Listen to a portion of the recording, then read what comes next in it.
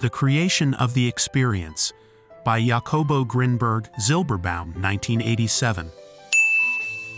Preliminary Note by Bending Realities.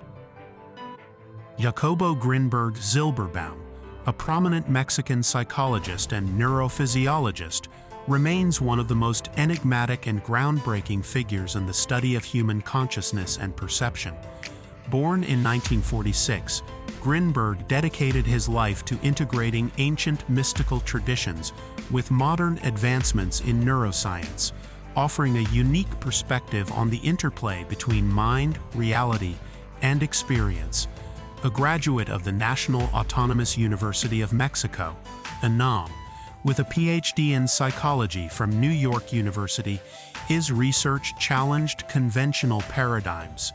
His mysterious disappearance in 1994 further added to the intrigue surrounding his intellectual legacy.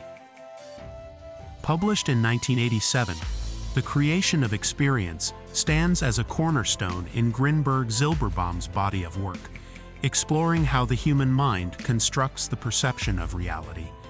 This book seeks to unravel the mechanisms through which individuals experience the world, positing that reality is not objective, but rather a construct shaped by the brain and states of consciousness. In an era defined by technological acceleration, uncertainty, and a quest for meaning, this work offers profound insights into the interplay between mind and environment, empowering readers to create more conscious and intentional experiences. The book is distinguished not only by its content, but also by Grinberg's integrative approach, which bridges scientific principles with philosophical and spiritual elements. The Creation of Experience was translated into English by the Bending Realities team, facilitating its dissemination to global audiences. This translation has broadened the reach of Grinberg's ideas, solidifying his role as a key figure in the study of consciousness and perception, and establishing connections across cultures and disciplines. One of the most compelling aspects of this book is its ability to anticipate concepts that would later become central themes in neuroscience and philosophy of mind. It combines scientific rigor with accessible narrative, making it a reference work for both academics and general readers seeking to expand their understanding of reality. Its publication in 1987 marked a milestone in Grinberg's bibliography, showcasing his visionary capacity to merge science, spirituality, and human experience. In a historical moment characterized by the need to reconcile scientific knowledge with ancient wisdom, The Creation of Experience emerges as an indispensable work.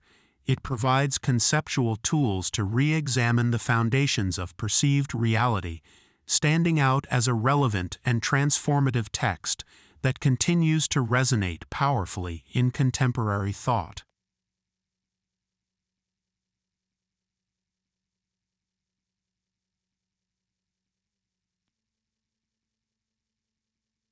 The Creation of Experience. The physiological study of the brain shares a belief with its philosophical counterpart, the conviction that the external world is a description based on processes and operations that take place within us. Although there are methodological differences, both physiology and philosophy ask the same questions and reach the same conclusion. When reading Spinoza and his conviction that the universe as a whole is a unity, we cannot help but wonder what is the real difference between his thoughts and current approaches that consider the brain as a unit composed of neuronal stars. Or, to take another example, Berkeley's analysis of the phenomenon of perception based on ideas and the modern physiological postulate that explains perceptual experience according to the activation of neuronal response patterns. Even Leibniz's monadology seems to have a neurophysiological basis. As we shall see in this book, the conception of a minimal quantum of space and the idea of complex patterns of neural response in polymodal structures accord with Leibniz's own description of the monad. Each of us senses everything that happens in the whole universe, so that one who saw everything could read in anything everything that has happened and everything that will happen, perceiving in the present moment what is remote in time and space. Contemporary physiology has generated more than enough data for us to begin to consider the possibility of trying to integrate it into a comprehensive and rational body of theory. I believe that nothing is more urgent or more useful than this integration. This paper is a modest contribution to that end. I would like to point out to the reader that this book represents the theoretical and experimental work I have done over the past 15 years. Each chapter has been written in a different period and manifests what my thinking was at the time I wrote it. I have changed myself, and my ideas have changed as well, and these changes can be perceived in the book. I have come to the conclusion, 1988, that everything that exists is nothing more than a particular level of consciousness, including that which we call matter. This idea is explained in the last chapter of the book and in its conclusion. Terms such as quantum field, space-time continuum, and high synergetic space are used with the same meaning. Similarly, I have employed as synonyms the self, the pure self, and the central processor. I am indebted to many more people than I can mention for the relationship I have maintained with them, and for the insights they have provided me. However, I would especially like to express my gratitude to Alberto Guevara Rojas, Hector Brust Carmona, E. Roy John, Carl Pribram, John Legion Cook, Gerardo Bueno Zirion, Joanna Ornelas, Andrea Gold, Jenny Lewis, and Diego Rapoport. Chapter 1: Space and the Brain. I begin this paper with an analysis of space.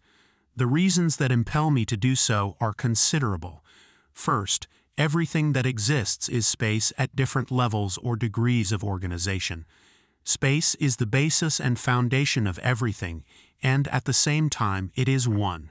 Secondly, if we have a deep understanding of the characteristics of space, we will understand in its essence experience, time, and matter. It would be enough to offer a conceptual basis of what we call time to justify our devoting the first chapter of this work to space. To understand and feel what time is to possess wisdom. Since space underlies the understanding of time, I believe that the understanding of space is therefore the key to wisdom. Numerous attempts have been made to unravel the mystery of space. Kant, for example, considered space to be a prioristic, given to us. For the German, both time and space were the genetically established foundations on which the phenomenological world was built. The Kantian concept of space was an impressive abstraction because of its purity, a discussion that established the permanence of space even after the elimination or destruction of all material objects, of all organic entities, of all that we can perceive or think, allowed Kant to consider space as an indestructible foundation of reality. Other thinkers have gone even further in their understanding of space. Ouspensky, for example, drawing on the ideas of Hinton, Dunn, and Gurdjieff, talks about spaces of different dimensions. He mentions the existence of spaces within space, like a fish in a fishbowl. His analysis of 1, 2, 3, 4, and 5-dimensional universes, and his idea that these universes are perceived as such by entities that evolve, as they become aware of the existence of these dimensions, are memorable. Ouspensky's analyses indicate that space is different for anyone with the ability to view it from a greater number of dimensions. Therefore, we, as three-dimensional beings, are able to perceive and conceive of space as having 3 dimensions. A tetra-dimensional entity would include our space in a section of its universe and would perceive time as a spatial dimension. Thus, a tetra-dimensional universe would include past, present, and future as a unified whole. In later chapters, we will see how the expansion of the duration of the present could transform us into tetra-dimensional beings. An example that may help us understand this conception of space is to imagine a two-dimensional being as it would be perceived from our three-dimensional perspective. This hypothetical being would perceive lines and surfaces, but not volumes. Living on a plane, he would not understand that everything that crosses his plane is part of a much more unified universe. If a hand rested on his phenomenological plane, he would see the hand as 5 independent circles, and could not imagine that those 5 circles could be joined in the three-dimensional universe to form a hand. Similarly, we do not see the unity of the four-dimensional world, and are unable to perceive the common origin of entities that we see as independent. Our present is a cross-section of a four-dimensional space, just as the plane on which the fingers rested was a section of a three-dimensional space. The intimate relationship between time and space is latent in the thoughts and school of Ouspensky. The transformation of time into a spatial dimension is the secret of dimensional change. The snake, a two-dimensional being for Ouspensky, cannot see volumes. If presented with a moving cube, this reptile sees a series of planes that complexly change their arrangement in space, but it is unable to unify these planes to form a volumetric whole. Similarly, our vision of a human being or a tree implicitly, but not explicitly, contains the perception of its past. This is the limitation of our three-dimensional destiny. As tetra-dimensional beings, we would be able to perceive with a simple glance the tree and its history. The world would not be constituted by three-dimensional slices of the four-dimensional, but would in fact be four-dimensional as a consequence of the transformation of time into space. The discovery of three-dimensionality, or at least its outline, was made by Leonardo da Vinci when he discovered the laws of perspective. It is interesting to note that this development was followed by another of analogous repercussions through Newton's discovery of gravity. All of us, both before Newton and after him, have been and will continue to be attached to the earth, but no one before had been aware of this. As we proceed in this work, the relationship between space, time, and gravity will become clearer. Space, therefore, is given indestructible and manifests itself multidimensionally through limited sections, mysteriously associated with time or perceived as transparent nullities.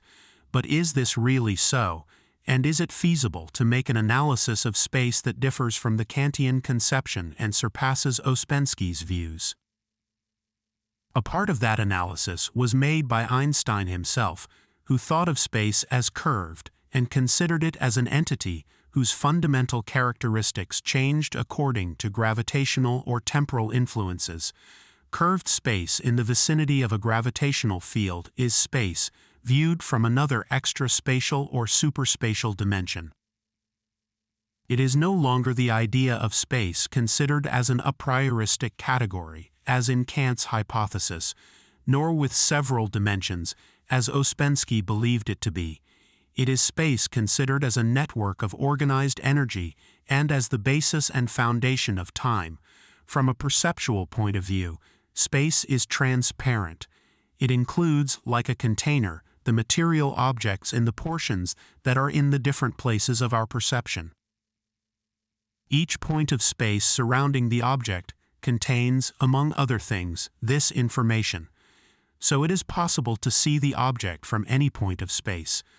But it must be repeated that what we perceive is the space that contains the information, or rather, a very complex transformation of that information that is carried out in the retina and in the rest of the visual system, as we will see throughout this book.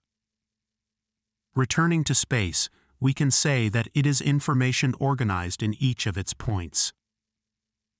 It is also a web of energy whose points are interconnected and of which we can only decode limited and isolated portions. Our lack of ability to see all the points in space simultaneously is due to both a lack of a mechanism and a lack of learning. Which of the two is more important? I don't know.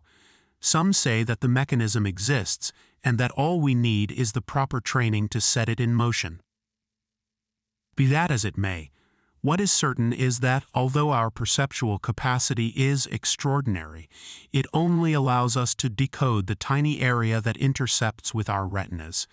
But even in this way, we do not obtain or decode all the information contained in that area, because of the inability of our receptors to respond to wavelengths whose values exceed a relatively small range. We do not see radio waves, cosmic rays, infrared or ultraviolet radiation. The rest of them, that is, the waves that can activate our receivers, must conform to a type of organization that, when exceeded, causes transparency. Let us consider what we have just said by means of another example. For a tree to be visible, the organization of the information it reflects must be in adequacy with the neural mechanism involved in its decoding. If the complexity of this organization exceeds a certain threshold, the image may be chaotic, or there may be no image at all.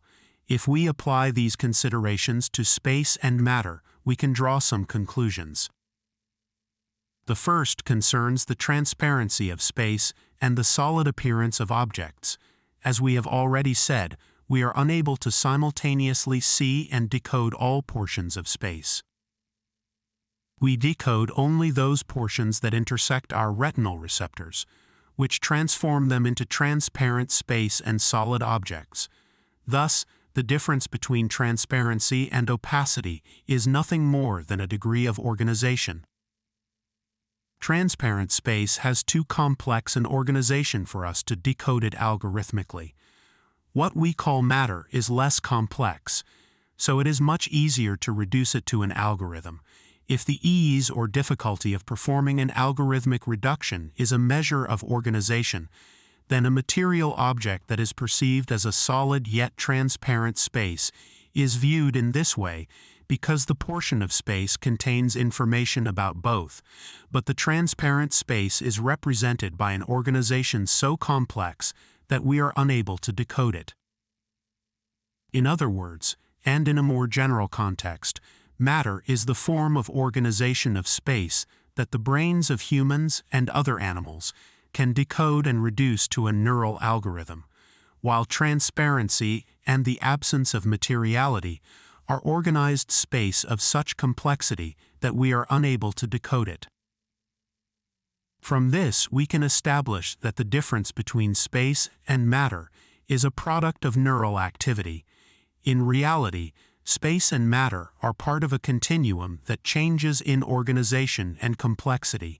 We see a material object when we are in contact with the areas of the space-matter continuum that we can organize, and we see transparent space when we are unable to discover and decode a type of organization of energy that exceeds our capacity. I have been talking about algorithms, which are a measure of organization, and about decoding as a capacity to perform algorithmic reduction. What do these terms mean? Or, more specifically, what is organized space and what can we rely on to define and measure its organization? Chemical science is extraordinarily deep in its ability to algorithmize. A simple example, taken from this discipline, will help us to understand the concepts of algorithm, decoding, and organization.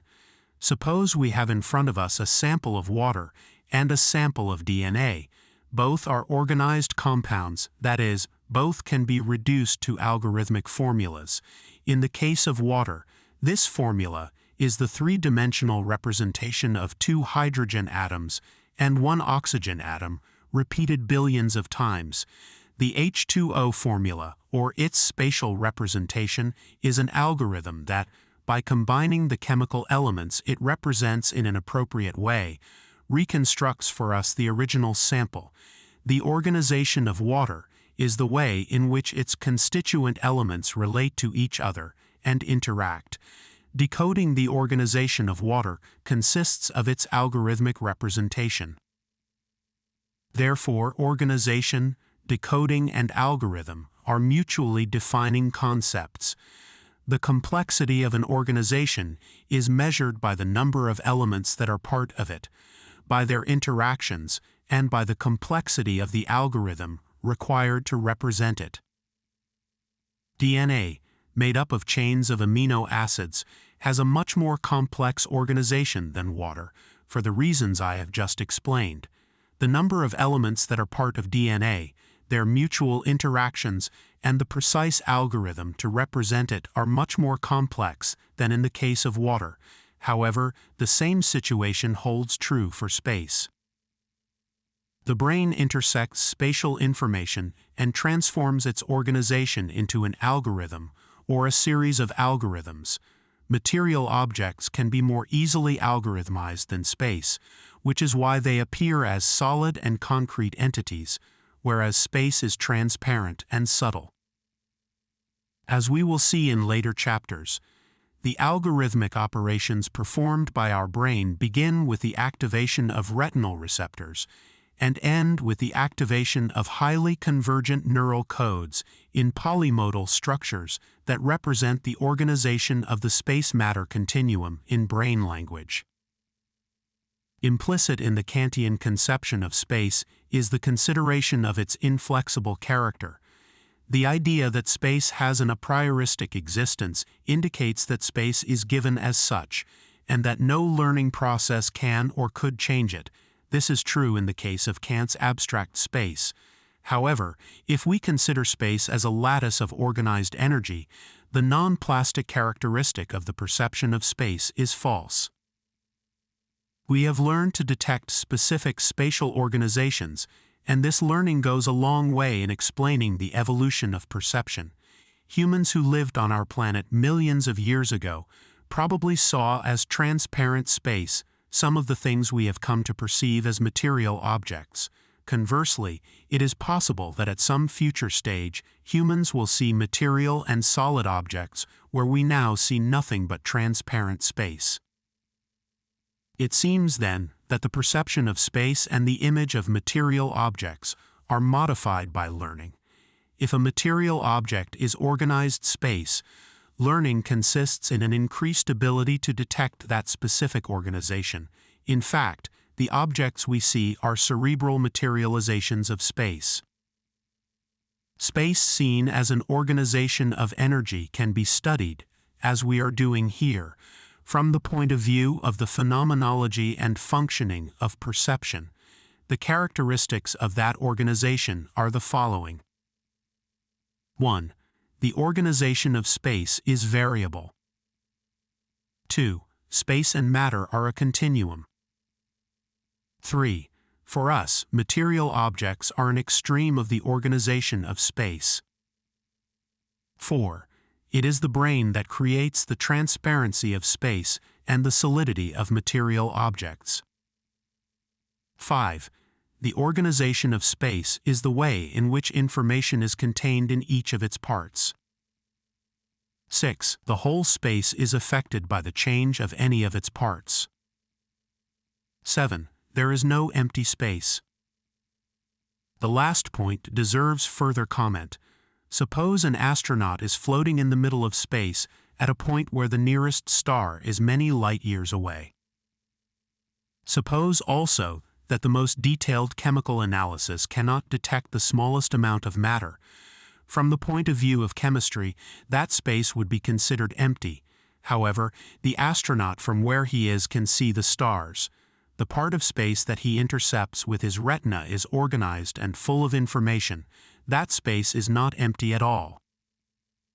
If each part of space contains information about the rest of it, and we can only decode and perceive one part, what would happen if we had simultaneous vision of several portions? With a high degree of certainty, space would change in front of us. The simultaneous vision of organized portions of that space would give us a marvelous ability. We would be able to see clearly the direct influences of one event on the others. In fact, we can detect some of those influences, but in a very restricted way. We do so with only one of the portions of space. Recall the example of the mosquito. A mosquito flying 100 meters away from us affects every portion of the space around us, The fact that we are able to see the insect's flight is an obvious demonstration that its movements are changing the organization of the portion of space intercepted by our retinal receptors. That change of organization contains the insect's flight in a coded energetic representation. We can thus see the influence of one portion of space on the others and the connection between them. However, the insect's flight does not only affect the portion of space we see, but the whole space. If we consider the insect as a moving mathematical point, then everything around that point changes its organization. It is as if, from any point in space, spheres of energetic influence expand in all directions and into all dimensions. If we could simultaneously see all parts of space the way we see one of them, we would perceive these spheres of energy expanding and affecting all things. Water is a good example of this. A stone falling into the center of a lake produces waves that spread out in all directions. When the stone comes in contact with the water, each and every part of the liquid is affected by the movement of the stone.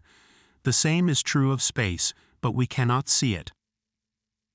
We cannot because the organization of transparent space is so complex that it overwhelms the decoding mechanisms of our brain. The perception of a materialized portion of space supposes the simultaneous vision of some of its simplified portions. The ideal possibility of detecting that same simplicity in transparent space would allow us to see it as if it were almost solid. So far I have spoken of the content of space as given to us by visual perception, and have developed some concepts based on the abstraction of visual functioning. It is obvious, however, that space is not just an organization of light. Similar concepts apply to sound waves, electromagnetic waves, and so on. If we know the amount of information contained in each portion of space, we can predict that an increase in the ability to decode it will mean the expansion of man's cognitive and perceptual capacities in an extraordinary way. The brain is organized in the form of complex neural networks that have reached their present state of development after millions of years of evolution. All its elements are calculated to decode and analyze space in precisely the way it does. It is possible to consider the organization of the brain as a reflection, or even as a logical materialization of space. This consideration fits with the way the brain has evolved. First, there is the retina. Its shape and logical functions are the result of the organization of space. The dimensions of the portion of space capable of activating retinal receptors are not accidental. It would be enough to double or triple the current size of the retina for visual perception to change considerably. Such increases in retinal dimensions would probably result in a doubled or tripled view of the world. This would be the inevitable result if the rest of the visual system could not algorithmically concentrate the information received into convergent lattices. Even the current size of the retina could, at least in theory, produce hyper-multiplied views of the world. This is because the minimum sufficient size of the portion of space that can hold all the information we use is smaller than the size of the retina. In fact, retinal outputs contain hyper-multiplied information about the universe. However, that information fails to generate hyper-multiplied percepts because, as we have said before, in the central parts of the visual system, the inclusion operations manipulate the duplications until a logical unification takes place. Experimental evidence shows that retinal outputs contain multiplied information, as can be deduced from the fact that in cats, even the destruction of 98% of the optic nerve fibers is not enough to affect complex visual discriminations. In the following chapters, we will analyze how the brain carries out the neural operations required to achieve these unified percepts. Let us simply say here that one of the most salient features of the brain's way of handling information is the convergence operations in which dispersed neural signals and patterns, transmitted through various channels, are concentrated into convergent lattices that unify what was nothing more than dispersed and duplicated information. These inclusion operations are a cerebral extension of those natural integration operations that have constantly accompanied evolution.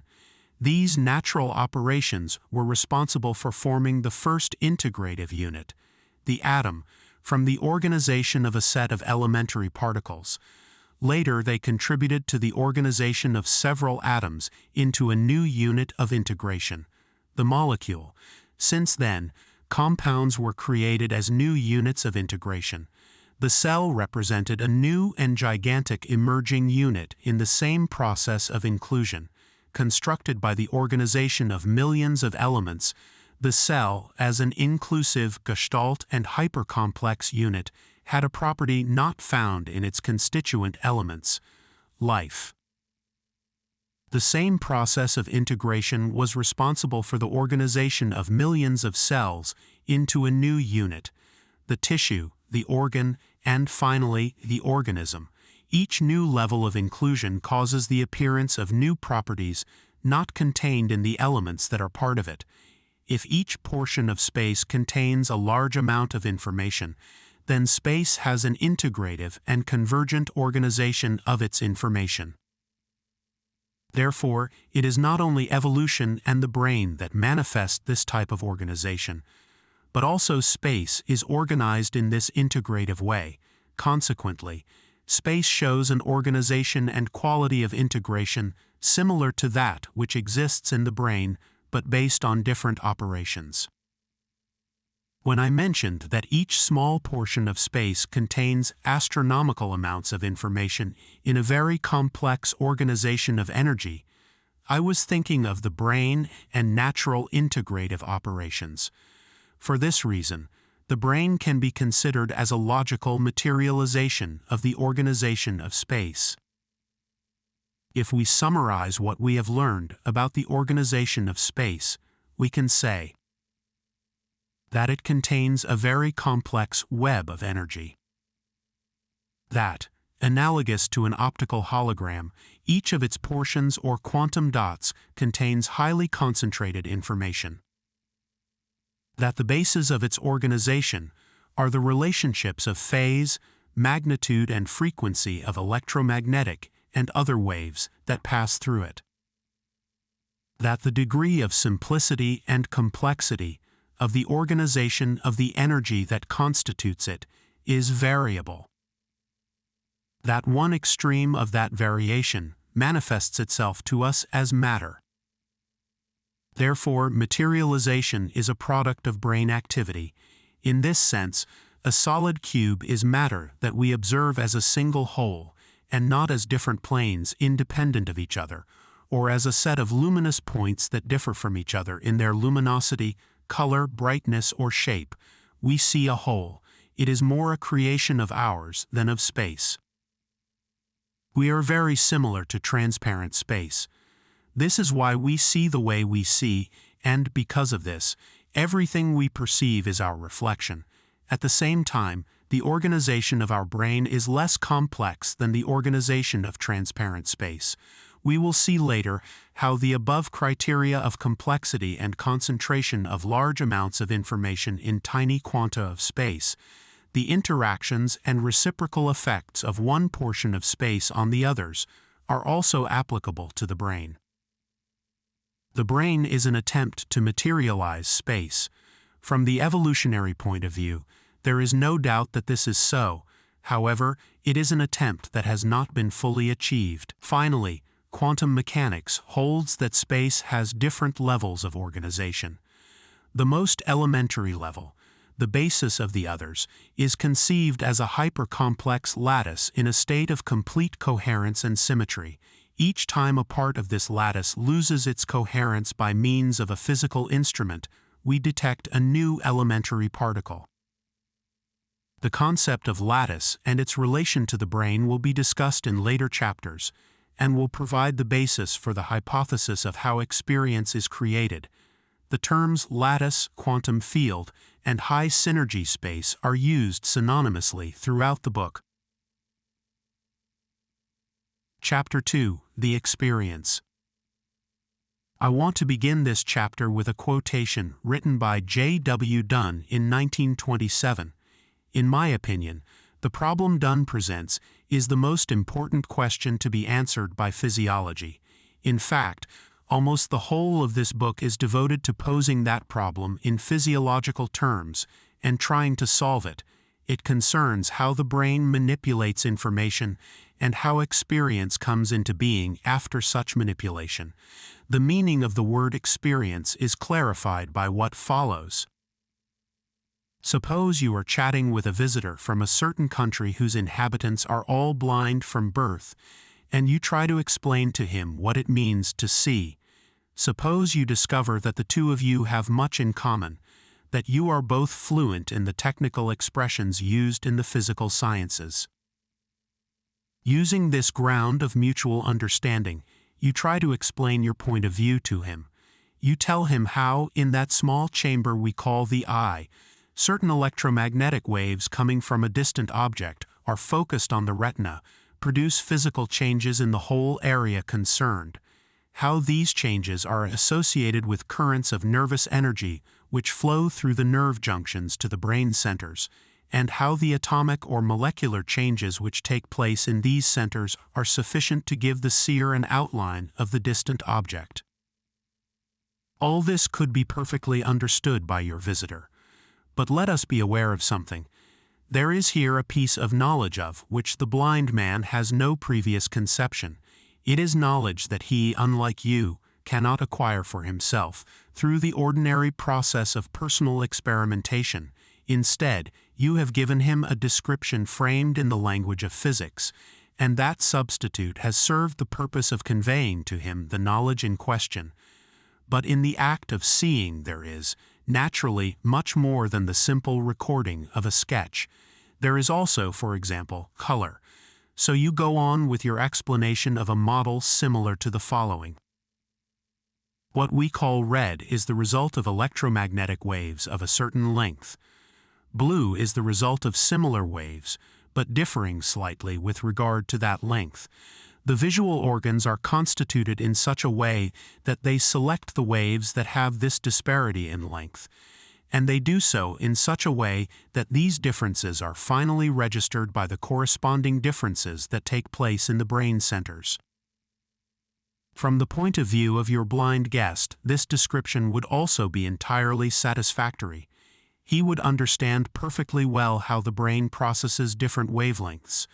And if he is satisfied with your explanations, he can go away convinced and grateful that the language of physics has once again become useful to him, and that your description in physical terms has helped him to know in detail what it is that other people call red the way they know it.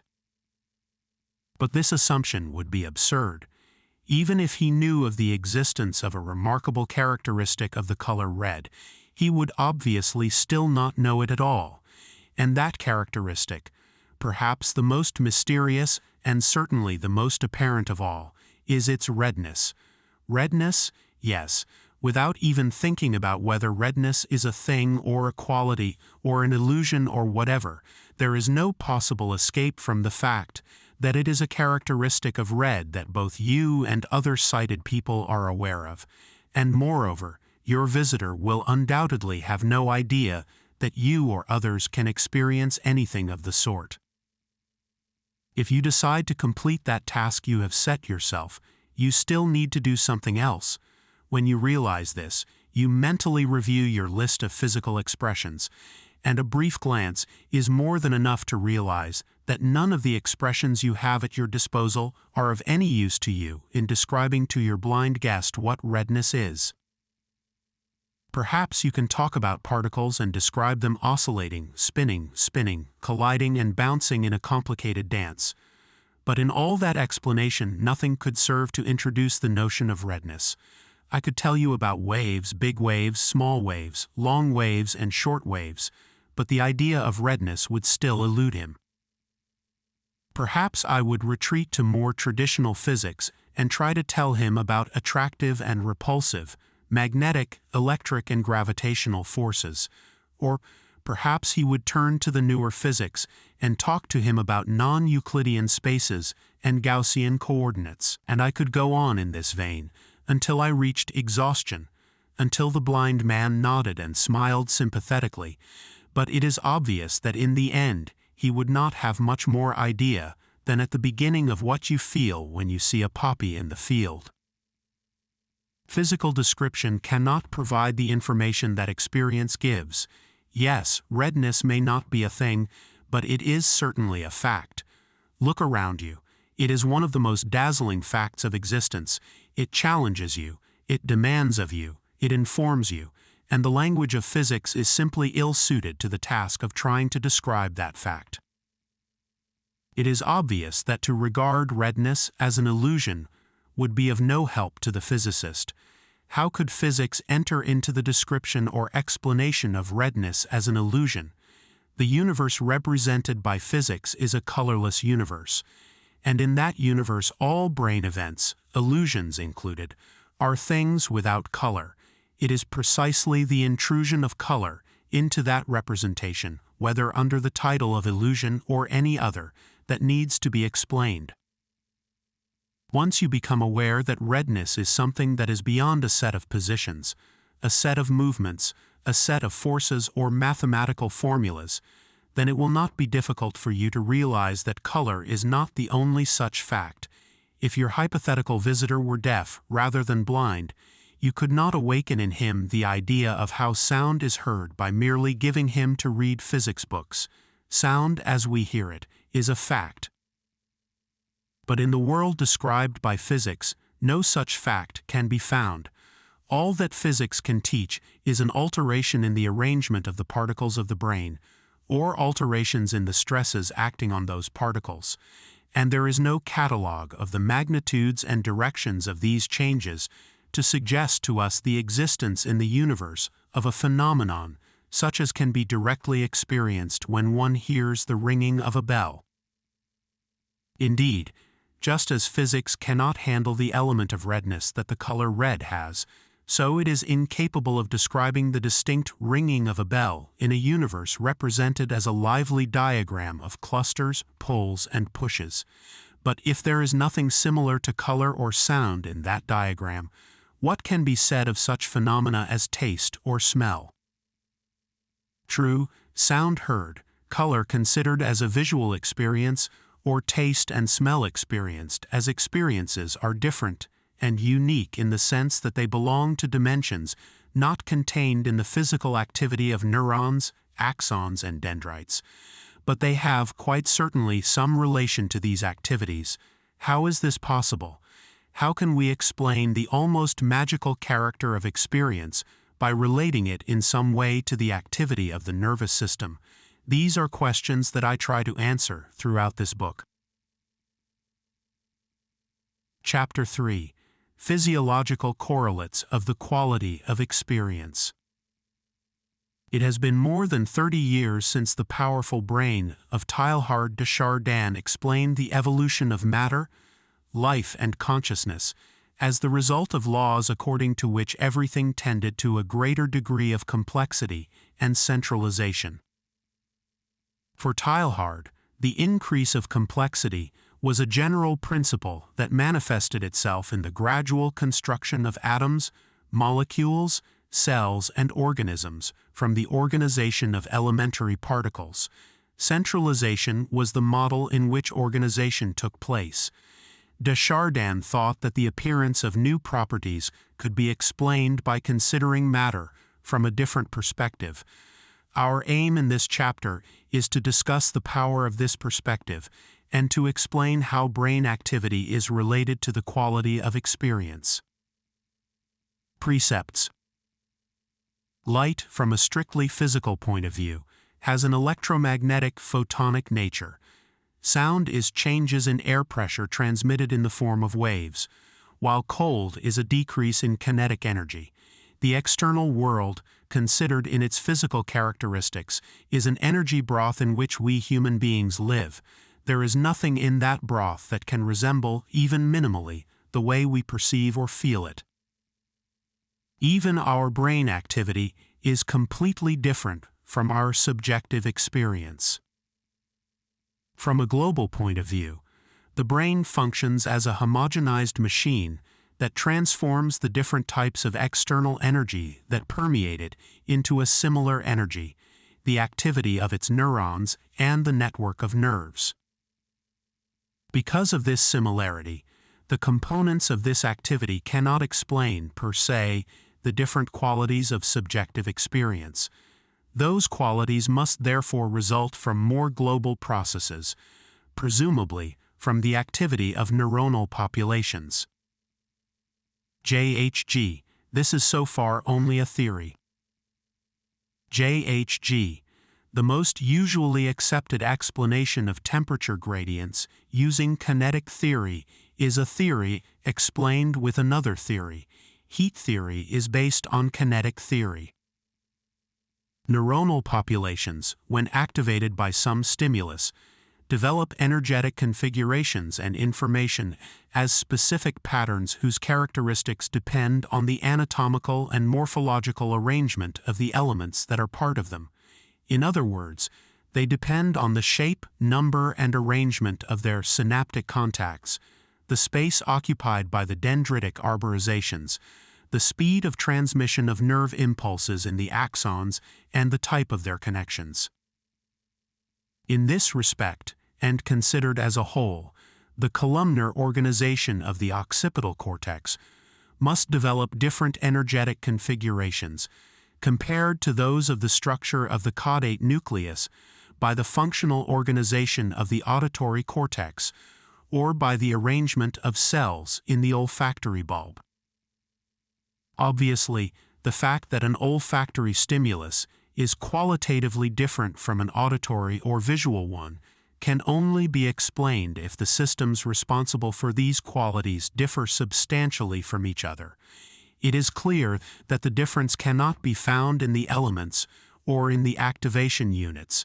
Since they are the same in all systems, it is worth repeating that the only physiological difference that can be responsible for the quality of the percepts is the gestalt distribution of the information flowing through a specific anatomy in the form of energy flow. It seems, therefore, necessary to redefine Muller's law. In its original form, this law states that quality depends on the final site of activation. However, we now know that it is not the place itself, but rather the construction of a specific and very complex alteration of the space-time characteristics. In this sense, a light can be expected to cause a different alteration than a sound, different both in terms of its three-dimensionality, complexity, and level of change, and also in the part of the brain where it appears and develops. It is also possible to speculate that everything we call light, regardless of the details, colors, and other characteristics of the objects seen, shares a basic and common distribution of energy that differs in a general way from the common and fundamental types of configurations we call sound or color, and that this foundation depends on a genetically determined structure present from birth. If this statement is true, then the first light seen by a newborn possesses the same basic quality as the light perceived by an adult, even if it lacks content and detail. The same can be said of sound, color, and the other modalities of experience. If these qualities are basic and specific distributions of energy, then the appearance of perceptual content in later developments arises as a further complication of the basic distributions. This idea is supported by the finding of complex cells in the occipital cortex of newborn kittens and the neural organizations that must be present to ground their responses. The quality of experience, therefore, is not the activity of the nervous system, but its outcome. This output is a spatio-temporal distribution of energy, flowing as information in specific regions of the nervous system. Only a global difference in these distributions can be responsible for the qualitative differences. Figure 1. Pairs of recordings made on a 19-day-old kitten whose right eye had been covered from the time it began to open with an opaque patch. Each eye, when stimulated, traversed the receptive field at a rate of 1 per second. Size of the fields, 2 by 4. Time, 1 second. Inclusion circuits, those described.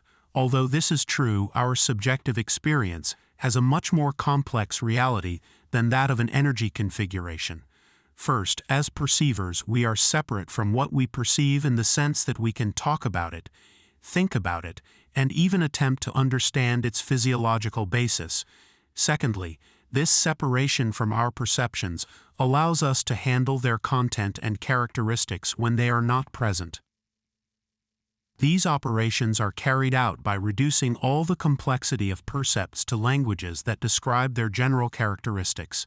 These descriptions need not be words or vocalizations.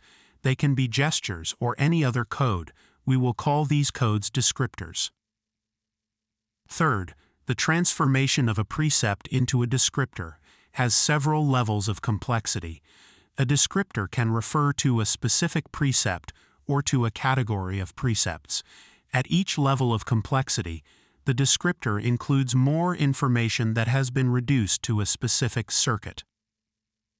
From a neurophysiological point of view, this means that the human brain has the ability to separate itself from its global energy distributions. This capacity leads us to the conclusion that, by means of some special interactions and logical circuits, holistic distributions of energy are sensed and reduced to codes that represent them. These tasks of inclusion and reduction are carried out by processes that we can call inclusion operations.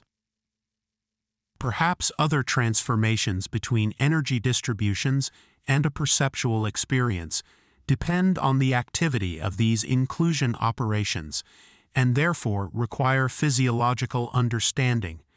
Before proceeding further, let us examine the functioning of perceptual circuits and the importance of convergence circuits, the physiological counterpart of inclusion operations. At least 4 different types of cells have been detected in the cat's visual cortex. The first type is known as simple cells and is found primarily in visual area 17. Their field can be concentric or elongated. The position and orientation of the stimulus on the retina is determinant for these neurons. The second type consists of complex cells that respond similarly to simple cells and are found in the same and adjacent area 17, but their fields are longer and not concentric in shape, so their response does not depend on the part of the field stimulated. It is very likely that these complex cells receive convergent information from the simple cells. At least, this is the most satisfactory explanation for the similarity of response and increase in size of their receptive fields. The third type of cells are the low-order hypercomplex units, found in areas 18 and 19. They respond as complex cells to a cut, an edge, or a dark bar, but the length of the stimulus is of decisive importance. The optimal stimulus is a line with a specific orientation within a certain region of the retina. Similar stimuli located in adjacent portions are inhibited.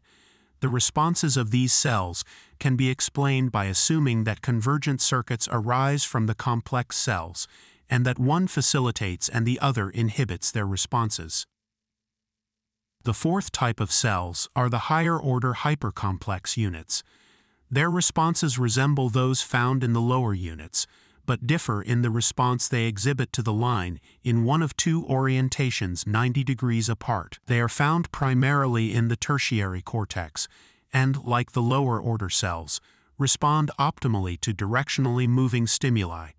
The size of the receptive fields of higher-order cells is much larger than that of lower-order cells, and their response does not vary according to which part of the field is stimulated. In general, higher-order cells behave as if they receive their stimuli from a large number of lower-order cells. The independence of their response in relation to the location of the stimulus in their receptive fields means that these neurons are not influenced by that location. This fact can be explained by assuming that neurons that respond to complex stimulus, but are located somewhere in the retina, converge on those fields. simple cells are assumed to receive convergent information from concentric cells in the geniculate body of the thalamus. Complex cells receive convergent information from simple cells. Likewise, lower-order hypercomplex cells receive it from complex cells, and higher-order hypercomplex cells receive it from lower-order hypercomplex cells. These high convergent circuits explain the increase in size of the sensory fields. In terms of information, this increased convergence means that very complex information is concentrated in a few channels as it moves away from the periphery and towards central parts of the system. In this sense, a relatively low number of channels contains information that had previously been related to the activity of a much larger number of elements. This concentration of information may come at the expense of complicating the neural patterns of response in high convergence units. This is equally true when analyzing auditory cortex, especially with regard to units that have a sequence of tones as the optimal response sequence. Convergent circuits are also the basis of the activity of polysensory structures, and it has been shown that their involvement in complex operations and learning can be important. The activity of a convergent circuit involves the activation or modulation of a small number of units guided by large numbers of elements converging on them. In the activation of a convergent lattice, a reduction of information takes place, a reduction that involves the inclusion of information from a large number of channels in a smaller number. Since the discharge probability of a convergent neuron is enhanced if the impulses that facilitate it are received simultaneously, and reduced if they are not, the result of a convergent circuit involves the extraction of a common code. The similarities between inclusion operations and convergent circuits could not be more explicit, so it is possible that the precept-descript transformation is carried out by activating such circuits. The ability of the temporal and parietal regions of the human brain to display an analogous code in the form of identical potentials elicited by different geometric shapes, but with the same meaning, is an indirect physiological demonstration of the existence of such circuits. Precepts are the product of large populations of neurons capable of constructing three-dimensional energy distributions, but this global information is handled in part by the activity of convergence circuits that are more specific and selective. From this point of view, Teilhard's idea of the universe as a system of increasing complexity and centralization is a reflection of this construction and physiology of the brain. Just as one description differs from another in terms of its power of inclusion and generalization, the circuits of convergence differ in their hierarchy. In this sense, we can speak of levels of convergence, each of which is more inclusive and powerful than the other. Those described, language and abstract thought in general must be the result of different hierarchical levels of convergence, the last of which is possibly the consciousness of the self. In conclusion, the quality of experience is related to the construction of an extraordinarily complex energetic distribution. The logic and manipulation of these distributions is partially controlled by the activity of convergence circuits that are more concrete and localized, and are partially responsible for operations whose quality of experience is not necessary. Chapter 4: Composite Patterns and Unity of Experience. As mentioned in the previous chapter, the human brain is not only capable of constructing representations of the world, but also of handling them abstractly and cognitively. The linguistic operations by which complex precepts are transformed into words described are one of the results of this. Other processes are the ability to learn, to imagine, and, in general, all the so-called cognitive processes. If we use a descriptor instead of a perceptual representation, this implies that the descriptor is transformed into a reduced and inclusive product of that representation. The precept-descript transformation is an evolutionary result of the brain's need to handle large amounts of information. How this transformation takes place remains a rather controversial issue. Konorsky thought that precepts were transformed by convergent circuits and represented an activation of a specific type of neurons that he called Gnostic units. Each Gnostic unit represented a complete unitary perception.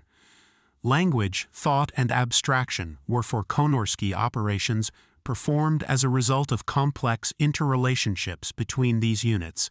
Konorsky's conception of the functioning of the brain was hierarchical. He thought that there were levels of increasing abstraction represented by the activity of converging circuits that extracted more and more abstract information until a conceptual unit was activated. Konorsky developed the concept of unitary perception whereby, upon perceiving a previously presented object stimulus, the brain acts as a quantum machine that identifies the object stimulus as a whole, so that the activation of the Gnostic unit can take place. The evidence found in the experiments conducted by Hubel and Wiesel supported Konorsky's basic assumptions. In those experiments, units responding to complex perceptual features were discovered. Their activity was explained as a product of the stimulation of convergence circuits. They also described a hierarchical organization in which simple, complex, and hypercomplex cells of high and low level responded to stimuli of increasing complexity, making possible the existence of Gnostic units as an extrapolation of these basic findings. However, there are still enormous theoretical, experimental, and introspection difficulties that make it almost impossible to maintain this extrapolation, since, at least theoretically, a system constituted by Gnostic units that would detect unique unitary perceptions would require more neurons to function than those that exist in the brain. If we think of the number of different unitary perceptions in a normal day of our daily life and multiply them by the years we live, we can realize the impossibility of this conception. The experimental evidence is even more convincing. Learning experiments in which the electrophysiological activity of the brain of animals is recorded show without a shadow of a doubt that a single neuron can participate in more than one perceptual or cognitive experience. Moreover, the way in which this experience takes place depends not only on which neurons are activated, but also on the response patterns they develop. Introspective experience relates to how we perceive a constant object regardless of the eye movements we make. The fact that an object stimulus is identified with constant characteristics, even when totally different cones and rods are activated, means that neither the spatially localized receptors nor the neurons activated in the central structures are responsible for that constancy. It is the unique pattern of neuronal response it produces that is responsible. The possibility of the same Gnostic unit being activated by such changes is obviously minimal. Therefore, the reductive and inclusive processes responsible for the appearance of the described and the unification of the dispersed neuronal activation into a simple abstraction must have a physiological correlative somewhat different from the simple activation of a highly hierarchical neuron. The possible relationship could be the activation of complex neural response patterns. The characteristics and correlates of these hypothetical patterns are not yet known, so a theoretical analysis of them is needed. In the following sections, we will discuss possible modes of action. Composite patterns in learning. Let us first analyze some correlates of learning in the hope that this analysis will bring us a little closer to the solution. From a behaviorist point of view, learning is described as a behavioral modification based on the association between two stimuli or between a stimulus and a response. A. Stimulus-response association. From a purely neurophysiological point of view, the above statements are an oversimplification. Neither stimulus nor response are associated as such merely because they do not exist outside the brain. Within the brain are the antecedents of overt responses to perceptual activations and the abstract consequences with which they are associated. These antecedents and consequences are neither the motor activation nor the external object stimulus, but the internal order of the movement and the high hierarchical codes resulting from the transformations of the incoming information to abstract phenomena. When a motor response takes place, an abstract program about future motor actions is constructed.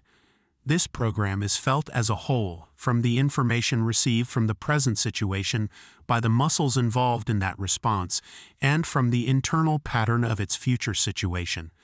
The program, whatever it is transformed into the dispersed and complex activation of a vast population of motor units, guided indirectly by the dispersed activation of the pyramidal cells of the motor cortex.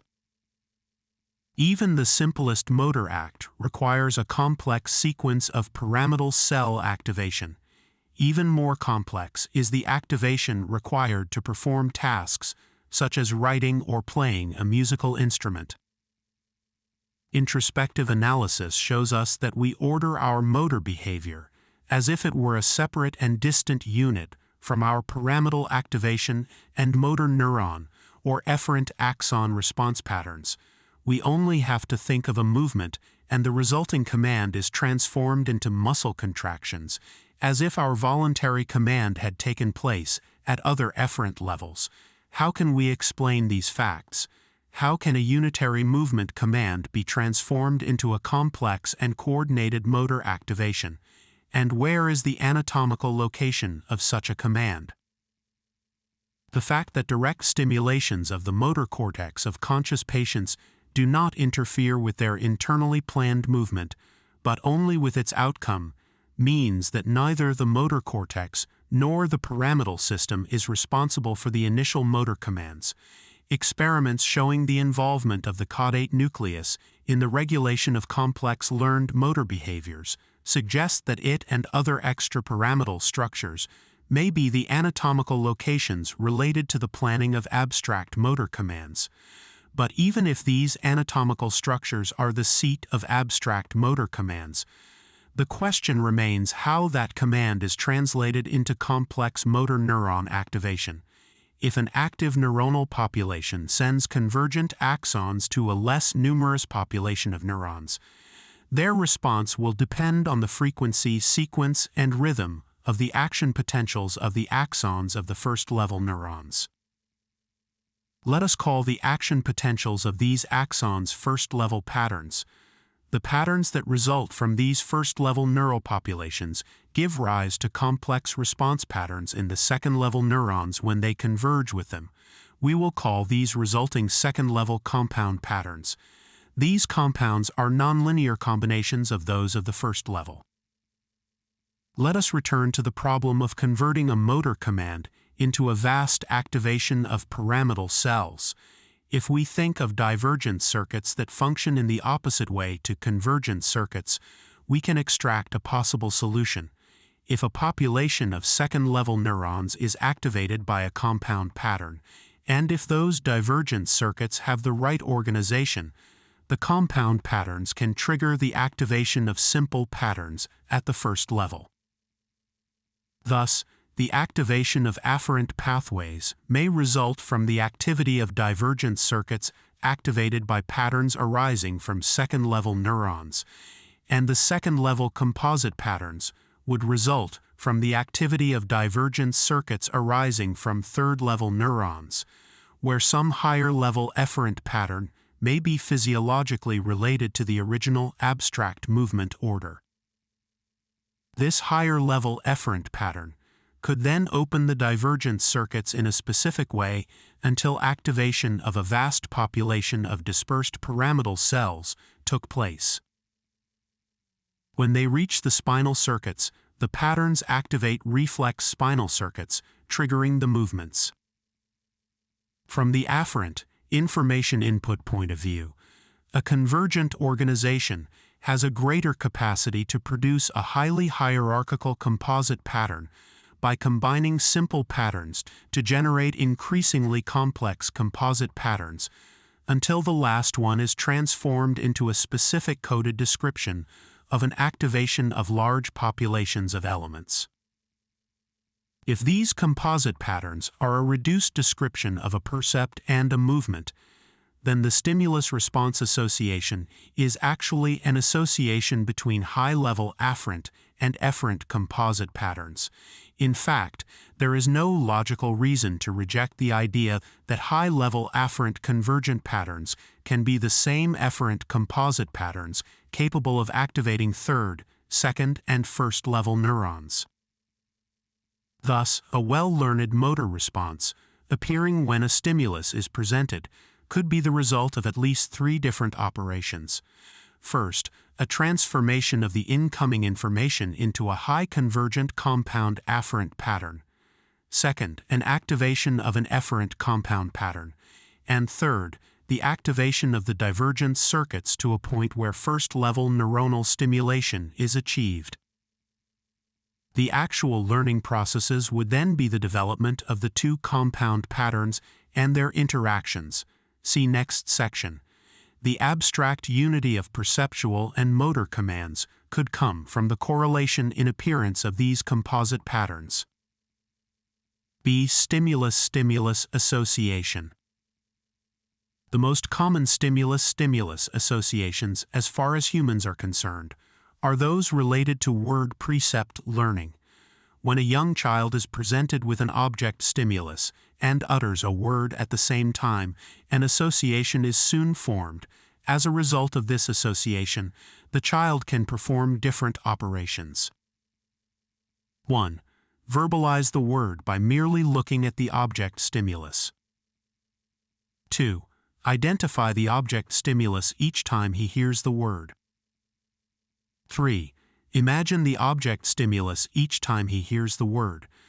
Let us discuss the first two operations in the context of compound patterns, leaving the analysis of the imaginative process for a later section.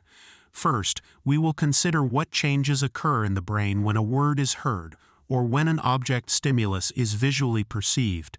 Both the word and the object stimulus undergo similar neural transformations. They are translated into a complex digital afferent pattern that builds a neuronal representation, and that, when convergent circuits are activated, is transformed into different compound afferent patterns. The fact that an auditory pattern establishes an interaction with a visual one means that this interaction has to happen in circuits or structures capable of being activated by both patterns. There are well-known places where such interactions between afferent signals of different modality are possible. These are the so-called polysensory structures. An observation consistent with this conclusion is the fact that alterations in polysensory structures impair sensory learning. Polysensory neurons respond to different patterns when two stimuli of different categories are presented. When those two stimuli are associated, they develop a combined pattern of response that is usually a nonlinear combination of the two isolated patterns. Moreover, once the association has been well learned, the combined pattern emerges from these structures when one of the two stimuli is presented. If the same process takes place between two compound patterns, then the intimate psychophysiological mechanism responsible for stimulus-stimulus learning is the development of the combined response patterns in polysensory neurons. Returning to the child, the word and the associated stimulus object can elicit a combined pattern of neural responses in the polysensory structures of the child's brain. Later, both the word and the object stimulus may trigger the emergence of the combined compound pattern. Obviously, the appearance of this pattern is not sufficient to produce verbalization of the word when the object stimulus is presented visually, or it is identification when the word is heard. The combined compound pattern must be decoded in muscle contractions or in a perceptual identification. The combined composite pattern contains the information necessary to open specific divergence circuits so that the duplication of the neural representation of the original object stimulus or the specific muscle activation can occur. This necessary information must in turn contain the frequency, rhythm, and sequence of the combined compound patterns in order to operate as a second or third level compound pattern. In that sense, the present duplication of the neural representation and the spoken word have as a common antecedent a compound pattern. However, the word is a special case. It is always a reduction or an inclusive process in the same way that a composite pattern is. That is, in speaking, we transform very complex cognitive processes into codes that represent a culturally dependent instance of communication. If words are the description of an object stimulus or of a pattern of behavior, they do not possess in themselves the details or characteristics of the object stimulus or of the action they represent, but act as a means of reducing those details to a single pattern in the transmitter, and as an activating stimulus capable of reproducing in a certain way the present representation of the object stimulus in the receiver. This does not mean, at least in the case of adults, that when we hear a descriptor we imagine the object. It only means that the descriptor can interact with the compound patterns previously associated with it. The descriptor has antecedents similar to those associated with motor commands. Those antecedents are the ideas that are internally sensed as units, subsequently transformed into complex sequences of motor actions. These transformations may be similar to those necessary to transform a motor command into a motor neuronal activation. C. Imagination processes.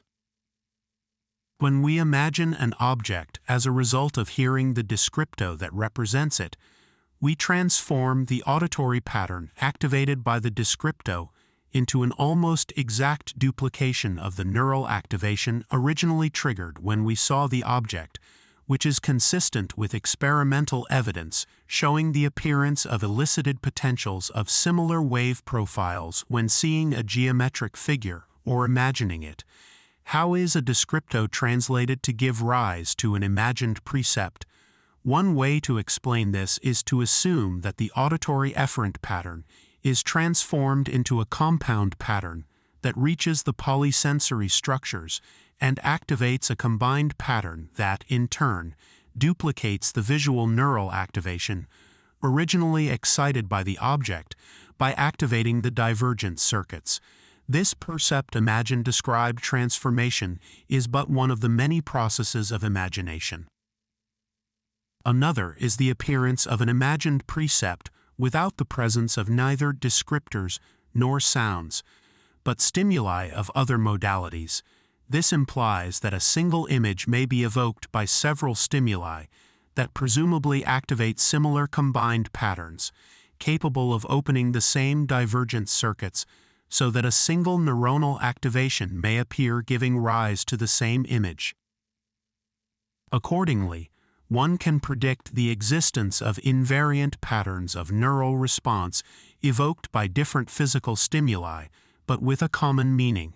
For example, the different sizes of a letter. Obviously, the appearance of a common image triggered by different stimuli is a particular case of the more familiar process of discovering the common meaning shared by different precepts. Perhaps that abstract meaning can be related to the emergence of combined composite patterns without the activation of divergent circuits. The common perceptual operations performed on visual and tactile information observed in stimulus substitution experiments are consistent with this hypothesis.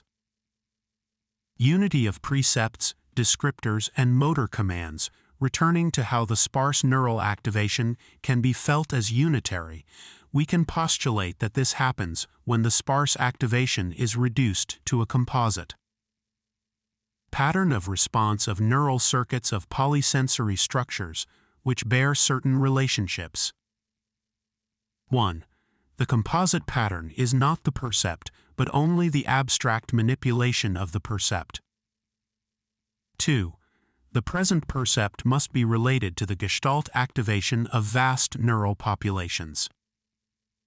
All interactions between different sensory modalities take place at the level of composite patterns, including the associations of learning processes.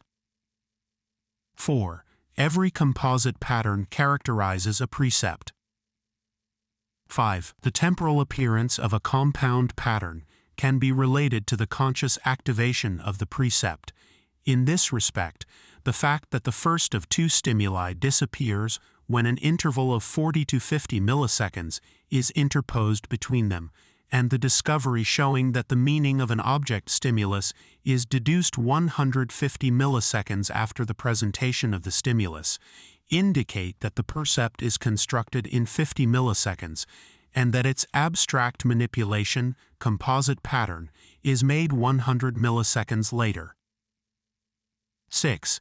If 150 milliseconds is the time required for the extraction of abstract meaning, this must be the duration of the combined composite pattern. This is sufficient time for the appearance of almost infinite numbers of different patterns. If each of the patterns characterizes a single percept, then the problem of quantity, already discussed in the case of Gnostic units, does not exist. 7. In the construction of different composite and combined composite patterns, common neurons may be involved, which is consistent with the experimental evidence already discussed. External projection of percepts versus internal projection of images. If both the percept evoked by a real object stimulus and the image evoked by a depicted one are the result of the same activation of a vast population of neurons, why do we feel one of them, the percept, as coming from the external world, and the other, the image, from the internal world? In other words, if both take place in the brain, why do we feel that the percepts belong to something external to us? The philosophical and psychological treatment of this problem has been a constant preoccupation of man from Aristotle to Jean-Paul Sartre. However, neither psychology nor philosophy can tell us what happens in the brain during these processes. Let us speculate on the possible physiological response. Supposing that an object stimulus develops a gestalt neuronal activation, the percept is in turn transformed into a composite pattern representing that activation in a reduced form, and this composite pattern is transformed into a combined one when it interacts with another composite pattern. If this combined composite pattern is able to reproduce the same neural activation as the pattern evoked by the object stimulus, then the solution to the problem must be found in the temporal interactions between the combined composite patterns and the gestalt activations. An externally projected percept triggers, as a final transformation, the appearance of a combined compound pattern. An internally projected image also triggers, as a first transformation, the appearance of a combined compound pattern. In both cases, the combined composite pattern occupies the first and the last position. There must be a neural mechanism activated by the appearance of the composite patterns capable of detecting which appears first. This sensor would be the mechanism that detects whether a percept comes from the external or the internal world. The psychological development of externalization must be related to polymodal interactions, so it is possible that there is a polysensory circuit related to this mechanism. The details of that development are not going to be discussed at this time, but instead we will consider something fundamental. If there is a mechanism capable of detecting the activation sequence and deciding whether a percept comes from the external or internal world, to whom does that mechanism report? Moreover, who notices the gestalt activation and its transformations into compound patterns, descriptors, and motor commands? In other words, who is the observer inside the brain? The paradox of an observer within the sensor, the most serious objection to Konorsky's Gnostic units, carries this paradox implicitly. If a single neuron represents a complex unitary perception, this unit must be the perceiver. To hold this view with rigor, we must assert that a simple cell has full consciousness. Obviously, this is untenable. On the other hand, to affirm that a compound pattern represents a precept, or that a hypothetical neuronal mechanism decides whether that precept is to be externalized or internalized, requires the existence of a sensor to which the information is sent, and which is, therefore, responsible for the perceptual phenomenon. I am fully aware that this idea is as open to objections as the conception of Gnostic unities, so I want to explain my position on this problem. In the first place, the conception of an observer receiving perceptual impressions, an observer within the sensor, implies the existence of a self independent of, or at least separate from those impressions. In reality, all the processes, activations, and responses of the brain presuppose the existence of the self, so that the localization of this self in a restricted zone, unit, or reticulum is a misconception. However, psychological analysis shows that this self does not have access to all the activities that are part of it, and that the self is simple, as a unit separate from the rest of these activities. Therefore, there is a contradiction between the holistic conception and the introspective phenomenological sensation of the self. Let us try to resolve this contradiction, and at the same time also try to resolve the paradox of the observer within the sensor. When a complex activation of the neurons of the primary cortical sensory area takes place, this activation is transformed into a percept. This transformation involves the creation of the quality of experience. How this happens and the steps that exist between the holistic neuronal activation and the development of the quality will be discussed later. What is involved is the readjustment of a fundamental spatio-temporal arrangement.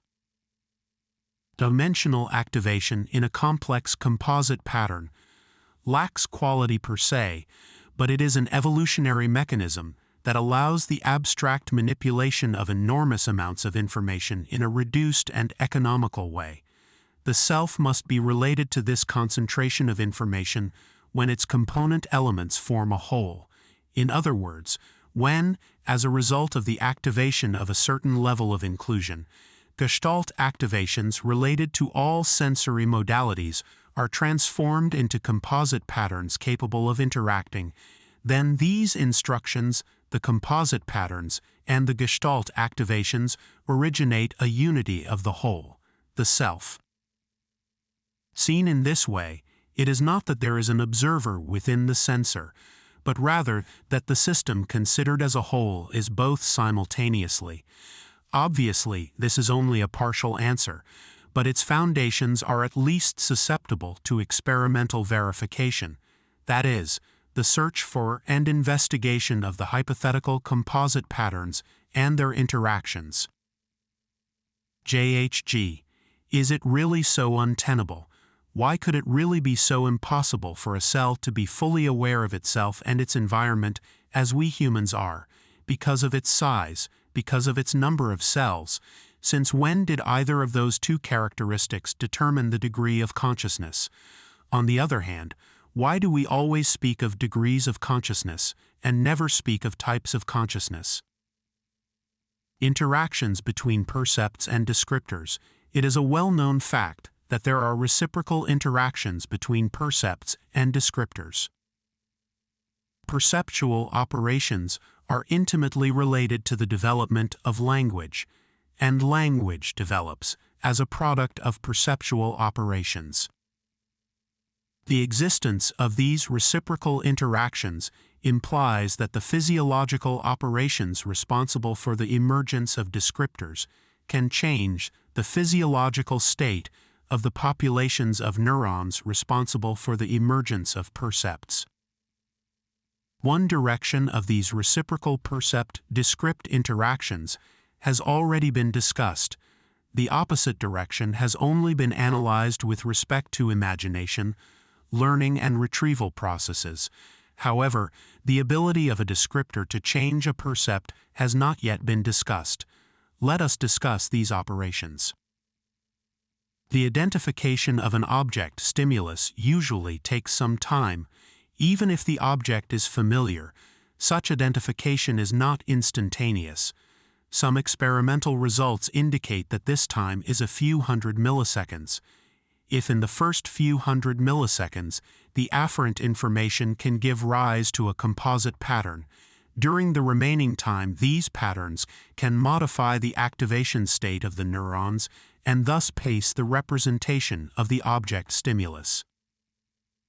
The details of this interaction are not yet well known, but possibly involve the potentiation of the patterns and the inhibition of the representational elements, so that the external stimulus object encounters them in a changed state of excitability and with a different readiness for excitation. This change has to occur within the first few hundred milliseconds after the presentation of the object stimulus, and that is the time necessary for a composite pattern to emerge that changes the percept evoked by the still present object stimulus.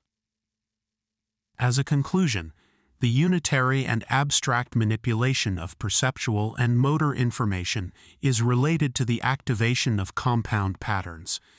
The interactions between these patterns are the basis of complex phenomena, such as learning, abstract unification of perceptual, descriptive and motor commands, and possibly the development and characteristics of the self.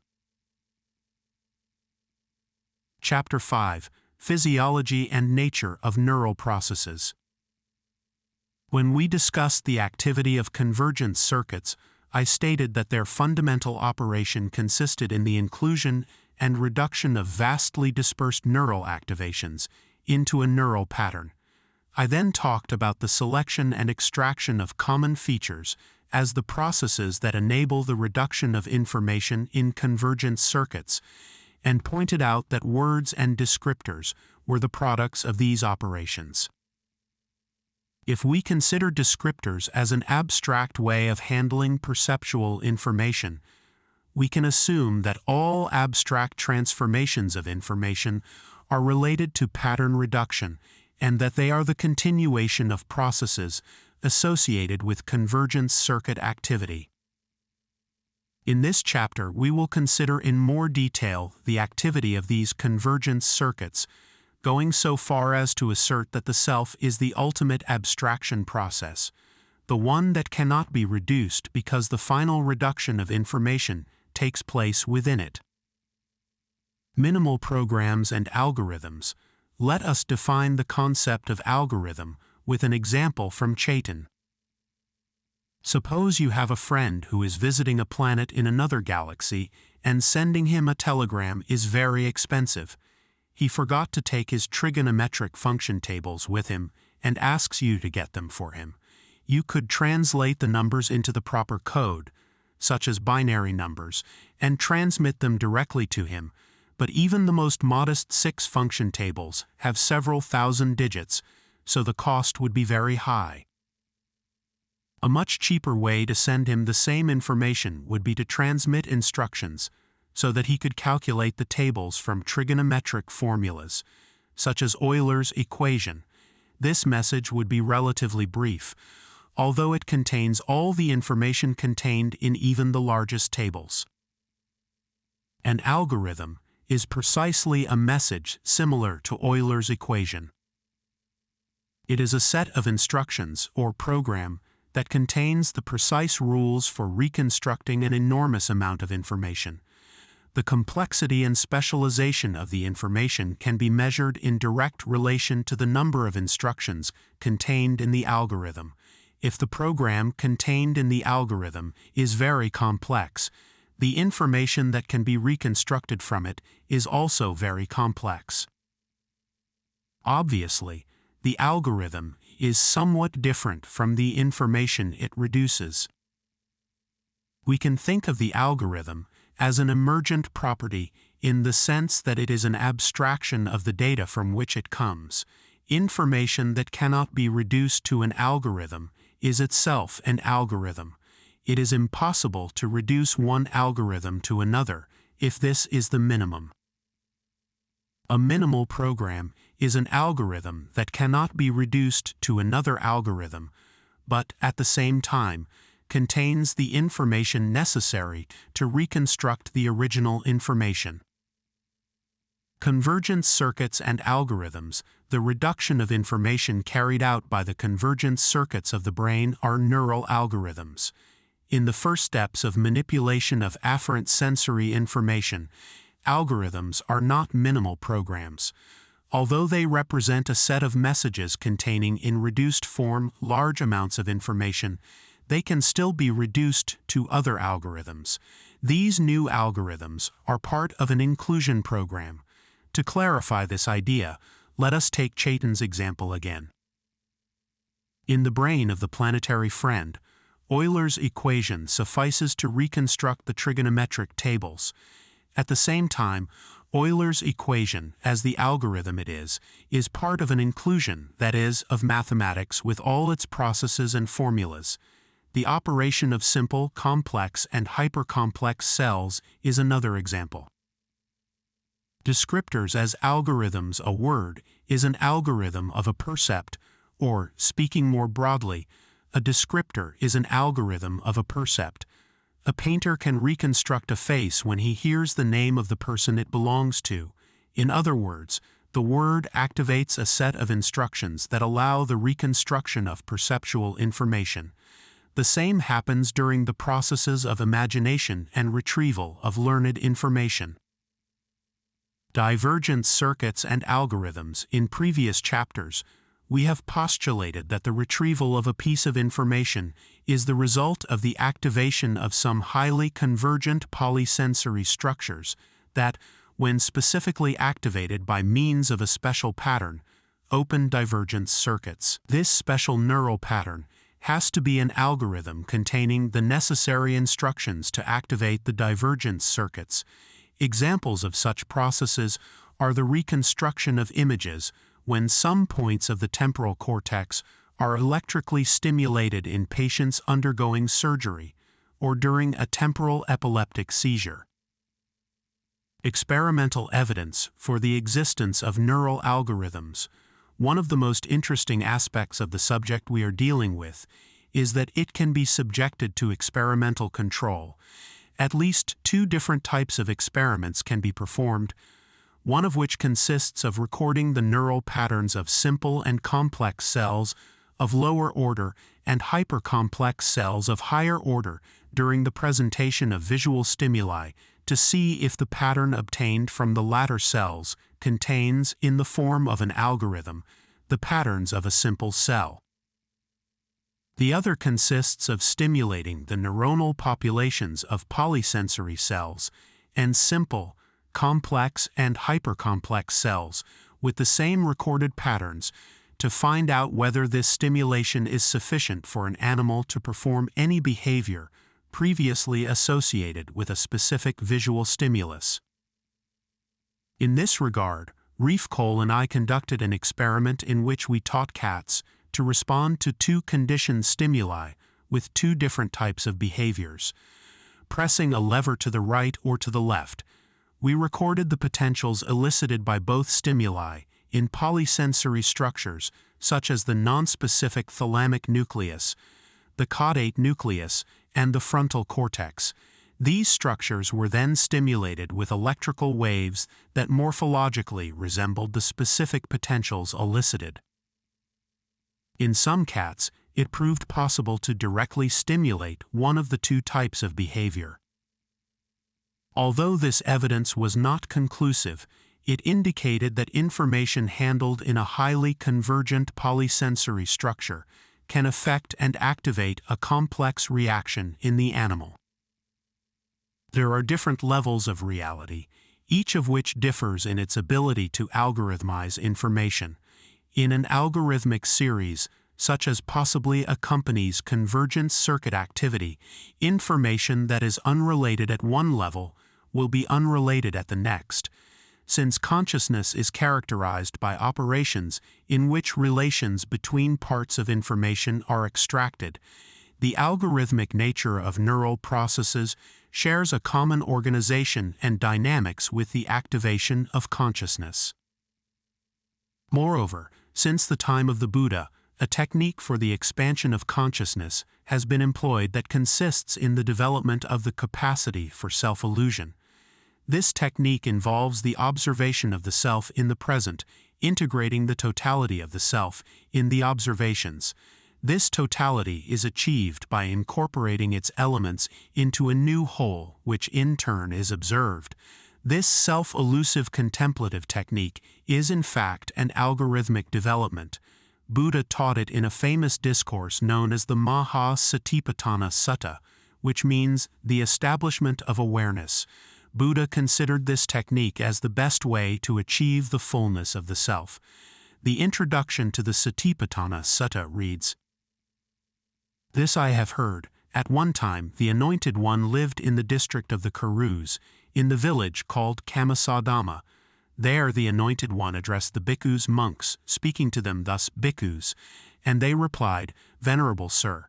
The Anointed One then spoke to them thus, 'This is the only path, bhikkhus, for the purification of beings, for going beyond sorrow and lamentation, for pain and suffering to be extinguished, for walking on the path of truth, for the realization of nibbana, that is, the four pillars of mindfulness. What are they? They are thus, bhikkhus, a bhikkhu meditates ardently, with careful understanding and right awareness, observing the body in the body, eliminating craving and heaviness from this world of mind and matter, meditates ardently, with careful understanding and right awareness, observing feelings in feelings, eliminating craving and heaviness from this world of mind and matter, meditate ardently, with careful understanding and right awareness, observing mind in mind, eliminating craving and heaviness from this world of mind and matter, meditate ardently, with careful understanding and right awareness, observing Dhamma in Dhamma,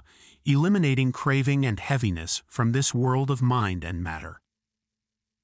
This beautiful example is an algorithmic technique from at least 2,500 years ago. Its basis is the assumption that the observer is the unifier of information and thus acts as one of the most powerful inclusion mechanisms. In later chapters, we will discuss in more detail the importance and operations of the observer and its relation to algorithmic processes. Chapter 6: The Present. The sensation of the present has such a subtle character that in a purely introspective analysis it may seem that it does not exist, or that it is an eternal and permanent feeling. In the first case, when we talk about the present, we are always talking about a past event. Therefore, the next present will become past at the moment when the new present arrives. The second case occurs when we are able to forget time and live a totally existential life. In this sense, the present lasts forever. However, if we remember time, then the present becomes something of an almost infinitesimal character. Therefore, the present can be nothing or everything. Does it really exist? And if so, what are its characteristics? Physiological meaning of the present, if we accept that an experience is related to a very complex distribution of energy within the brain, and that it needs a time to develop, we can affirm that in relation to that time, there are a finite number of interactions between neural elements. At a certain stage in the development of interactions, experience and the present emerge. The present does not depend therefore on a part of the brain but on its totality. The necessary number of interactions can take place at different times or at different speeds. Therefore, the present has a duration. The present is like a quantum transformation. It is not continuous at the beginning. Therefore, the present is the necessary number of interactions that give rise to the experience. Since the speed of the interaction varies, the duration of the present varies likewise. In this respect, A visual image needs 50 milliseconds of neural activity to appear, while the experience of a sound needs 20 to 30 milliseconds. Perceptual changes related to changes in the duration of the present. Let us consider two extreme examples. Suppose first that the visual duration of the present were not 50 milliseconds, but 1 microsecond. The world would be completely different for us. Perhaps we would not see a table, or a tree, or a human being, but a constellation of electrons, atoms, or molecules changing position. Now, suppose the duration of the present were a year. Instead of seeing human beings moving from one place in the room to another, disappearing in one and appearing in another, we would see as the present moment all the traces of the movements as if it were a tetra-dimensional body. If the present moment lasted 1,000,000 years, we would see a large part of the history of the universe as if it were a simultaneous event, but we would not be able to see the stars. Entire galaxies would appear before us as unitary bodies in motion and interaction with others. Our level of perceptual awareness would then be associated with a new emergent property. Thus, from seeing static electrons in a world devoid of objects, with a very short duration of the present, to perceiving entire universes as interacting bodies, our perceptual awareness would vary with the duration of those changes. The inclusive algorithm and the expansion of the present, the time required to activate any hierarchical level of convergence, is proportional to its inclusive power. As we move away from the periphery of receptors, the number of synapses that have to be activated for stimulation of a hierarchical central level to take place increases. If we establish that the hierarchical level of a single cell of the cortex is prior to the activation of complex cells, and these precede the activation of hypercomplex cells, we can trace a conical organization of convergence in which each hierarchical level, starting from the surface of the receptors, is stimulated at a different time. The creation or activation of a new hierarchical level, more inclusive and with greater algorithmic capacity, necessarily implies a new temporal order of activity.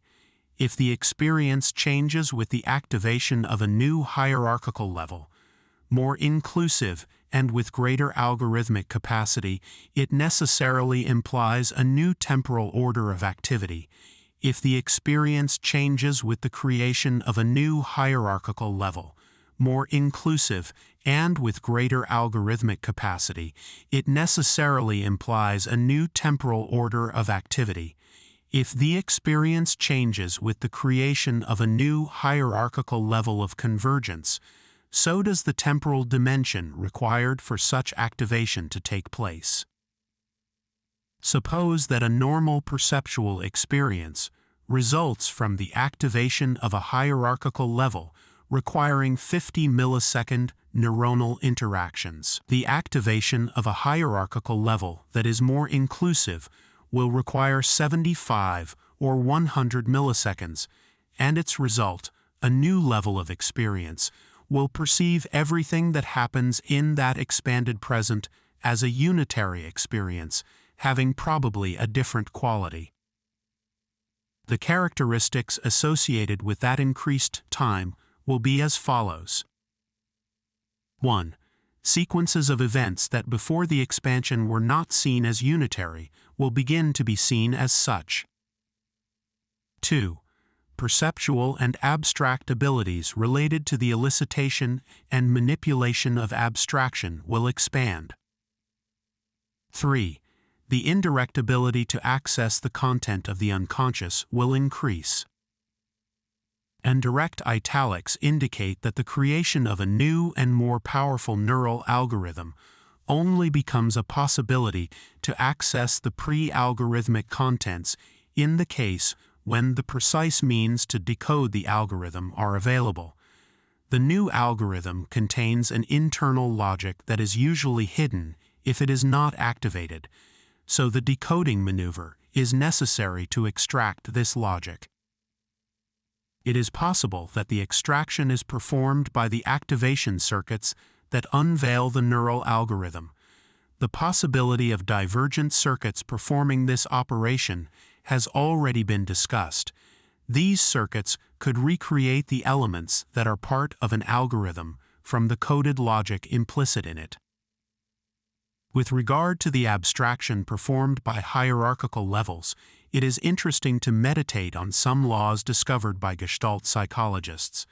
According to these laws, when we perceive a set of elements that share a common feature or have some proximity, we do not experience the elements as independent, but as a unified configuration that is more than the sum of its parts. In the same way, before we perform a muscular movement, there is no awareness of the elements of the movement, nor of the logical sequences required to make that movement. On the contrary, there is a unified abstract command which is subsequently organized in the form of discrete muscular activations. The virtuoso instrumentalist is a good example. He is not aware of the sequence of flexions and extensions he has to perform to play his instrument. All he has is an abstract manipulation of his musical idea that translates into its motor manifestations. We have already discussed those instances and have related those abstract commands to the activation of complex compound patterns in the inclusion circuits. We have also said that convergent logic performs an operation of extracting common features from scattered neural activity. Now, the extraction of a common code and the abstract and logical unification that this code carries with it gives rise, when activated, to a new level of abstraction or consciousness that also involves perceptual functioning in the expanded present. This expansion of the present affects the sensory character of experience, making it possible for events that belong to different presents before the expansion to become part of the same present. If Ouspensky was right when he considered that the transformation of a three-dimensional universe into a tetra-dimensional one took place when the temporal order expanded, the access to tetradimensionality is the creation of a new convergent level. Although it has already been mentioned, it is interesting and stimulating to recall the similarities between the organization of the brain and the conico-quantum organization of space. The concentration of information in a minimal portion of space, and the same concentration of information in a convergent pattern of high hierarchy of neural response are examples of these similarities. Let us extend this comparison to the temporal domain. If a new convergent hierarchical level contains an expanded time dimension in the algorithm evoked by its activity, a minimal portion of space also contains information about a large number of times. A neural algorithm contains even more time, since it is the result of processes that occupy an interval in direct relation to the inclusive level of the algorithm. For the same reason, a more concentrated minimal portion of space contains more time. A good example will make this clear. Suppose we look at a starry sky through a small hole. The space of the hole contains information about stars whose light comes from different places. Some of them are a few light years away from the hole, while others are much farther away.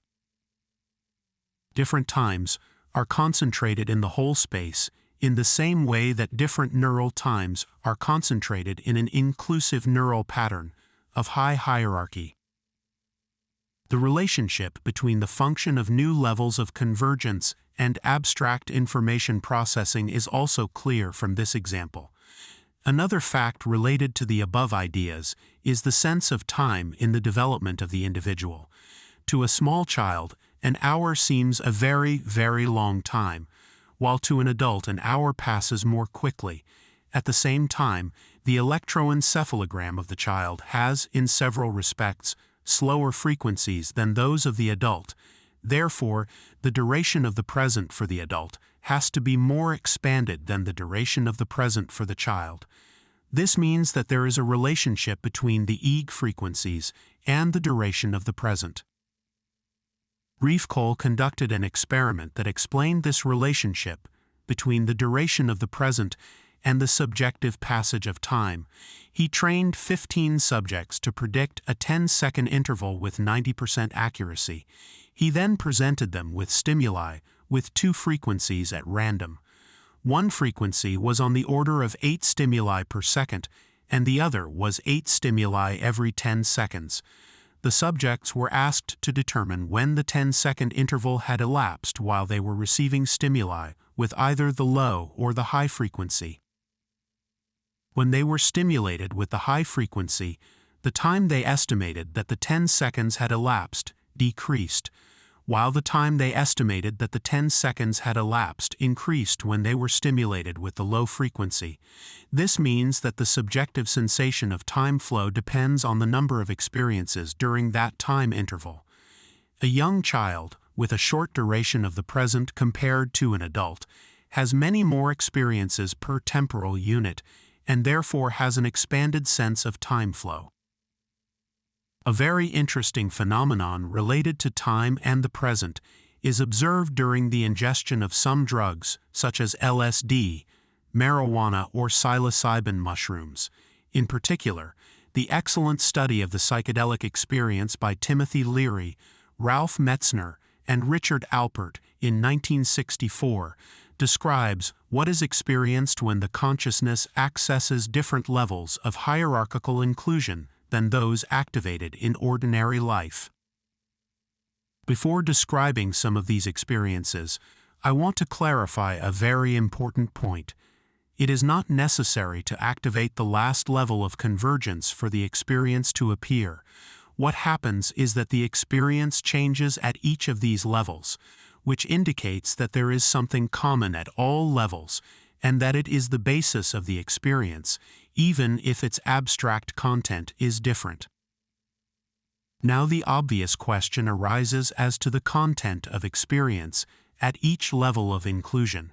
In other words, what is the conscious content of experience at the different levels of inclusion? What is the universe like for retinal receptors, and for lateral geniculate body activity, and so on? Surely the universe at the level of the retinal receptors is one without material objects, a world in constant energetic change. We could see the energy organization of space directly, the same as we perceive after an algorithmic transformation. Diversity would disappear in its background, and the experience would be a contact with unity. This is precisely the vision narrated by the authors of the psychedelic experience. The ingestion of LSD affects the nervous system in such a way that in many cases, the world as we know it disappears and is transformed into a complex mosaic of precious watermarks that appear in a space that is no longer transparent. The only way to explain some of these perceptions is to suppose that certain substances allow the consciousness to have a different access, either to the inclusive levels close to the sensory periphery or far from it.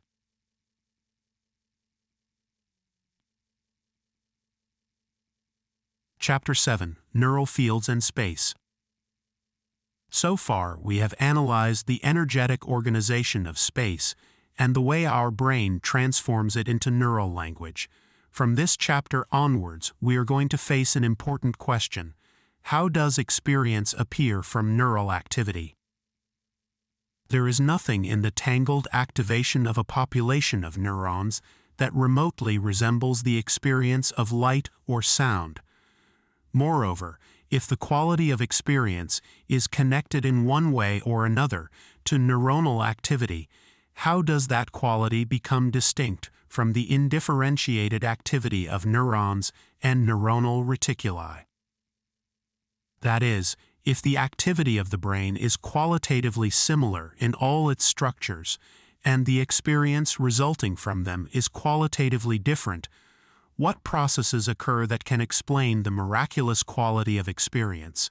And going even further, if light differs from sound as a creation of our brain, how does this creation become differentiated if it comes from a qualitatively indifferentiated energy? There must be a dimensional change in the character of nervous activity that explains the creation of experience. The search for such transformations is one of the most important tasks that science can undertake. One such transformation is what Roy John calls the hyperneuron, and I call the neural field.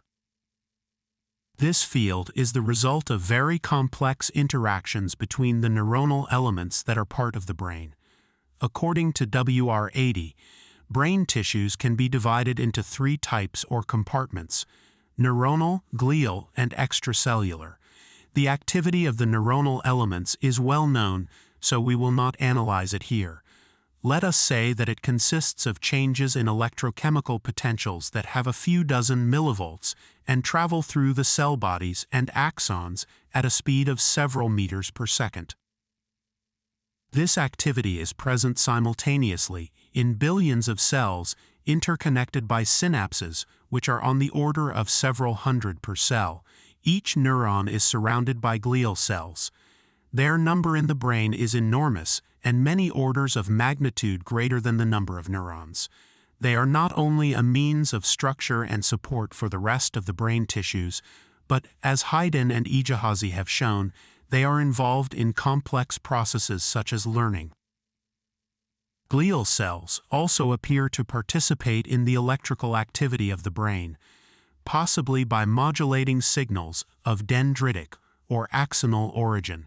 Impedance changes have been recorded using electrodes implanted in the brain that cannot be explained simply as a product of neuronal activity, but as a result of alterations in the extracellular medium. This extracellular medium is actually the atmosphere in which all neuronal tissues are immersed, a mucopolysaccharide soup made up of nitrogenous molecules and sugar derivatives.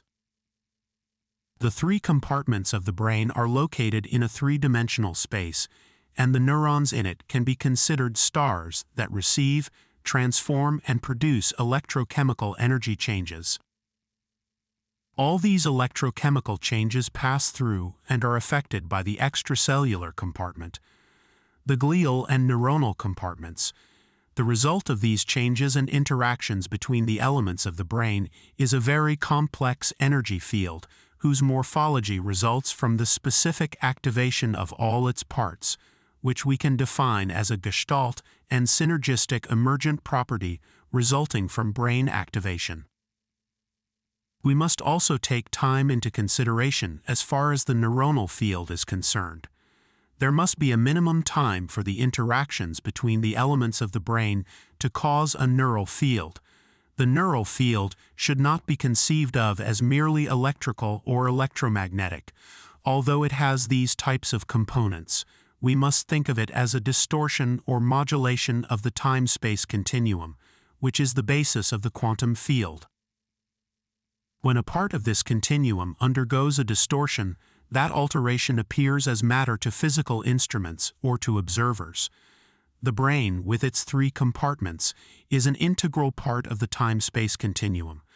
The neuronal field is a hypercomplex distortion of the quantum field, since all the elementary activities of neurons, dendrites, and axons are themselves microdistortions of space-time. The complex interactions between all these distortions create a macro field that transforms and modulates the spatial structure, which is radiated from the brain to the rest of space. Of course, the word irradiation is not the most adequate to explain the action of the neural field on the rest of the space-time continuum. It would be better to think of this effect as a modification in the organization of the unitary continuum of which the brain and its neural field are part. It does not leave the brain outwards, but appears in the global structure of space. Naturally, this conception of the neural field and space as a holistic unit requires a change in our dichotomous way of thinking that objects are different and separated by a space that is itself different from the objects it contains. In fact, if space and matter are conceived of as a continuum with a common basic structure, the neural field can be felt for what it truly is, a reorganization of space-time. Because of the complexity of our brain, the neural field must be superior to the most complex physical organization that science can imagine, so that when a neural field is activated, what appears is what we call reality. In the following chapters, we will discuss how this reality can be deduced from the activation of neural fields. Let us say for now that we impose on the natural space-time continuum our brain structure and its dynamic and unifying activity, the neural field. The neural circuits are arranged in a certain way according to inherited and acquired structures. This structure appears in the neural field, where the discrete and unified elements of the brain are manifested, which acts as a very complex modulator that transfers the brain structure and dynamics to the space-time continuum. Therefore, what we call reality is the projection of our own nature. The physical medium through which this projection takes place is precisely the neuronal field. Since what appears as matter is a distortion of space-time, the neural field can also be conceived as the instrument used by the brain to materialize space. In our perception of reality, materialization is presented as the object to which we relate. Neural fields and space reality, and this includes matter, is more a creation than a reproduction. We are not isomorphic mirrors reflecting an external, unchanging reality. With the activation of our neural fields, we create experience. The neural field, generally speaking, has the capacity to interact with the quantum field in a continuous and congruent way because its organization agrees with that of the quantum field, whose distinctive features are the convergence of information, the high degree of connection between the parts, and the existence of different levels of coherence. Despite the difference in complexity, the neural field and the quantum field share a common organization because the brain has evolved as a model of space. This feature of brain evolution will be discussed in the following chapters. At this point, it suffices to say that, as the space that it is, the brain includes in its organization convergent coding, high connectivity, and different degrees of coherence in its structures. But the brain has not yet achieved the plasticity and convergence capacity that space has, although the same fundamentals of the structure of space are contained in its structure. Because of the different levels of brain activity, the neural field also has a varied and integral inclusion of levels of energetic activity. We can think that as the field that it is, the neural field is capable of interacting with and modifying all other fields known in physics. In this sense, I conceive of the neural field as a kind of unifying force with unimaginable capabilities. One of them, the most important for us, is the creation of experience. Chapter 8, Time and Consciousness. As we saw in Chapter 6, it takes about 50 milliseconds of neural processes for visual images to appear in consciousness. Every event that happens in that time span is perceived by the observer as if it were happening simultaneously and as if it belonged to a single, unified perceptual frame.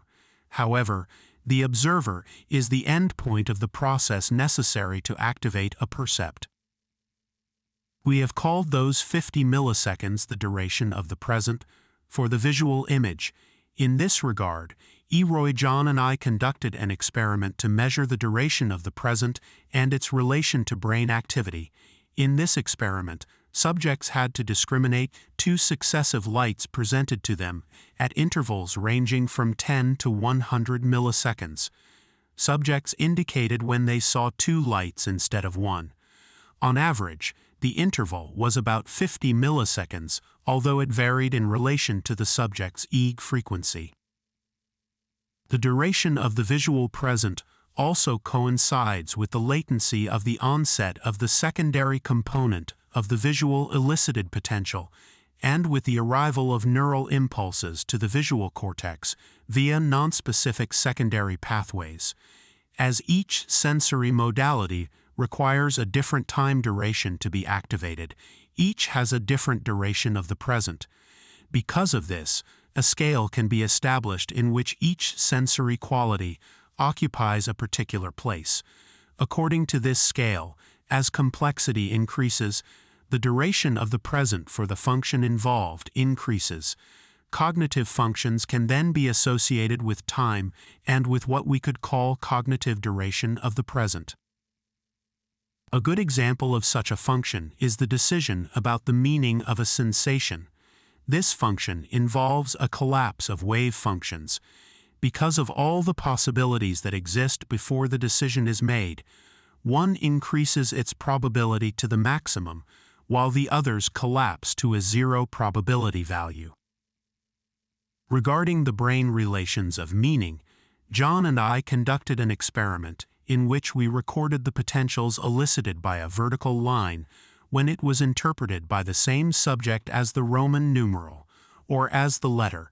We found that in parietal and temporal areas of human brain cortex, potentials elicited by the same geometric shape interpreted in two different ways showed statistically significant differences in their 165 millisecond latency components.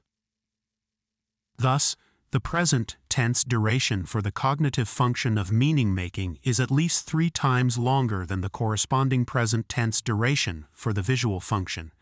This cognitive duration of the present is the time required to collapse the wave function related to meaning-making. It would be possible to establish that all living creatures function with different durations of their presence, and that each of them causes the collapse in the wave function according to the complexity of their brain.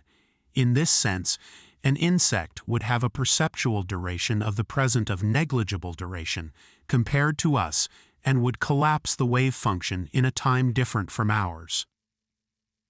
Interaction between two beings functioning with different durations of the present would cause extremely paradoxical temporal effects, primarily in the less complex being.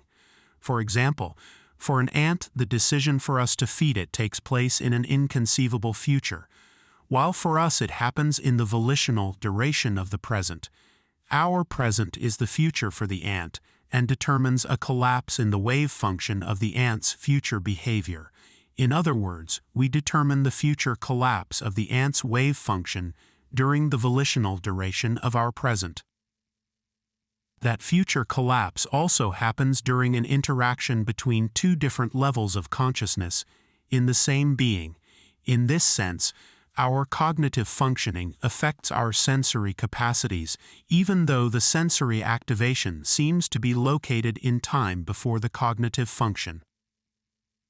These capabilities explain why, in the experiment mentioned above, the same vertical stroke was perceived as a number or as a letter according to the cognition of the subject, even though that cognition appeared at a time later than that of sensory perception. In that sense, within ourselves, a future event affects an earlier one. This self-collapse of the wave function is related to significant brain changes that thus prevent us from taking those future chance processes as illusory. According to Sarfati, quantum mechanics is beginning to talk about the future determination of past events, which becomes more complicated over time and projects confusion into a universe in which interactions take place at faster than the speed of light. Recent experimental evidence showing superluminal interactions between photons questions the validity of Einstein's conceptions of time and speed limits in our universe. As Sarfati says, interactions between particles can take place backwards in time, and relationships between different events can happen in a dimension of time in which instantaneous effects are the usual and expected. These ideas challenge the validity of our concepts of time, causality, and the world as we perceive it, and postulate the existence of particles outside of time called tachyons. From the psychophysiological point of view, the tachyony concept must incorporate consciousness as an intermediary means of connecting events. It has been postulated that consciousness appears whenever a unification of dispersed information takes place. As we have seen, in the brain, convergent and parallel circuits activate neuroalgorithms that unify previously disconnected neuronal activity. Each axon of the optic nerve unifies the activity of several hundred receptors into a neuroalgorithm. The duration of the present is related to the degree and level of algorithmization. Each successive level of neuroalgorithmization requires more time to be produced, so it takes longer to be incorporated. If a level of consciousness or a sensory quality is related to a specific level of algorithmization and duration of the present, and if, as the unification of more neural processes takes place, more complex functions are activated, then each level collapses the wave function of the previous level. In this chain of events, the observer is always situated at the next level of unification and functions as a guide to the process. In this sense, the observer is always the last algorithm, and when it intervenes, the collapse of the wave function of the previous levels inevitably occurs. In order to study the relationships between levels of unification and complexity of the activated psychological functions, we conducted a series of experiments in which subjects were trained to explore their internal states and to relate these states to their brain activity.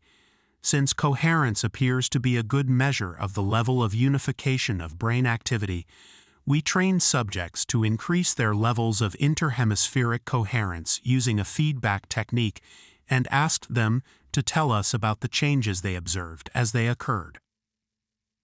The study lasted 5 years, and we were able to study over 30 subjects, all of whom, without exception, reported that increases in the level of their interhemispheric coherence were related to their levels of internal unification.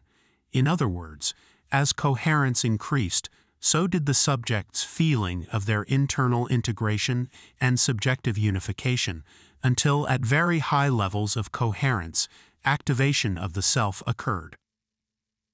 Since coherence measures the level of brain unification, this result indicates that at the highest levels of unification, one of the most complex psychological functions is activated, the self. We have seen that the collapse of the wave function happens whenever a decision is made. Before the decision is made, the probabilities of an event are related to a complex function in which the event is part of a cloud of probabilities. After the decision is made, this probability cloud collapses and an event increases its probabilities to the maximum. From a psychophysiological point of view, the collapse of the wave function seems to take place when a certain degree of neural algorithmization is achieved. Some experimental data indicate that this phenomenon is accompanied by an increase in the level of interhemispheric coherence in the human brain. In one experiment, we found that when subjects realized that there was a meaningful relationship between two seemingly disconnected pieces of information, the interhemispheric coherence of their brains increased. Thus, the unification of unrelated pieces of information is associated with increased interhemispheric coherence. In the same experiment, we observed that these changes in interhemispheric coherence were related to alterations in the weight of a small piece of metal material, enclosed in a Faraday cage and in a wooden box placed inside the metal cage and located about 90 centimeters from the subject. This result is consistent with the assertion of the existence of neural fields and their effect on space and the space-time continuum. As we have seen, since every new level of unification involves the expansion of the duration of the present, the observer, situated at all levels, will appear to have a knowledge of the future from the point of view of less expanded levels. The time loops postulated by Sir Fred Hoyle could be explained as an interaction between two levels of consciousness, each of which would have a different duration of the present. Prophetic behavior could also be explained in a similar way. Chapter 9: The Conscious Brain. The conscious brain is an organizer of energy. Its two outstanding characteristics are the capacity to have experiences and to know when they happen. Human beings, by virtue of possessing this conscious brain, are able to feel, see, and know ourselves as entities in a continuous state of experience. Our bodies and brains are composed of billions of interacting and converging elements. Precisely, the basis of consciousness is that capacity to include dispersed elements that interact in global units. At the same time, it is a continuation of the same basic inclusion processes in the evolution, from elementary particles to atoms, from atoms to molecules, from molecules to cells, from cells to tissues, and so on. We are on the cusp of evolution in terms of inclusion and complexity, and at the same time, we are part of a great whole, the human race and the planetary consciousness. In this chapter, we will review two processes that suffice to explain the mysterious capacity of the brain to have experiences and to reflect on them: the interaction of energy fields in the structure of space and the inclusion operations carried out by convergence circuits. Inclusion as the basis of evolution. Evolution is the tendency toward the complexification and organization of entities capable of originating increasingly complex energy patterns. Evolution begins and ends with space, since space is the least complex energy organization and the most complex. Since matter appears in the universe as a result of the interaction of at least two energy fields, the most constant process has been the trend toward complexity, the increase of which is paralleled by the tendency of large ensembles to organize themselves through the process of inclusion. If we take the number of elements and the complexity of their interactions as a direct measure of evolution, we can define a continuum beginning at the atom and ending at the conscious brain. The atom is a unit formed by other units. It is a unit because it is a whole capable of interacting with others of the same level of complexity. At the same time, it is an element of a higher set, the molecule. The molecule is, in turn, a unit formed by other interacting units, also capable of interacting as a whole. The appearance of higher sets is the basis of all synergistic properties and of the continuation of the process of complexification. The molecule, as a whole and as a unit, has properties not contained in the atoms that form it, but the molecule is not the final product of the inclusion process. Several molecules interact in an organized way, giving rise to more complex assemblies that organize themselves into higher structures, until, at a certain level, the extraordinary complexity of the cell arises. The cell is a whole because it shows properties not included in its constituent elements and can interact with other units of the same level of complexity. The organ follows the same scheme. It is an inclusion of cells in a higher whole that exhibits synergistic properties. An organism is constructed from the interaction of several organs. It is a new superior whole and is a unit in itself because, let us repeat, it possesses synergistic properties and the capacity to interact with other organisms. In the depths of the brain, the same process continues at a logical level and with increasing speed. The dispersed neuronal activity is included in higher assemblies, the inclusion neuronal patterns, thanks to convergence circuits. If evolution is a product of continuous experimentation over millions and millions of years, the brain is, on the part of nature, a solution to the problem of complexification without the inconvenience of long time lapses. That is, the brain continues by itself the process of inclusion and complexification without all the problems involved in the emergence of new species. Once a certain level of consciousness is reached, each brain is a new species in itself, but its development takes a matter of years rather than eons. It is as if with the brain there is an impressive rise in the curve of new evolutionary experimentation with respect to time. The end product of this experimentation is the appearance of the most extraordinary property, consciousness. Consciousness on the cusp of evolution if the activity of a population of neurons involved in the development of a percept is integrated into an algorithmic neural pattern, it constitutes a higher whole that has the property of percept inclusion. Analogously, if the full activation of the brain gives rise to a neuronal inclusive pattern in a polymodal structure, that pattern forms a higher whole that manifests itself in the property experienced as the self. In these terms, the self is a new unity that includes the whole organism and experiences the fullness of conscious feelings. The capacity to reflect is thus the capacity to include in a higher unity what at another level would be no more than dispersed activation. Conscious experience is therefore based on the processing of information inclusion. Iconic memory, metacontrast, sequential spacing, consciousness, and inclusion processes. If the ideas just stated are true, it should be possible to verify them. Fortunately, there is a process that, when properly analyzed, allows us to clarify and concretize the physiological and phenomenological meaning of inclusion processes. The process to which we refer was studied by Sperling and later received the name of iconic memory by Neisser. It refers to the ability of the visual system to maintain an imprint of the pervading stimulus for a period of time that exceeds the duration of the stimulus. It also refers to the ability of the signal to retrieve the visual trace some time after the presentation of the visual stimulus.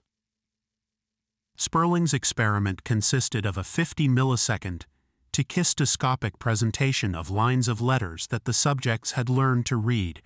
Early experiments showed that regardless of the number of letters taught, subjects could report only 4 or 5. Sperling trained subjects in the partial reporting technique, which involves the presentation of sound tones previously associated with the position of each group of letters.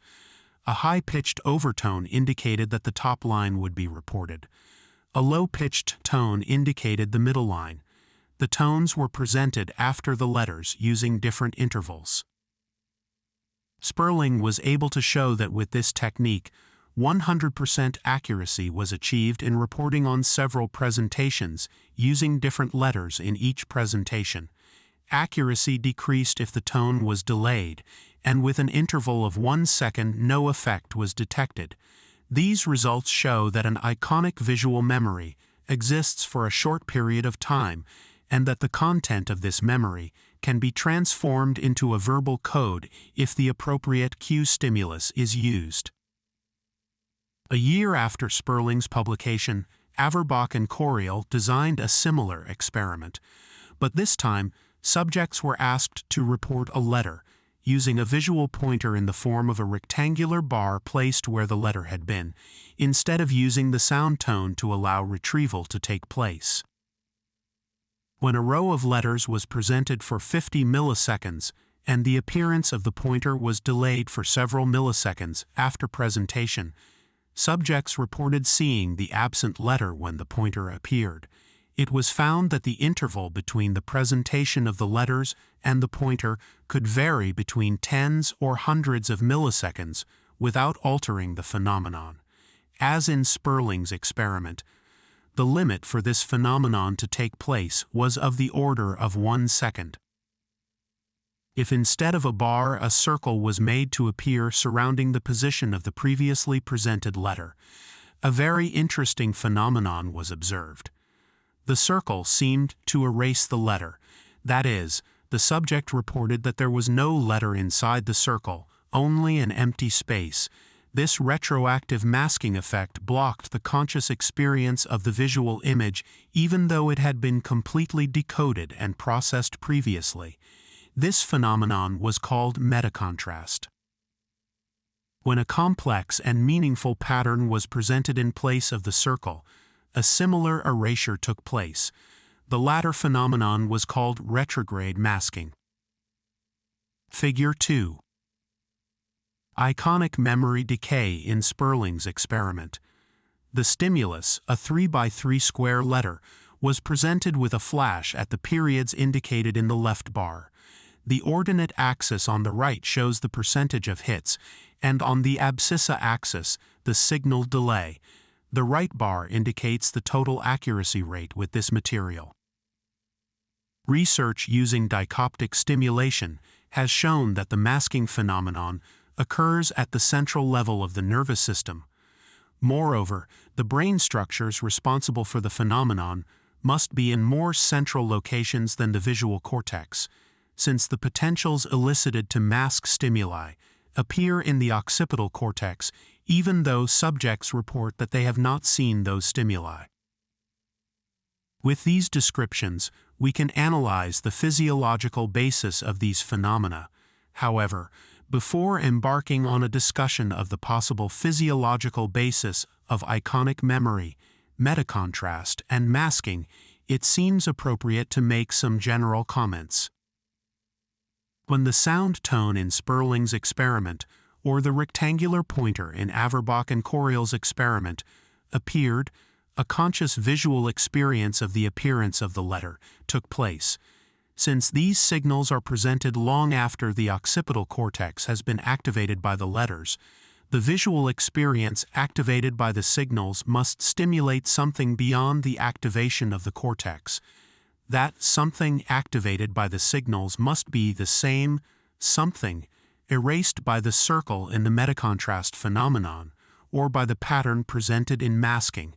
That something is at a different level of the visual cortex, as demonstrated by the elicited potential experiment, which, together with the dichoptic evidence, leaves no doubt as to the central origin of the process. That something to which we are referring is the conscious perceptual experience itself. Let us analyze Sperling's experiment in the light of our physiological knowledge. First, tachistoscopically presented letters activate retinal receptors located in different positions. This activation is transformed into neural codes that travel through the optic nerve. These neural codes include, with some logic, the shape and position of the letters in the visual presentation. The codes related to the position are, without any doubt, incorporated to those related to the shape of the letters. When these neural codes reach the cerebral cortex, a neural energy field is stimulated, and with it the perceptual experience. Subsequently, the activation of the cerebral cortex is transferred through convergent circuits to highly convergent polymodal structures, such as the inferotemporal cortex, the pulvinar nucleus, the caudate nucleus, and the frontal cortex. Algorithmically descriptive inclusion patterns of letter shape and position are activated at these locations. When these encoded processes took place, a sound was presented. The neural codes stimulated by the sound signaled logically and, at a certain level, the position of the letters with which the sound was associated. After arrival in the temporal cortex, these codes were transferred to the same high convergence structures where the inclusive visual codes were stored. The only feature in common between sound and visual at this level was a certain position-related logic. When the inclusive sound codes reach the polymodal structures, they reactivate one of the three visual codes related to the letters. Once that activation has taken place, the visual algorithmic codes begin to stimulate the visual cortex, and the visual image of the letters is elicited. In the Averbach and Coriel experiment, the same processes take place, except that instead of a verbal code algorithmically related to the position of the letters, a visual code is stimulated that is related to the position of the marker rectangle. Let us now analyze the phenomenon of metacontrast. In this case, the presentation of the letters was transformed from neural codes in the optic nerve to neural fields in the visual cortex, and subsequently to highly convergent inclusive patterns in the polymodal structures. Similarly, a circle in the place of letters underwent the same transformations. The neural codes related to the circle incorporated logically and algorithmically the position and shape of the circle. The logic of these codes was more complex than that of the rectangular marker or the sound signal. This increased complexity instead of reactivating the visual pattern associated with a letter, interferes with it in such a way that it also prevents the reactivation of the visual cortex, the image of the letter not being reactivated. A similar phenomenon must occur in masking. Inclusion patterns seem to be necessary for iconic storage and image retrieval. But what about the conscious process itself? What would happen if activation of the visual cortex, but not of the high convergence inclusion patterns, were to take place? The work of Andreassi and colleagues is very explicit about what would happen if only visual cortex activation were to take place. In their study, they recorded elicited potentials in the visual cortex of human subjects employing a sequential spacing procedure involving the presentation of geometric figures in rapid succession. In some of the presentations, subjects reported that they had seen only some of the figures, but not all of them. However, the authors reported that, for the same intensity of figures, clear elicited potentials were obtained in the visual cortex, even for figures that the subjects could not see.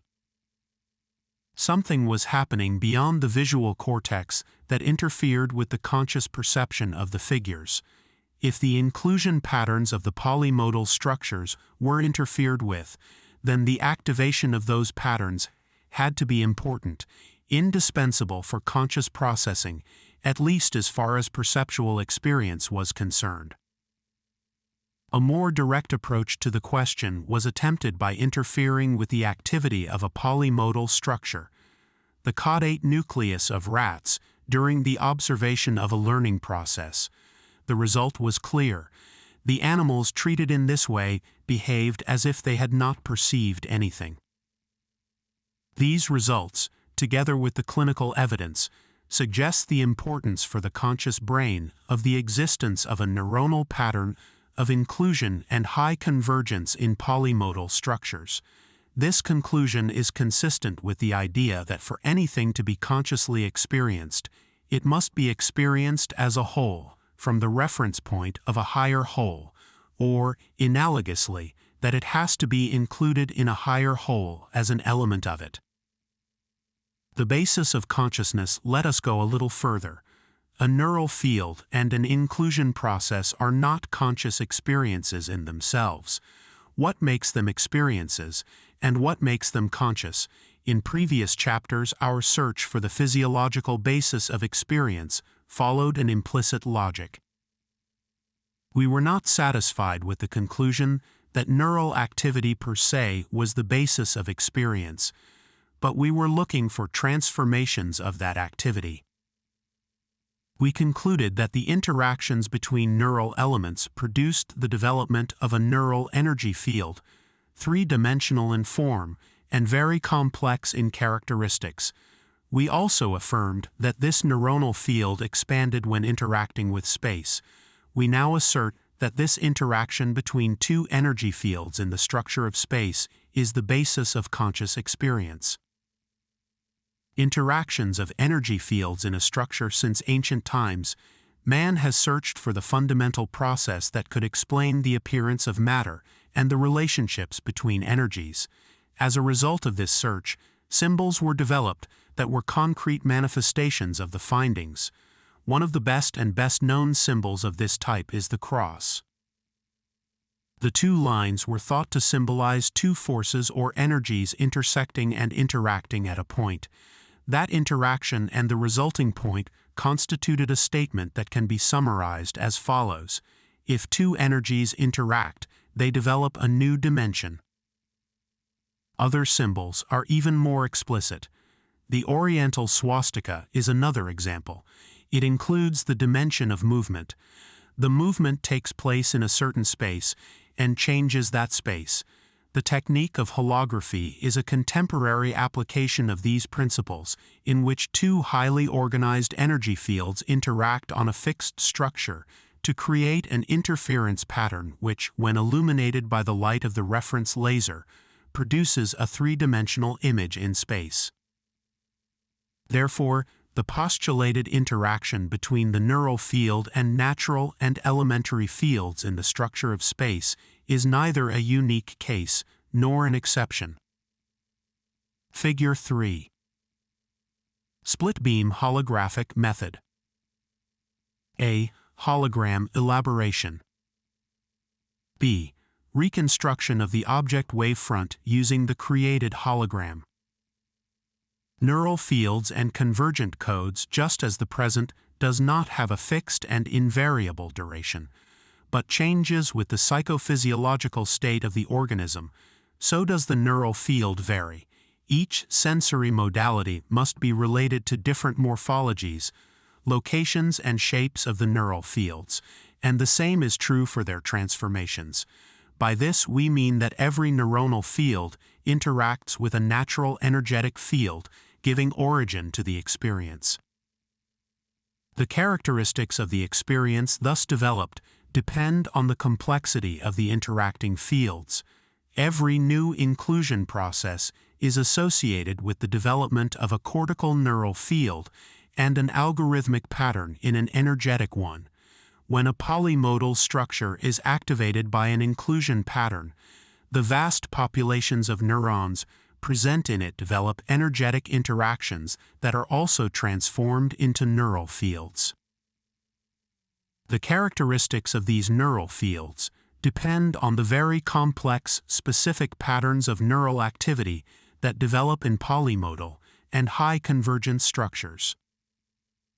An interaction between those and some field of elementary space can take place, and thus a new dimension of experience can be created. It is possible that interactions between several neural fields may take place at that level.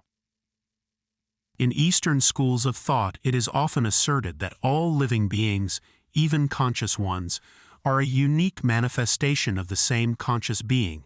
Perhaps the development of new patterns and inclusive fields is nothing more than the manifestation of different levels of complexity of a single identical energy. Consciousness could then be conceived as a general and widespread phenomenon that manifests itself in different forms. Wundt must have thought something similar when he affirmed that every living entity had consciousness. The only thing in which conscious processes differ is in their level of complexity. Experience and consciousness are the result of at least two different and interrelated processes: the development of neural fields in the first place, and the logical processes of inclusion in the second.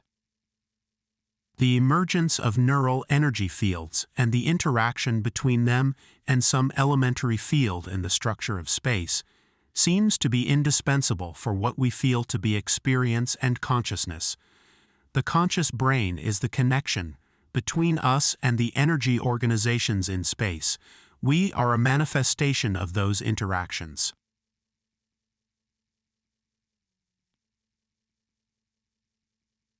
Chapter 10. Transformation of neuronal activity into conscious experience. The synergistic theory, the process by which neural activity is transformed into conscious experience, is the most elusive problem facing biology today. There are at least 4 different theoretical approaches that attempt to explain it. 1. Emergent properties approach. Conscious experience appears when neural activity reaches a certain level of complexity. It postulates a dimensional change involving the transformation of neuronal energy into another energetic state more closely related to consciousness. 2. Psychoneuronal identity approach. The proponents of this point of view maintain that experience and neuronal activity are identical. Since the neuronal pattern is a pattern of experience, there is no need to propose any kind of energy transformation. 3. Independence approach. The brain is only the tool used by the actual observer to contact physical reality, which transforms neural patterns into experience. Being independent of the process, consciousness is independent of neural activity, although interrelated with it. 4. Unity approach conceives the brain as part or an element of a larger processor that actually experiences. the individual brain does no more than focus the experiences. My own position on this problem has changed over time from the first approach to the last. As I noted in the first chapter, I am now of the opinion that conscious experience is an interaction between the neural field, activated by the individual brain, and the structure of space. Let us begin this analysis with a detailed discussion of iconic memory, for it suggests some very interesting neurophysiological possibilities. We have stated that one of the basic operations performed by the visual system is the inclusion of information from converging, hierarchically ordered neural levels, each of which can unify information that is scattered at lower levels. The unification operation involves the extraction of neuroalgorithms and the activation of new dimensions of functional activity, such as the neural field. The neuroalgorithms possess certain information about form, position, and meaning. The retrieval of visual information takes place after there has been stimulation of the neuroalgorithm. The divergence circuits reactivate the source cortical neuronal population that was activated when the stimulus was initially present. This recovery involves the excitation of the visual system by a triggering stimulus similar or related to the original one. As mentioned in the previous chapter, in the Averbach and Correlates experiment, the visual image of a letter is seen when a rectangular marker occupying the same position in space is presented. I suggest that the neural encoding of a letter involves the activation of a neuroalgorithm, represented in a hierarchically convergent polysensory population of neurons as a complex pattern of neural discharges, and which contains in its structure the shape, illumination level, position, and so on of the letter. The marker is also encoded as a neuroalgorithm that at least shares the position of the letter. This common feature is able to activate the neuroalgorithm of the letter, thereby stimulating divergence circuits that involve corresponding cortical neural activation. Consequently, subjects see an absent letter when presented with a rectangular marker occupying the same position. The phenomenon of retrograde masking has a similar physiological basis, except for the introduction of a new factor, the complexity of the neuroalgorithm representing the circle.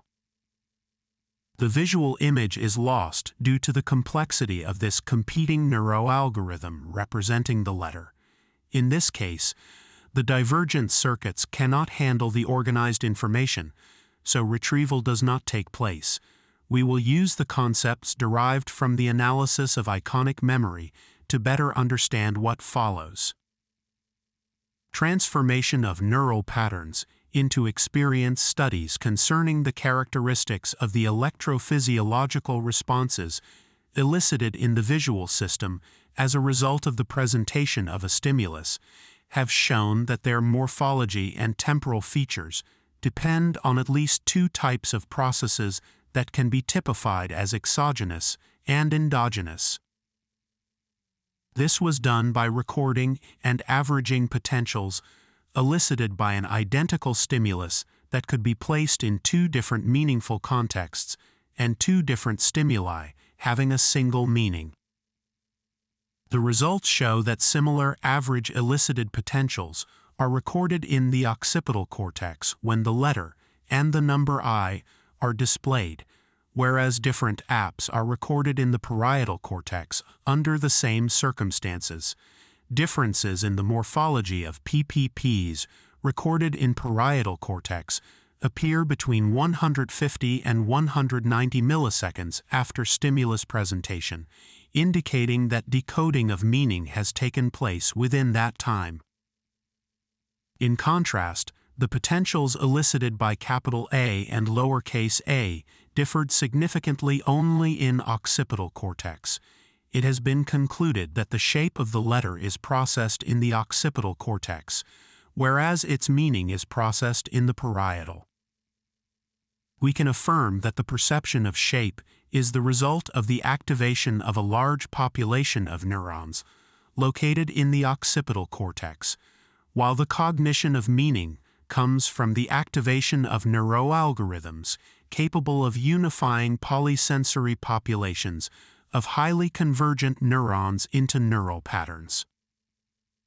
These concepts suffice to describe the neurological correlates of visual perception of form, position, etc., and the attribution of meaning. Theoretical models describing logic and language in terms of neurophysiological events and neuroalgorithms have already been formulated.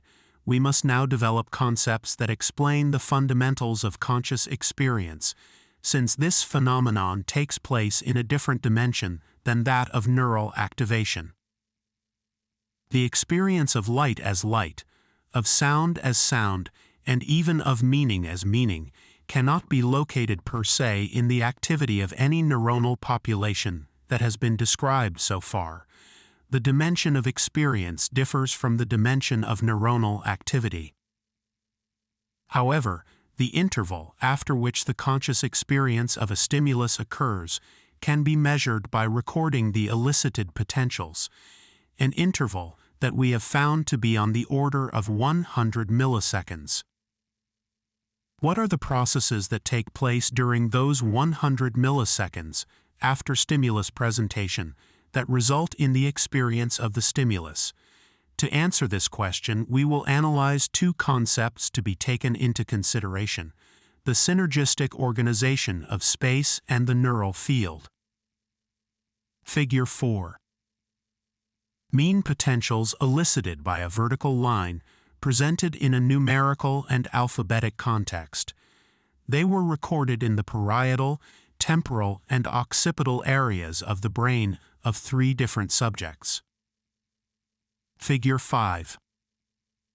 This figure shows the comparative differences in the potentials elicited by a capital A and a lowercase a, and by an A versus an E. It can be seen that in the first case, the difference takes place in the occipital area, whereas when comparing the A with the E, the difference is located between the occipital and parietal area.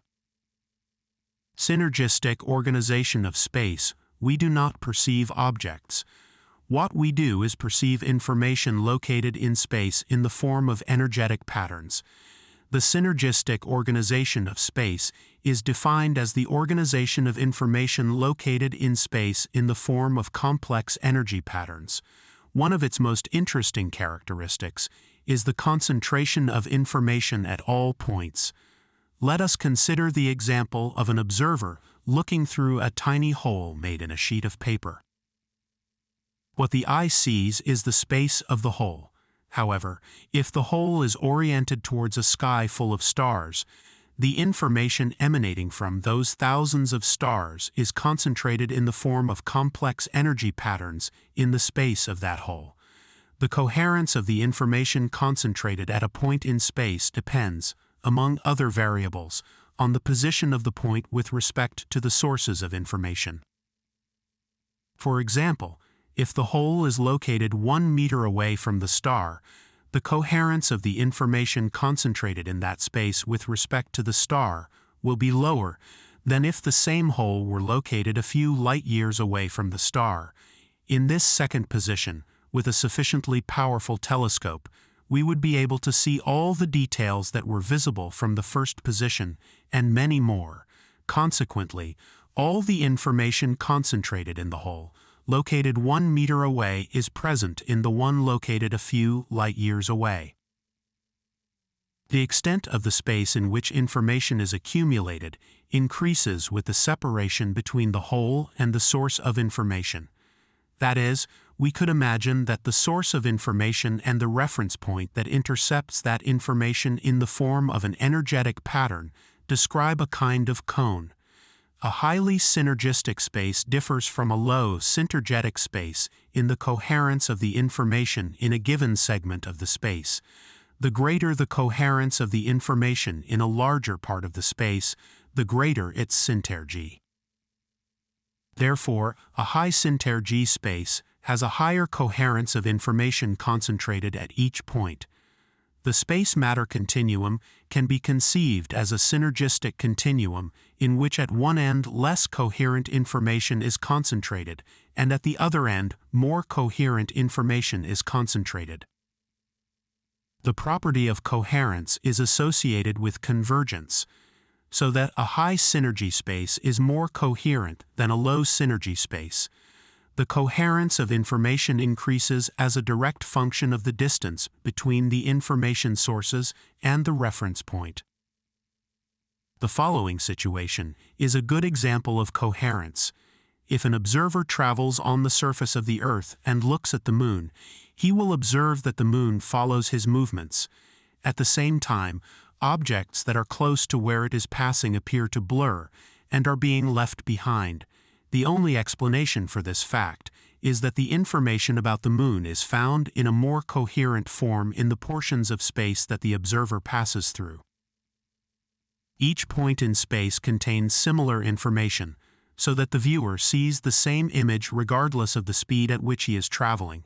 In contrast, nearby objects are not in a coherent form with respect to the space they pass through, which is why they appear blurred. The two synergistic properties mentioned above, concentration, convergence of information, and coherence, are interrelated, so that when one of them increases, the other also increases. Since we can consider the terms synergistic continuum and spatiomatter continuum as synonyms, we can also deduce some of their other properties. The first and most mysterious is that of gravitational forces. Whenever an observer approaches a high synergetic space, that is, a space in which there is a high concentration and coherence of information at all its points, the gravitational force decreases with respect to a low synergetic space. It is interesting to think that what we call gravity may reflect a change in the synergistic organization. Time is also related to the synergia of space. Time goes faster in a space of high synergia than in a space of low synergia. Perhaps this is because time can only be measured when changes in the organization of information in space take place. Therefore, time goes faster in a space in which pronounced organizational changes take place. For example, it has been shown that when initially synchronized atomic clocks are used, time runs slower in the vicinity of a large gravitational mass, while it runs faster if the clock is close to a small mass. A high synergetic space, characterized by a high level of coherence, contains more information than a low synergetic space, so time goes slower in that low synergetic space. Einstein already predicted the fact that time changes as we approach the speed of light, which is consistent with these theoretical concepts. A space of maximum synergy would be equivalent to a space that is traversed at the speed of light. Here again, there is a correlation between synergia and velocity. An observer moving at a high velocity resembles a stationary observer located in a space of high synergia in the fact that both interact with large amounts of information in a small period of time. This phenomenon takes place when the speed of light is reached, when time disappears, and the degree of coherence is infinite. It can be said that a perceptual image is a phenomenological unit in which all previously activated time-related neurophysiological processes are concentrated. Similarly, a portion of a highly synergic space concentrates information in a single energetic unit that has gone through different stages before reaching that particular region. We can speak of concentration of time in portions of space and affirm that each point of a high synergia space concentrates both time and information that, although originally located in a huge extension of space, are found in a minuscule part of it. The large concentration of information at each point is associated with a very complex organization. We will see that the brain is also synergistically organized. If the complexity of the synergistic organization of space exceeds the neurosynergistic organization of the brain, space appears to be transparent. If, on the contrary, the brain is more complex than space, then space or its content is materialized to perception. Matter and transparent space are, in short, creations of the brain. As a conclusion, a high syntagee within that space-matter continuum is characterized by concentration and high coherence of information, by concentration and high coherence of time, by high complexity, and by reduced gravitational forces. Finally, it can also be stated that a space of high syntagea is also a space of high density of algorithmization in which the information of each of its parts is shared with the others, so that all the points contain information about the whole. Synergistic organization of the brain. In a previous chapter, we described the convergent organization of neural circuits in the brain. One of its most interesting properties is the convergence of information. Ascending levels of convergence contain even larger amounts of information, as in the case of space. Convergence and different levels of convergence are terms that refer to two different processes. One is the concentration of information through complex neural circuits. At each level, algorithms are produced from the previous levels that can be used by the system to reconstruct the details of the original information, but do not contain the information itself. The other process is the concentration of information, also in algorithmic form, by means of dimensional transformations. An example of this type of process, which we will discuss later, is the formation of a neural field from the local activity of the components of the nervous system. This neural field has encoded in its morphology all the information previously contained in the separate elements. What we call abstract thinking and conceptualization involves the integration of information of various orders of complexity. The neuronal information at each level of the convergence tree must be organized in a very complex way and is surely associated with the activation of billions of cells. Therefore, convergent coding involves the general activation of neuronal populations. As in space, each level of an ascending order of convergence contains a greater coherence of information. We can assume the existence of a neurosynergistic organization of the brain and of a neurosynergistic continuum, so that a brain functioning with high syntagea could better integrate information in an abstract and unified way, while a low neurosynergistic mode would imply a more concrete perception of reality. Moreover, we can propose a neurosynergia-synergia ratio. If this ratio is greater than unity with respect to a given space, that space would be perceived as material, so that concrete objects could be seen, whereas if this ratio is less than unity, perception would be disorganized and its result would be visual transparency. We can say that the development of neurosynergy is parallel to the development of the individual and of the species, and this development gives rise to the perception of increasingly complex patterns of information in increasingly evolved forms of life. Neural fields. We have proposed that the activation of neuronal cell populations involves highly complex interactions. If we consider each neuron as a transmitter and receiver of electrochemical discharges, and if the transmission of each electrical charge between cells creates a local energy field, then a global energy field must form as a result of the response of a population. The field associated with each neural level of coherence would be incorporated into an even more inclusive field arising from the holistic activity of the whole brain. That phenomenon, as we have said above, is called a neural field.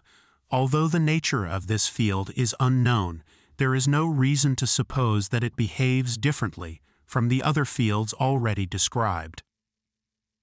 Therefore, the neural field will either extend into the space surrounding the brain or interact with the synergistic organization of that space.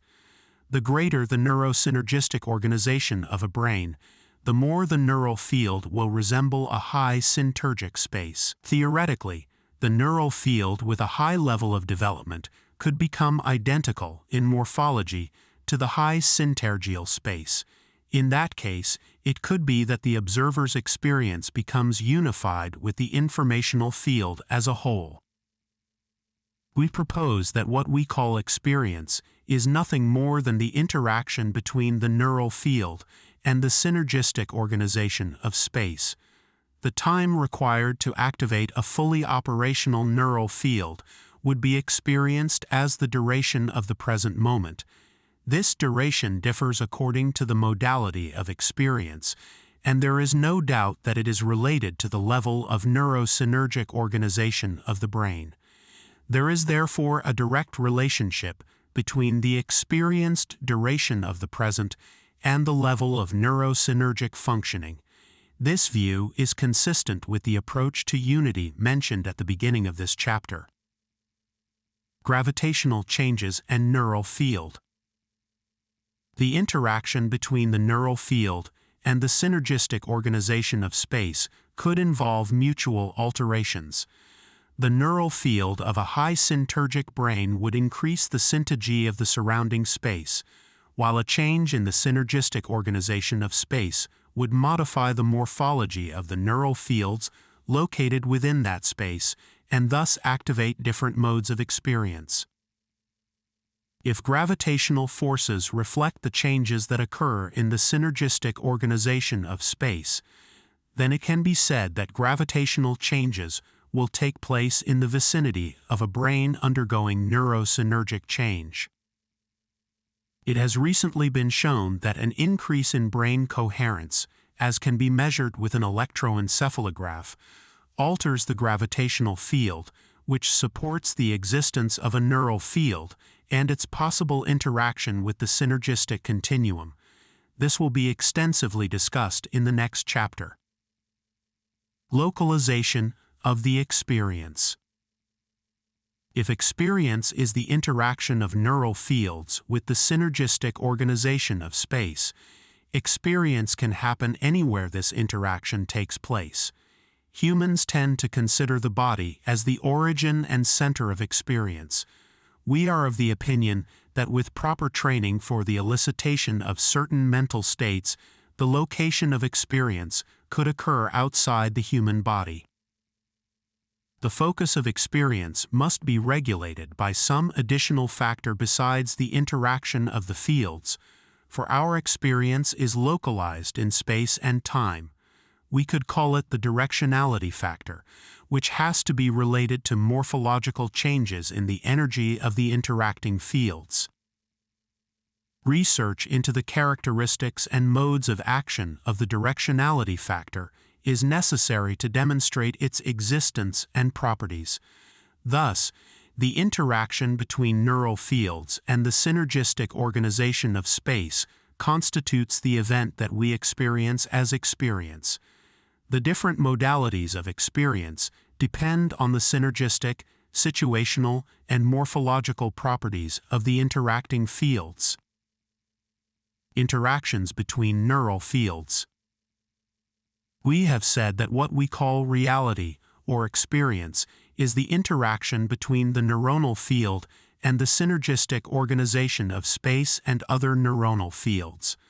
One can consider the existence of reciprocal influences, so that a single neural field can affect and be affected by the morphology and energetic organization of the fields with which it interacts.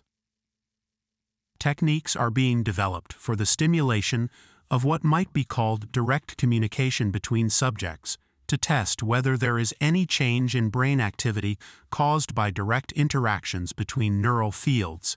This problem will be discussed in the next chapter. Chapter 11. Communication, Gravitation, and Unity.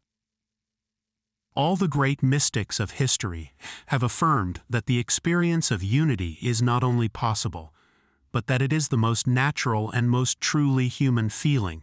Their description of the state of unity does not imply the loss of the self, but its expansion into the whole. In other words, during unity consciousness, individuality is not lost but transcended. If the perception of unity exists and that state is real, there must be safe neurophysiological techniques that can be employed to activate both the perception and the state of unity. Moreover, there must be a neurophysiological explanation of the state of oneness and its perception. I am of the opinion that the self is experienced when the level of interaction between the neural field and space reaches high levels of synergistic power. This means that the internal coherence of the neural field must be able to mimic the coherent state of the quantum field. In other words, it is when the differences between the neural field and space disappear that the self is experienced. An index of electrophysiological unification directly related to the integration of the activity of the neural elements involved in physiological behavior can be clearly observed in brain correlation and coherence studies. The mean coherence is a measure of the similarity between electrophysiological patterns recorded in different parts of the nervous system. High coherence implies a high similarity in the morphology of electroencephalographic patterns, measured or channeled in a unit of time and collected in two or more different areas, whereas low coherence implies the opposite. A similar measure of similarity to coherence is correlation, which, in addition to the similarity of electrophysiological patterns collected in different brain areas, shows the temporal indices of such similarity. In other words, both coherence and correlation indicate the similarity or difference between electrical activity in the brain. But while coherence studies do not take time into account, temporal analysis is critical when working with correlations. To test the possibility just discussed, human subjects were subjected to various programs employing feedback techniques in order to measure inter- and intrahemispheric electroencephalographic coherence. Subjects were trained to experience and report subjective states. Reports obtained during different levels of electroencephalographic coherence were analyzed to discover which levels of brain coherence were related to the experience of the self. This experience is perceived as a level of expanded consciousness, inner peace, inner balance and lack of tension, feeling of being oneself, congruence, happiness and optimism, absence of dichotomies and separations between subject and object, heightened sense of transcendence of individuality, and lack of identification with the body or mind. 3 learning techniques were used to increase the subject's sensitivity and ability to distinguish and to prepare them for the coherence feedback technique. The first type of learning consisted of the visual presentation of the subject's electroencephalographic activity obtained by means of 2 electrodes located in the parieto-occipital area. The subject's task was to identify changes in his subjective experiences related to changes in his electroencephalographic pattern.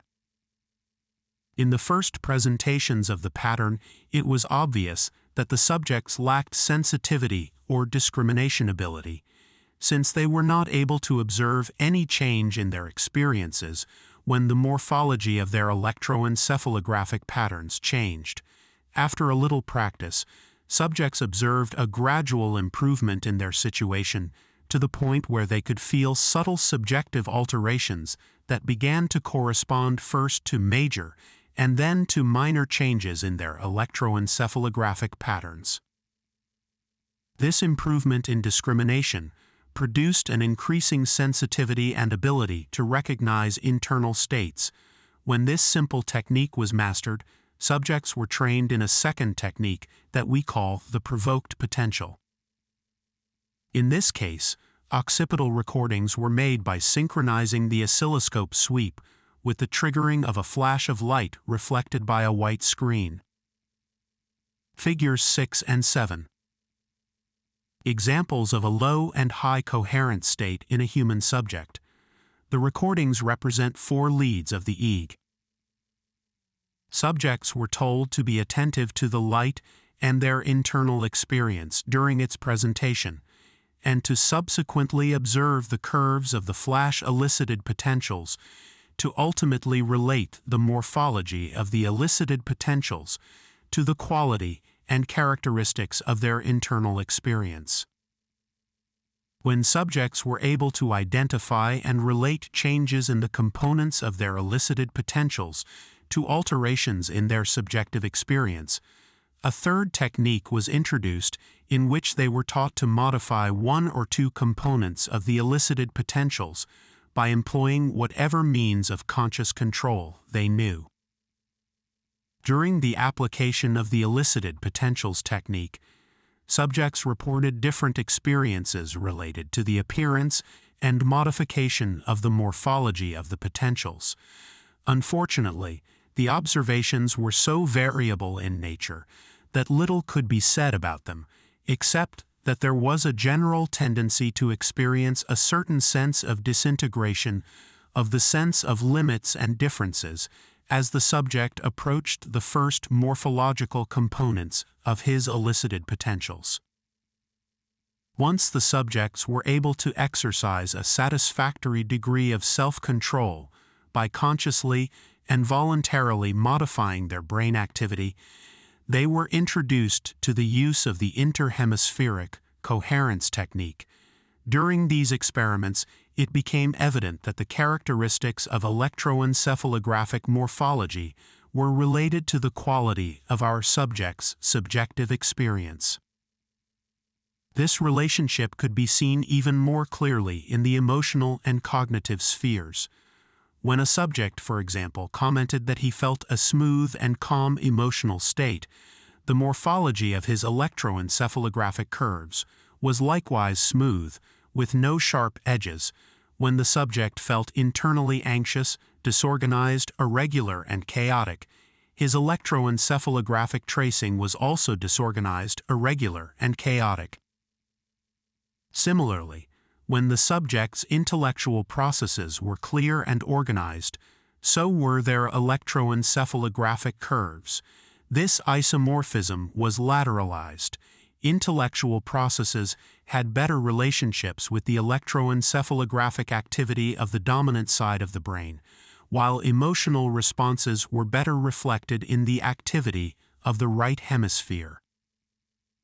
After working for a few months with this technique, some subjects reported that they could differentiate their cerebral hemispheres in their internal experiences, and that they had the impression of being in a position of unity from which they could observe the activity of both hemispheres as if they were external witnesses. Once this level of development was reached, it became clear that the relationship between subjective experience and electroencephalographic constants was isomorphic only when the subjects were learning the technique, but when this process came to an end, they were able to control their brain activity, and a kind of transcendental independence between experience and brain appeared. This independence did not imply a lack of sensitivity as at the beginning of the learning process, but represented a real mastery of the brain. It was wonderful to observe and share the reaction of our subjects when they could recognize that their emotional and intellectual states coincided and were related to the characteristics of their electroencephalographic activity, which was a great motivational incentive both for them and for those of us conducting the experiments. In all cases without exception, when the subjects mastered the interhemispheric coherence technique, they commented that they felt that whenever the interhemispheric coherence increased, they got in touch with themselves. The subjects' reports were similar to the characteristics of the self we described a moment ago. As we saw in the previous chapter, one space has higher synergetics with respect to another when it contains more coherent information about the whole in any of its positions. This means that a space of high synergia is more unified. The relationship between syntergia and coherence points to the same conclusion. A space of high coherence is a more unified space. Figure 8. Interhemispheric correlation patterns between two subjects, Ya and Ma, and signals sent to them when they felt they were in direct contact. The mean and standard deviation of the correlations are shown in the lower graph. A great similarity can be observed between the patterns of correlations and the means in the 3 periods in which the experiment took place. Figure 9. The communication session between the two subjects was divided into 6 sections, and this figure shows the interhemispheric correlation patterns during the sections. The subjects had not performed this experience prior to session 1, in which a large difference between their patterns is observed. This difference decreases as the session progresses. A similar conclusion can be drawn regarding a highly neurosynergic mode of functioning that implies a greater capacity to concentrate information and therefore an increase in the capacity for abstract functioning. By the same token, the highly neurosynergistic mode is a more unified mode. If a neural circuit could concentrate all available information about the brain into a neuroalgorithmic pattern, it could unify the brain. Possibly the physiological correlation of the self, on an informational level, is a similar mechanism. This implies that different neurosynergic levels of functioning may coexist in the same human brain and in different brains, each level being related to a different capacity for unification. Moreover, the capacity of unification is associated with a specific level of abstract thinking and with a specific level of consciousness. Therefore, the neurophysiological correlates of abstract thought and the different levels of consciousness are precisely the physiological mechanisms related to unification, and these are the neurosynergic mechanisms. Therefore, the present qualitative experience of unity could be related to the synergistic process of interaction between fields. A few months before his death, Zen master Shunryu Suzuki said, "Nothing comes from outside the mind. We tend to think that the mind receives impressions and experiences from outside of us, but this is to misunderstand what the mind is. The truth is that the mind includes everything. When you think that something comes from outside, it means that something has appeared in your mind. Nothing outside can cause you any trouble. You are the one who causes the waves of your mind. If you leave it as it is, it will calm down. This is what is called the great mind. If your mind is attached to something external, that mind is small and limited. If your mind is not attached to anything else, then there is no dualism in the understanding of your mind's activity. Its activity will be understood as simple mental waves. The great mind feels everything within itself. Do you understand the difference between the two minds, the one that includes everything and the one that attaches itself to something?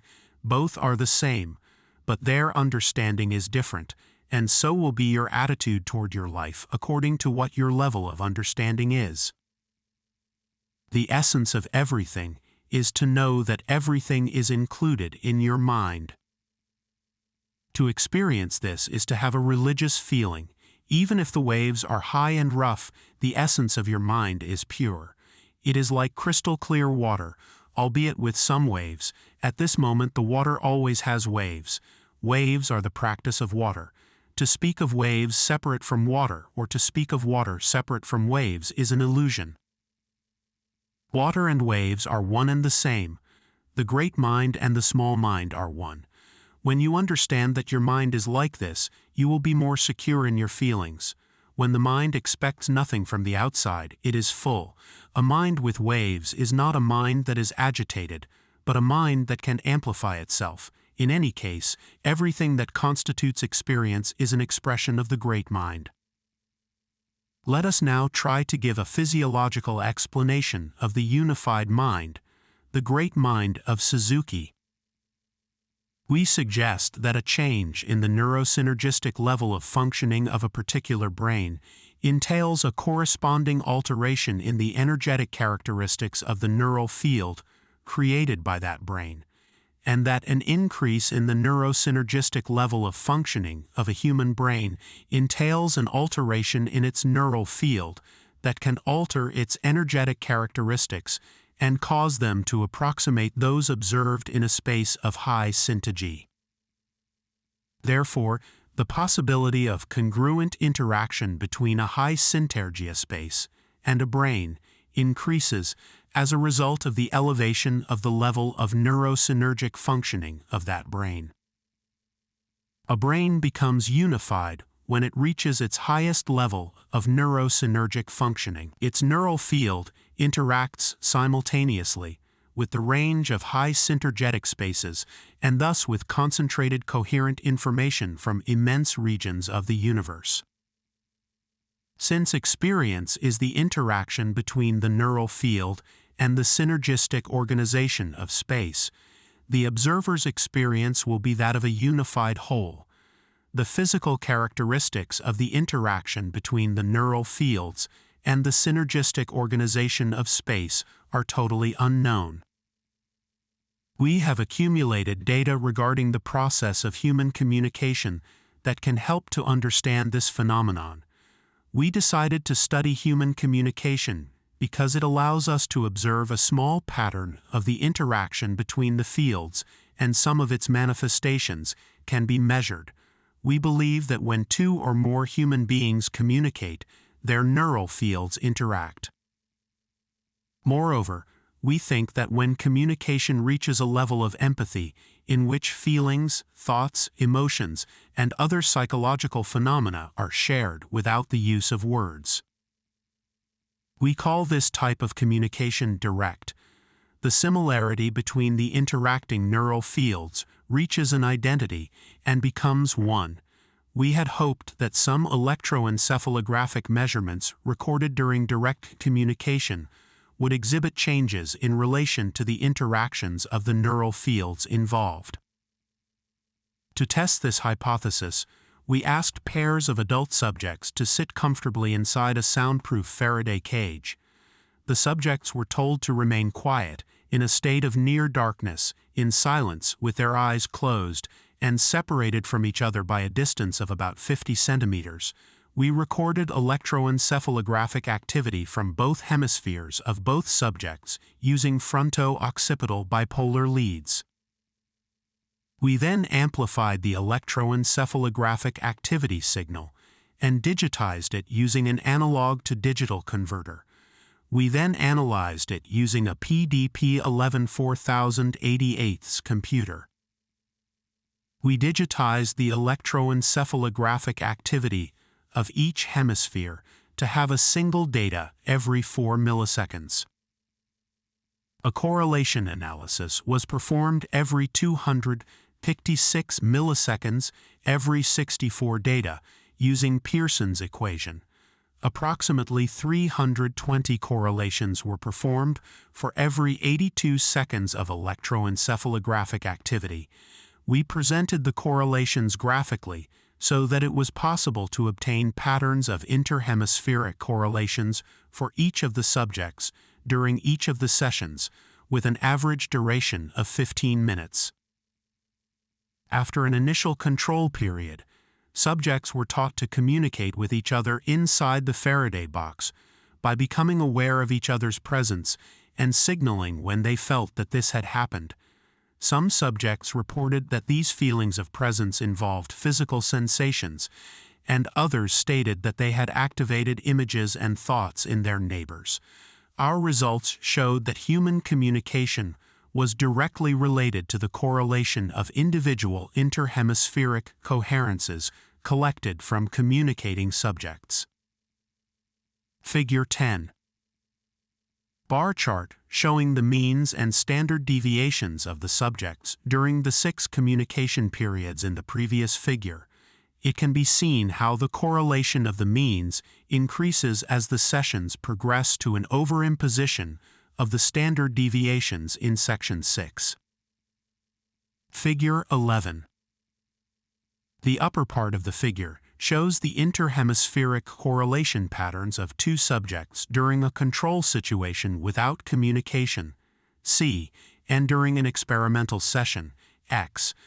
The bar chart at the bottom shows the mean and standard deviation of the correlations of both subjects during the two sessions. It can be seen that the subject with the higher correlation has the greater influence during the session. When two subjects entered into direct communication, their interhemispheric correlation patterns undergo a modification and become similar. In synergistic terms, this means that a highly coherent neural field, high synergetics, can change the organization of another neural field, thus increasing its coherence. Such changes possibly affect the structure of the space-time continuum in a way that increases its synergivity. This could explain how a person meditating can affect the mental state of other subjects. In a recent experiment, carried out with the help of Manuel de la Flor and Maria Esther Sanchez Arellano, we found that after an initial period of interaction in a chamber, we could separate the subjects and place them in two independent and totally isolated Faraday cages, and they still maintained direct communication, and their electroencephalographic activities were similar. Moreover, when one of the subjects was stimulated in the two separate chambers to elicit potentials, the other subject, who had not received any stimulus and did not know that his partner was being presented with a stimulus, developed what we call a transferred potential very similar to that which appeared in the first subject. So far we have studied 5 pairs of subjects, and all of them have shown transferred potentials. Examples of these responses can be seen in figures 12 and 13. In an analogous study, we showed that a change in brain coherence was related to variations in object weight. We performed the experiments in a soundproofed electromagnetically shielded room with a smaller chamber placed on foam rubber to filter and disperse mechanical vibrations. The experiments were performed at night to avoid noise and other interference. We placed 3 boxes, one inside the other, as follows seen from outside to inside: a metal box, a Faraday cage, and a double-walled wooden box with fiberglass between them. The metal box was supported on foam rubber, and the wooden box was hung inside the other 2 so that there was no contact with the wall. Inside the third box was hung a 0.1 gram metal piece of a photoelectric transducer attached to a metal bar placed on anti-vibration sand, and its information was recorded on a grass polygraph located in another room. Figure 12. The upper graph shows a control recording with no communication and the elicited potential recorded in the vertex in response to a light and sound stimulus. The subjects are not interacting. The lower graph represents the same situation but with both subjects in direct communication. Figure 13. Example of elicited and transferred potential during the direct communication process. The subjects were in separate rooms, and the subject of the transferred potential was not aware that the other was receiving a direct communication stimulus. 9 subjects ranging in age from 20 to 32 years, 6 women and 3 men, were seated in a chair 1 meter away from the metal box located inside the chamber. Bipolar electrodes were used to record frontal electroencephalographic activity from both hemispheres, which was also collected on the grass polygraph. We also used a sound signal as feedback to let the subject know that a change in the information given by the transducer had been experienced. We conducted a total of 28 sessions with the 9 subjects over a period of several months, and the records were analyzed at the end of this time. Each session was divided into 2 parts: control part, where no changes were detected in the transducer output, and experimental part, where the transducer reported appreciable changes. Between 4 and 7 sequences were chosen at random during both periods for analysis. 5 measurements were made of selected portions of the recordings, featuring frequency of the transducer signal. VT, FD, Phi, and C coherence was graded on a scale of 10 to 0, where 10 represented identical morphology, frequency, and voltage in both frontal recordings, and 0 signified a total absence of similarity.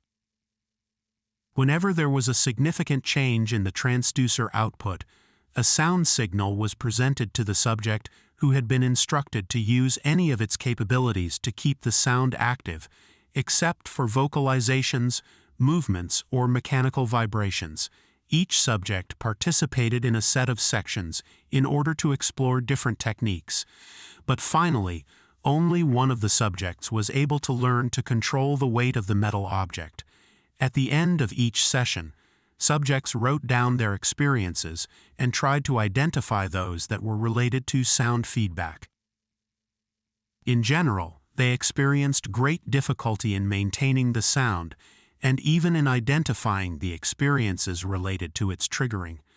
All agreed that it was difficult to explain what had happened. This is surprising considering that at least 2 were meditators, and 1 had been practicing yoga and meditation for more than 3 years. The first finding, therefore, is that whatever it was that caused the weight of the object to change, it was very elusive in terms of conscious experience.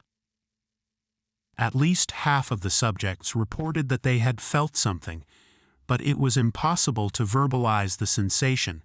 The ineffability of the experience is evident in the following words. I had a feeling of transparency and peace, and the sound appeared when I was trying to do something, but I can't say what.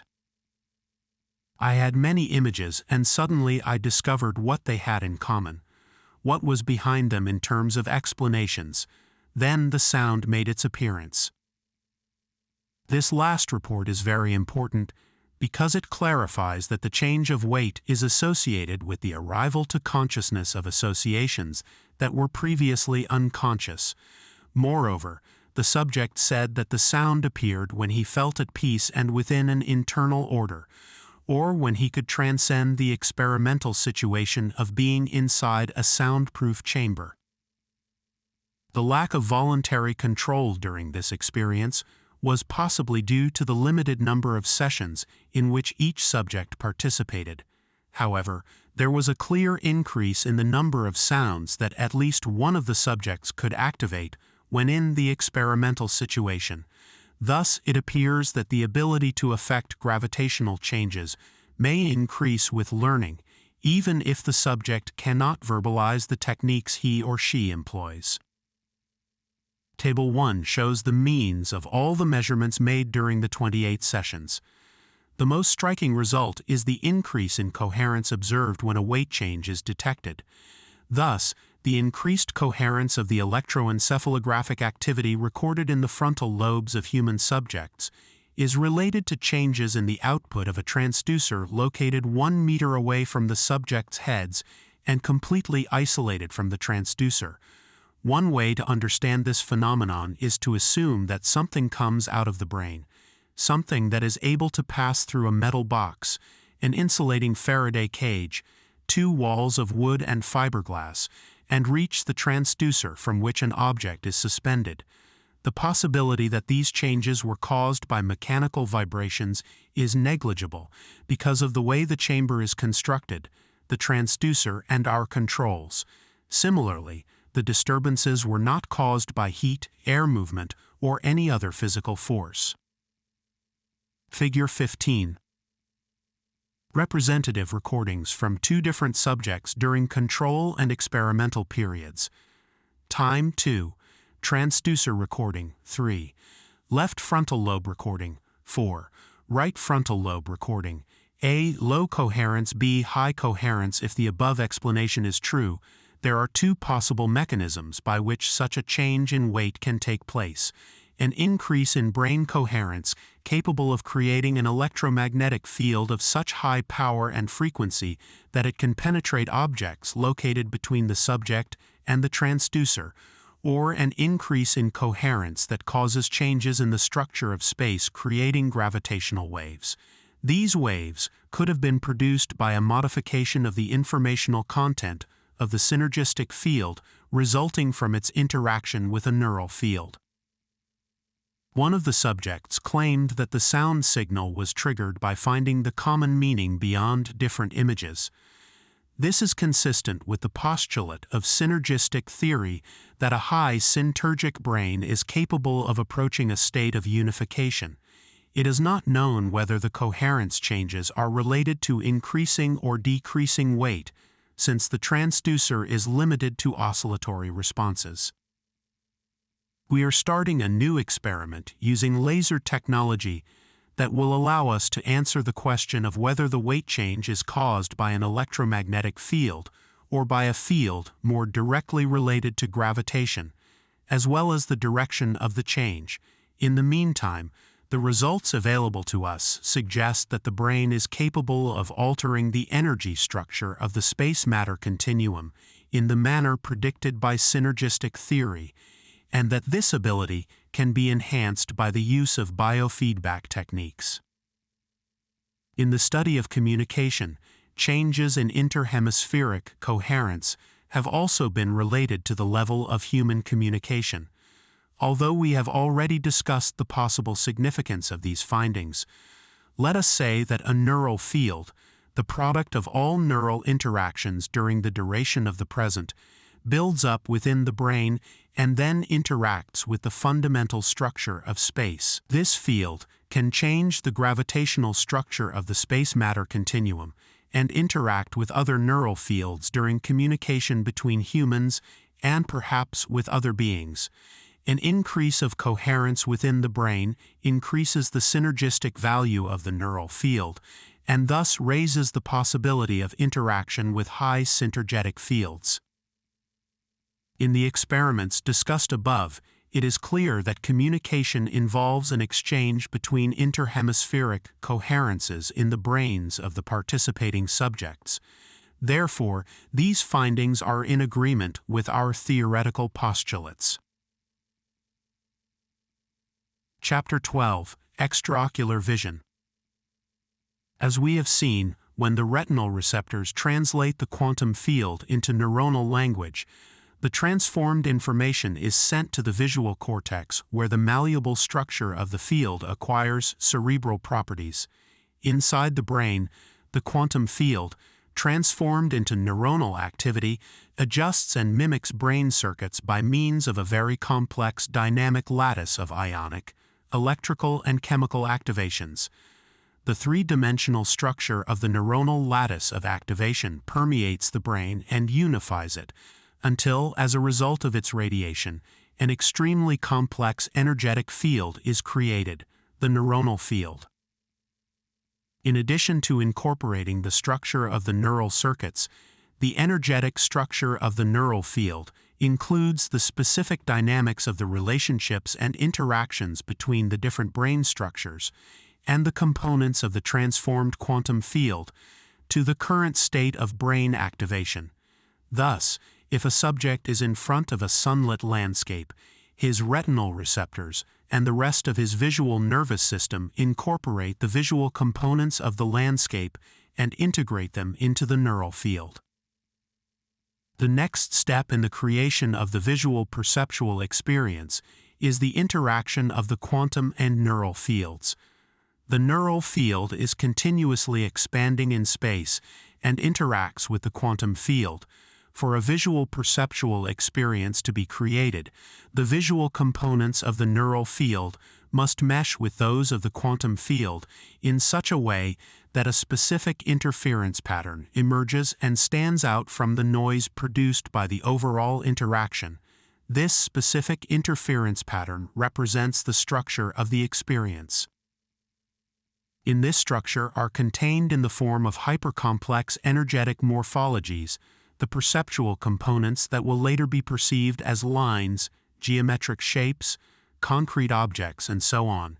We see the actual percept, the image created from this energetic interference pattern, as if it were in front of us with its colors, contrasts, objects, lines, superimpositions, and other phenomenological components. Neither the transformation of the energetic structure to the image, nor the mechanism responsible for this transformation, have ever been correctly explained or understood. However, we can affirm that this transformation implies a new interaction between the interference pattern resulting from the interaction between the fields and a central processor independent of the previous interaction, but which can impose the quality of the current experience on the energetic structure of the interference pattern. This interaction must behave similarly to the holographic process, where the frequency of the laser reference light used to recover the image must be identical to the frequency of the laser used during the creation of the holographic interference pattern. A change in the frequency of the recovery beam can result not only in the alteration of the holographic image, but also in the total absence of the holographic image. With respect to the central processor, we have stated that the activity of the brain circuits that integrate neural information organizes this information in a newly inclusive way. Theoretically, the most inclusive organization will contain an algorithm of the activity of the whole brain. The idea of a central processor is also supported by considering the existence of inter- and intrahemispheric coherent states associated with the activation of the experience of one's own identity, and by studies indicating a greater capacity for integration, synthesis, and abstraction when the tertiary cortex of the brain is activated. For this reason, one could associate this central processor with the qualitative transformation of the experience of the self that Oriental literature calls Atman or Purusha. We can affirm that the central processor, the neuroalgorithmic activation through the convergence circuits, and the cerebral states of coherence are related in the following way. When a high convergence lattice is activated, high-power neuroalgorithms unify brain activity. This activation produces an increase in coherence, whatever the exact nature of the central processor, since visual percepts arise from its interaction with the interference pattern produced by the interaction between the quantum and neural fields. It is theoretically possible that a visual image can be created in the absence of the visual components of the neural field. That is, a blindfolded subject could see a landscape or any other percept if he decodes the interaction of his neural field with the visual components of the quantum field.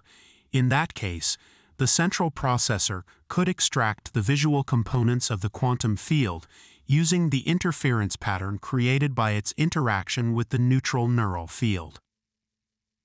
Consider now a study in which a group of highly sensitive subjects, children, were blindfolded and taught yoga in order to get direct contact with their central processors, and then asked what they saw. Under these circumstances, the children decoded and experienced directly the visual components of the quantum field. The fundamental premise of this study is that if it is possible to demonstrate that a subject can see without using their eyes or any external aid, electronic or otherwise, this would support the idea that ocular and extraocular perceptual processing are associated with an interaction of fields, and that the creation of perceptual experience can be achieved by direct decoding of the quantum field.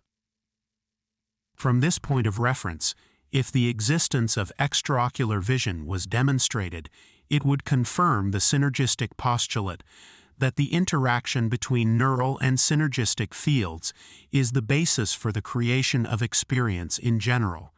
The evidence provided by this study leaves no doubt about the existence of extraocular vision, and demonstrates that such processing cannot be explained in terms of a dermal, tactile, or caloric hypersensitivity phenomenon, but as direct detection of some kind of subtle energy. 19 children participated in the study, 10 girls and 9 boys ranging in age from 5 to 13 years. All of the children were in very good health and maintained their health throughout the study. In addition, they were happy to participate in the experiment. None of the children had any previous history of extraocular vision experience, nor had they received any training in this area. The children attended 6 different schools. They were all considered highly intelligent, but tireless and rebellious against rigid discipline and behavioral norms. Although their family situations were very varied, this factor did not seem to make a noticeable difference in their ability to process visual information extraocularly, with the exception of 5 girls and 2 boys who came from families that could be called highly motivating and of optimal stability, showed a very high extraocular vision ability. Before starting the experiments, all children participated in 1 to 3 training sessions. This preparation was reinforced in the following experimental sessions, so that the children were sensitized before and during the whole study until they acquired sufficient ability and did not need additional training. The characteristics of the training were as follows. While the child was comfortably seated and with a straight back, 3 breathing exercises were performed. With eyes closed, inhaling and exhaling air through the nose for 60 seconds, followed by 20 seconds of concentrated attention on the space between the eyebrows. B. Alternative breathing through one nostril or the other for 60 seconds, followed by 20 seconds of concentrated attention between the eyebrows. Forced and rhythmic inhalation and exhalation maintained until the child felt that he/she had reached the limit. The following instructions were then given to each child. With your eyes closed, concentrate on the space between your eyebrows and let your thoughts flow without blocking or controlling them. When you have succeeded, concentrate on yourself and ask yourself, "Who am I?" Try to feel yourself and keep your concentration as long as you can. These instructions were adapted to each child's level of understanding, and the total time varied from 5 to 13 minutes. After the meditation, the instructor would sit in front of the child, interlace his fingers with the child's, and visualize a beam of light going from the child's hands to the child's brain. This visualization continued until the child could hold the image of the beam of light bright, white, and continuous. Sometimes the instructor would place a quartz crystal near or over the space between the child's eyebrows. We found that it enhanced learning and accelerated the extraocular process. Once this visualization had been achieved, we began the extraocular detection phase. The child was blindfolded with a special blindfold that was totally opaque and fitted over the eyelids so that retinal vision was totally impossible. Sometimes we used adhesive tape to ensure total opacity. The child was then shown a few different high-quality photographs with bright colors and varied content. The instructor would place one or both of the child's hands on the photograph so that the child's skin touched the surface.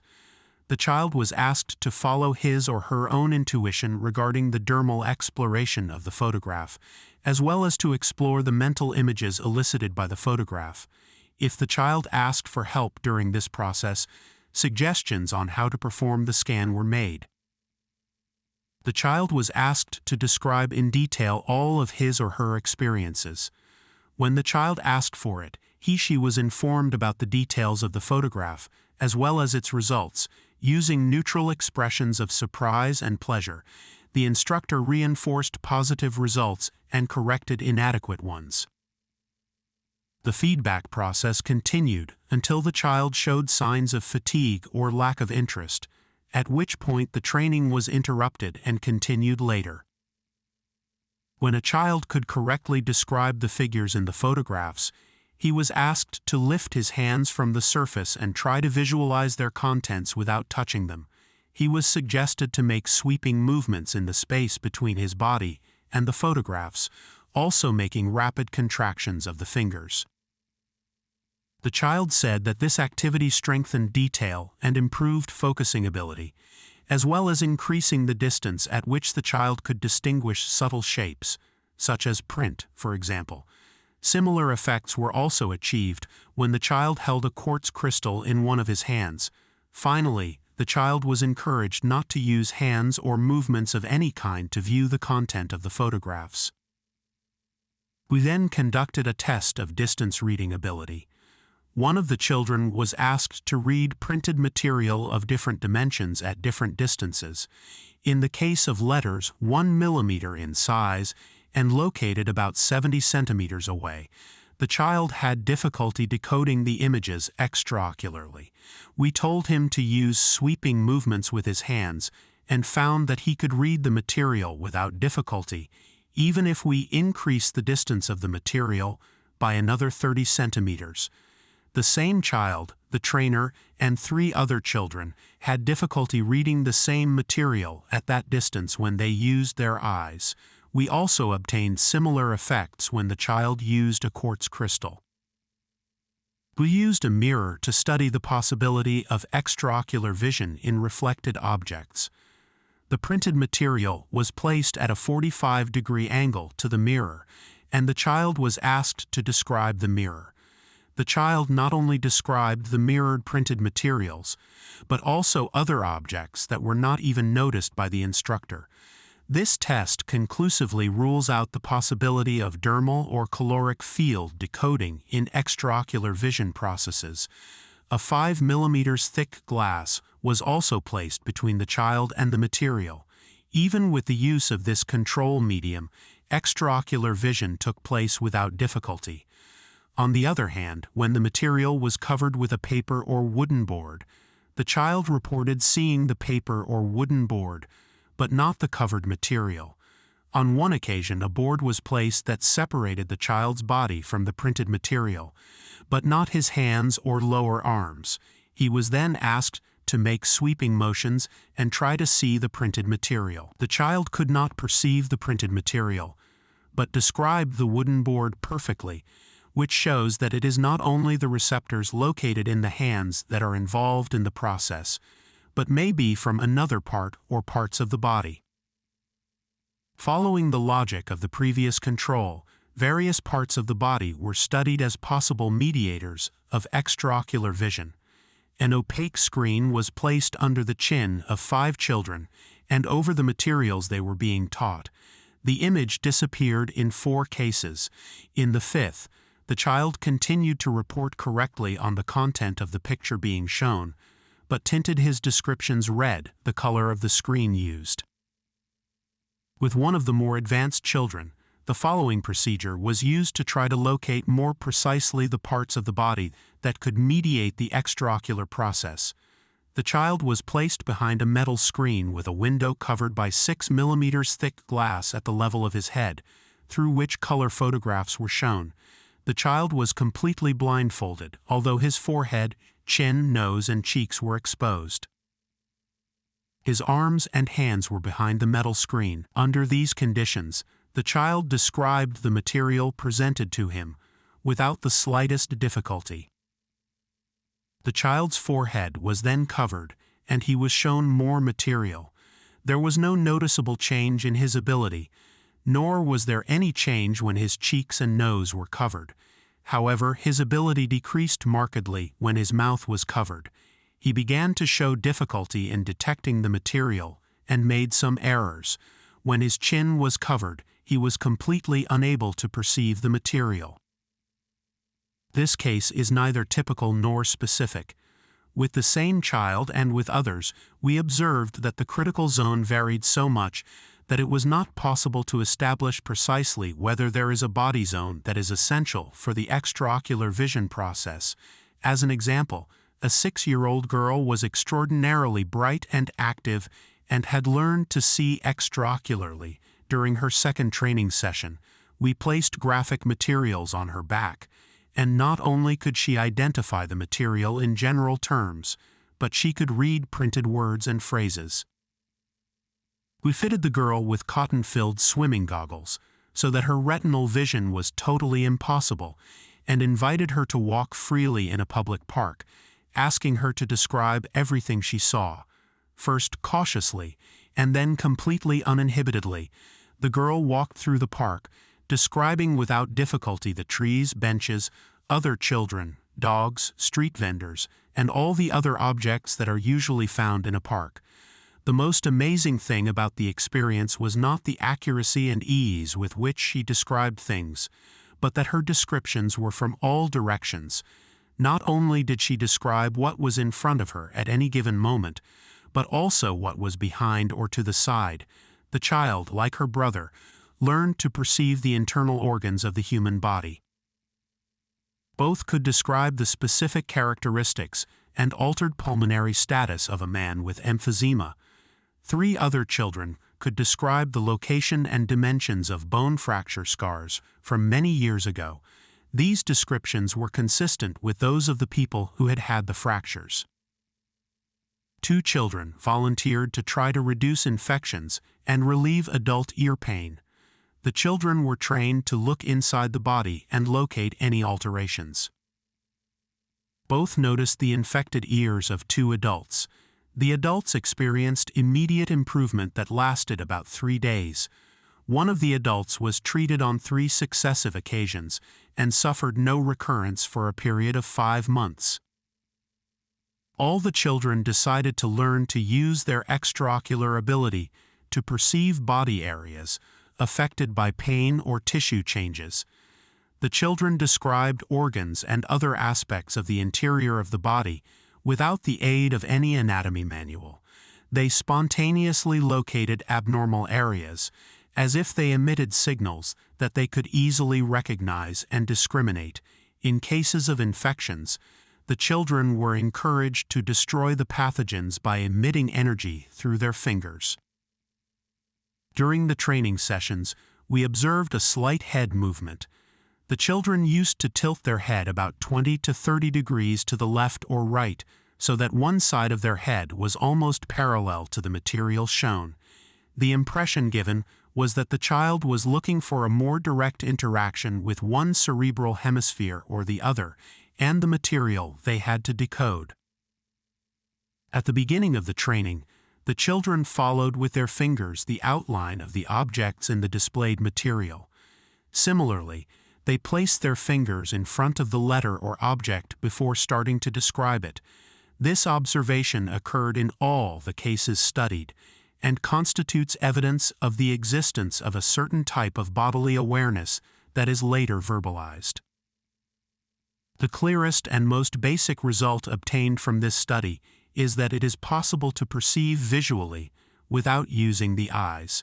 The accuracy of the details of objects perceived with extraocular vision appears to be similar to that in ocular vision, and represents a visual world of similar characteristics, but without the need to employ the enormously complex retinal structures, and presumably without involving the brain structures usually associated with the decoding of the visual world.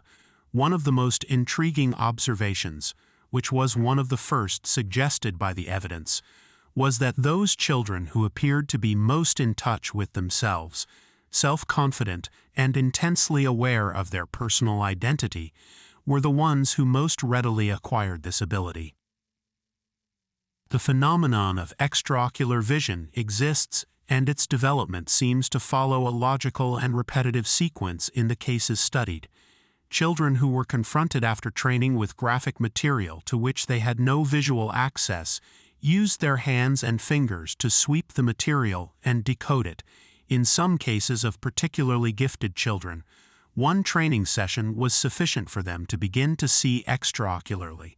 In more general cases, 1 to 3 training sessions were needed. In their first non-ocular contact with the materials, the hands would sweep the page without following a fixed scheme or pattern, until something happened that allowed the outline of the object to be detected. If a photograph, for example, contained an orange, the child's hand followed the outline of the orange, but if asked what he felt, he was unable to describe anything consistent with his movements. When asked to observe this, he would quickly say that it had to be a round object, but the extraocular vision phenomenon was still absent. Soon the child became tired or impatient with his manual movements and stopped making them, but he continued with his hand on the paper, concentrating on his sensations, with a tendency to tilt his head. Sometimes the phenomenon appeared after concentration. In other cases, the child needed to be fed back with more detailed information, discarding images that did not correspond to the material presented and reinforcing those that did. In any case, when extraocular vision appeared, it happened in a qualitative quantum leap, going from the absolute inability to detect objects to the ability to decode them almost perfectly. Once this happened, the children could perceive any material presented to them with astonishing accuracy and precision. Generally speaking, the first session in which the phenomenon appeared involved a great consumption of energy. The children showed clear signs of fatigue and sometimes complained of intense pain in their eyes. This pain and the associated fatigue diminished at the time of detection. In more advanced cases, extraocular vision did not seem to involve special energy consumption. Children could detect objects without any additional preparation, with complete naturalness and mastery. When the other children saw the results of their peers, they expressed their desire to participate and learn as well. In these cases, the activation of the phenomenon seemed to accelerate. Therefore, it seems that the absence of doubts about the existence of the phenomenon and trust in the instructor facilitate the process. To try to establish how much extraocular vision follows the laws of perspective and the gestalt of ocular vision, we designed the following experiment. A child was asked to describe the material he was seeing extraocularly, as the material was separated from him without telling him. The child would unhesitatingly describe the material as moving, not as getting smaller or otherwise changing. He perceived the movement as he would have perceived it with his eyes. He was continually presented with moving objects, and always his detection and perception were remarkably accurate. Each child, regardless of having had the same training, demonstrated a personal style during extraocular vision.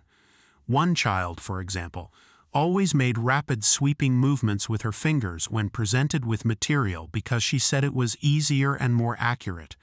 One child preferred figures to written material. Another preferred letters to pictures.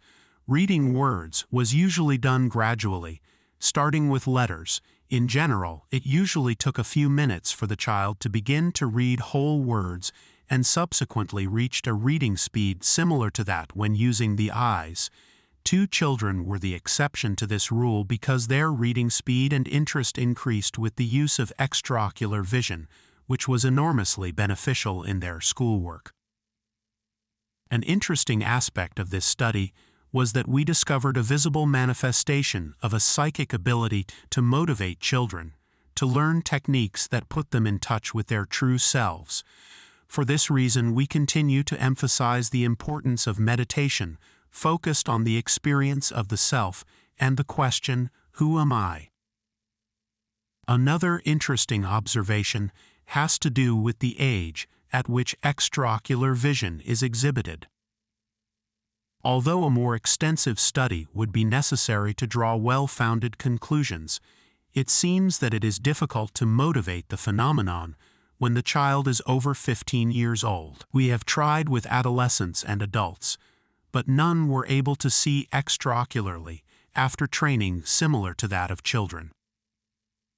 On one occasion, we conducted a group meditation in which lights were visualized and contact with the self was stimulated. After this experience, the extraocular vision was always facilitated. It is my opinion that the phenomenon appears with greater intensity and clarity when the child and instructor are calm and focused on themselves, at a level where the self loses its borders or limits. Another point of interest is that the instructor does not need to be able to see extraocularly to teach others to do so. The children were asked on many occasions about their inner experience during the process. Some said they saw exactly the same as when their eyes were open. In fact, one child used to watch television blindfolded and described perfectly what was happening, as if the set was inside her. Other children described that they had a small screen inside their minds when the images appeared. No child mentioned having to consciously create the extraocular vision. Rather, the image presented itself, just as it does when we experience visual perception. The final result I would like to highlight is the relationship between the extraocular phenomenon and the quartz crystal. The amplifying effect of the crystal was evident in 5 children, which was surprising. One of the girls was taking part in the study conducted to demonstrate her ability to watch television extraocularly. She was shown a color program with English and Spanish subtitles. The girl expressed difficulty reading the subtitles at a distance of about 5 meters from the screen, although she could describe the action and the colors. She also commented that there were lines and dots that interfered with her vision. Suddenly, he asked me for the quartz crystal that I carried and used in my meditations. When he had the crystal in his right hand, he reported that the lines and dots had disappeared, and he could read the subtitles fluently and describe in detail the scenes he was watching. The effect was so clear and spectacular that it was contrasted with the other children. 2 girls reported that when they held the quartz crystal in their hands, the landscapes shown to them took on 3-dimensionality. They said that it was as if with the crystal, they were inside the picture, in the middle of the landscape, and without the crystal, they were outside. Finally, 2 boys and 2 girls were able to increase the distance from which they read printed material with the help of the crystals.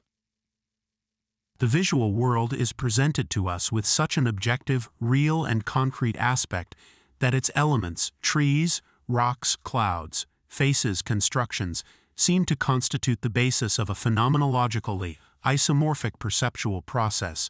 For this reason, we rarely realize that what we see as objects with varied shapes, colors, and textures are not there by themselves, waiting to be seen by a kind of magic mirror that simply reflects their characteristics, but are instead created by an extraordinarily complex cerebral process.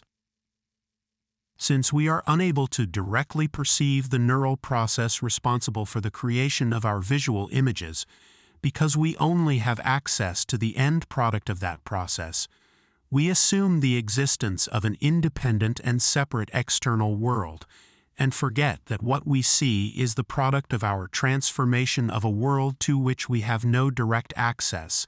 This myopia is responsible for the emphasis we place on the material world, and for forgetting the role we play in the creation of experience. The existence of the phenomenon of extraocular vision is a warning, just as ocular vision had to be against this deceptive illusion. As far as we know, the phenomena of extraocular and normal ocular vision do not differ in any essential respect. The most mysterious aspect of the process of perception is the transformation of the energetic structure of the percept into the quality of the image, that given by the interference pattern resulting from the interaction between the quantum field and the neuronal field. The spatial brain process from which this structure arises is enormously complex and still far from being understood, but there are no almost miraculous qualitative changes in it. In other words, light exists neither in the brain circuits responsible for shaping the neural field, nor in the interference pattern that results from the interaction of the neural field with the quantum field. However, light does exist in the visual image, as the children reported that they perceived luminous visual images, although they captured it extraocularly. This type of vision and retinal vision do not differ in this respect. We have already mentioned the theoretical possibility of the existence of a central processor associated with the neuroalgorithmic activation or unification energy of the neural field that activates the image by interacting with the structure of the interference pattern. We do not mean to assert that the central processor is a high-inclusion circuit or an algorithm with great integration power, but rather that its functioning is associated with the activation of these processes. It is suggestive to think that when the nervous system reaches a high degree of internal unification through the activation of high-level integrative circuits and structures, high levels of inter- and intrahemispheric coherence are achieved, and thus the neuronal field and the resulting energetic processes make possible the interaction of the nervous system with some spatial energetic level representative of the totality of the universe, and that precisely this contact is responsible for the different levels that our consciousness can reach, and for the quality of the experience. In this case, the central processor would be closer to the totality than to the existence of a triggering of some specific cerebral circuit or neuronal field. The most notable difference between extraocular and ocular vision, apart from the use of the eyes as transducers, lies in the absence of visual components in the neural field. In this respect, the energetic structure of the visual experience in ocular vision should contain a contrast of some kind with the energetic morphology of the interference patterns given by the interaction of the visual components of both fields. In extraocular vision, the interference pattern should be different, at least in terms of that contrast factor, which should also be absent. To decode an image in the absence of this factor, the central processor should be more active than during ocular vision.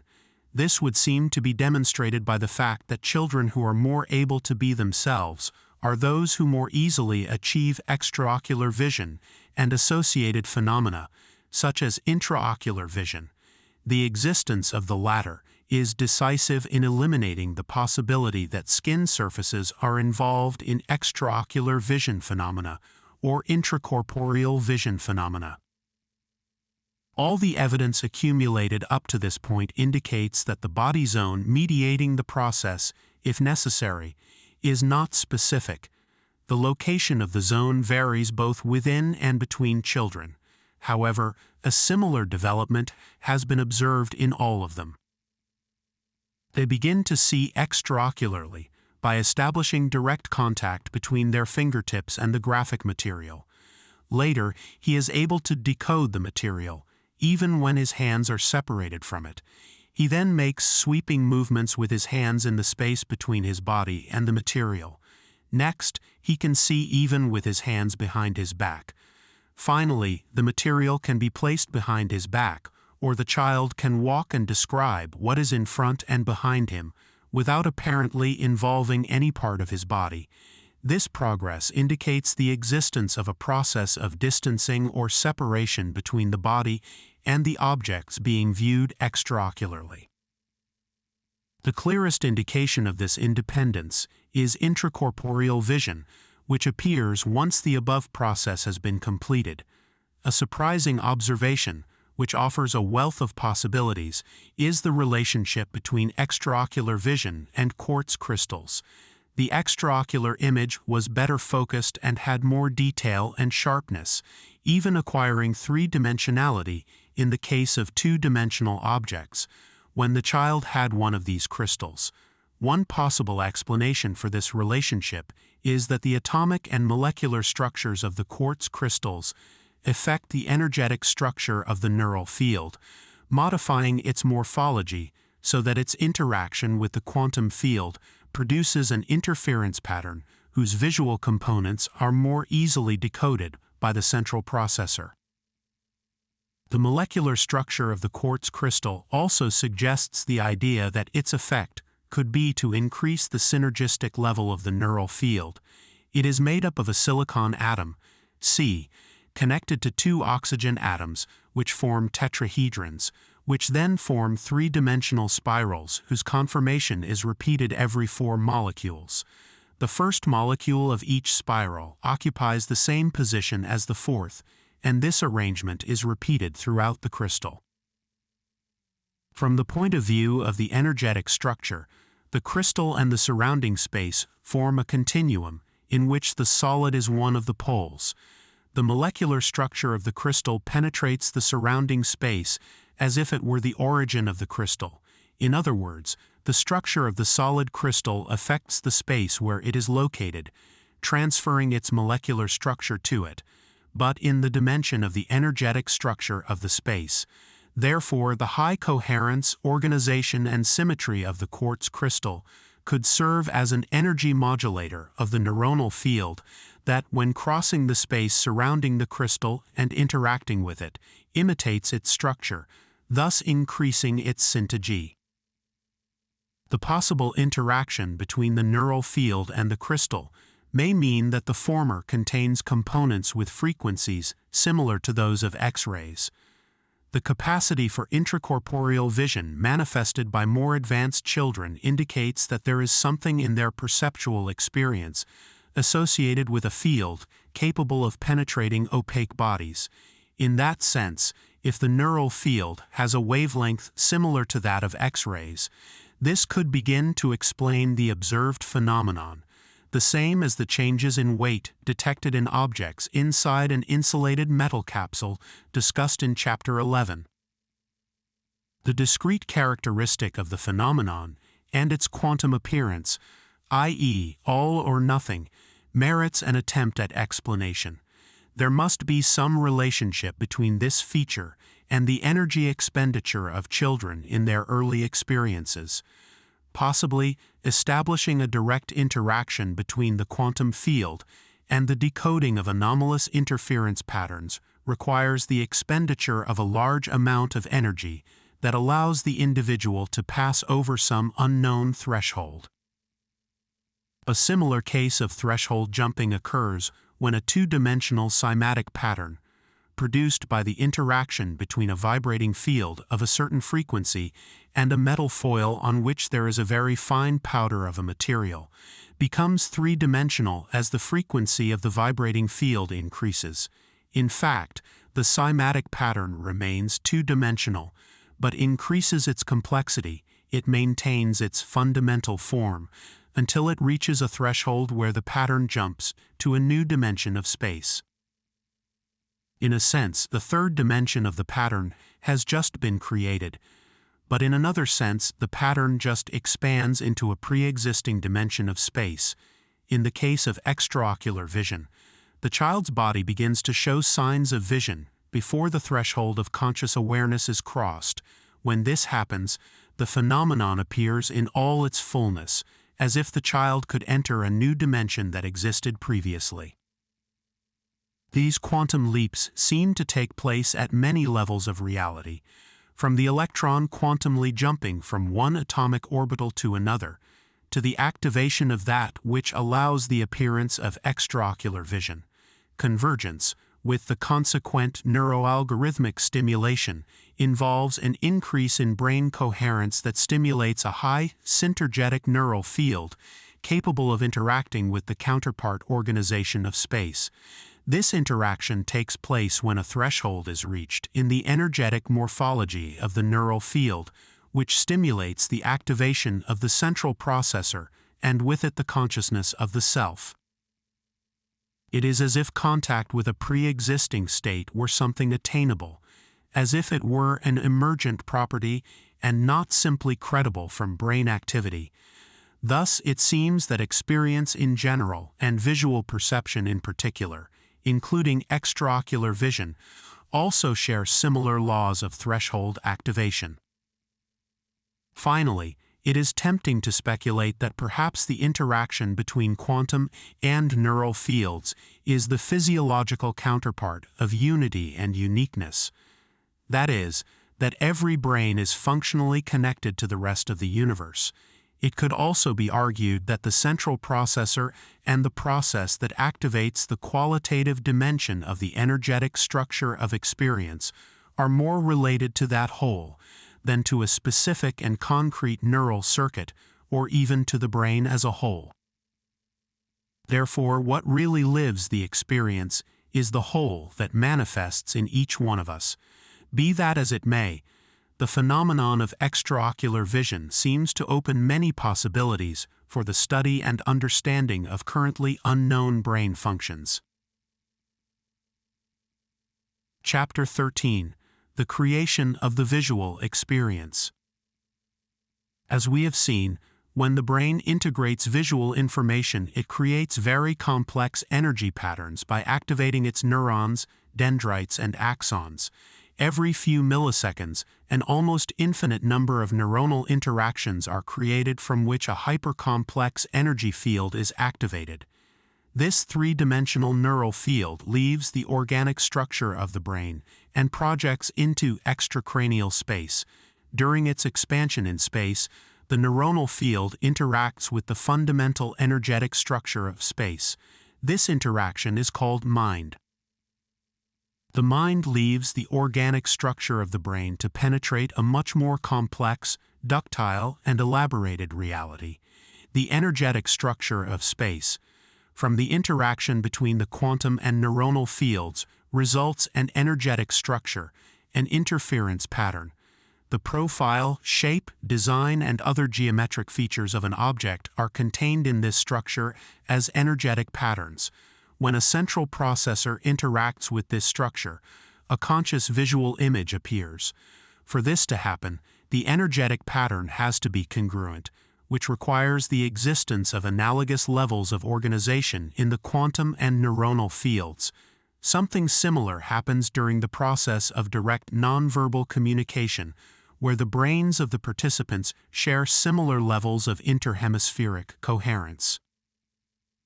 A visual image is itself an interference pattern.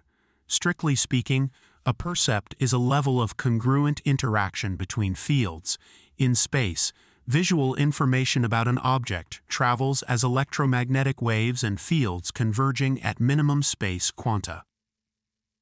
Each gem is a relative measure of the smallest portion of three-dimensional space capable of containing the maximum coherent amount of information.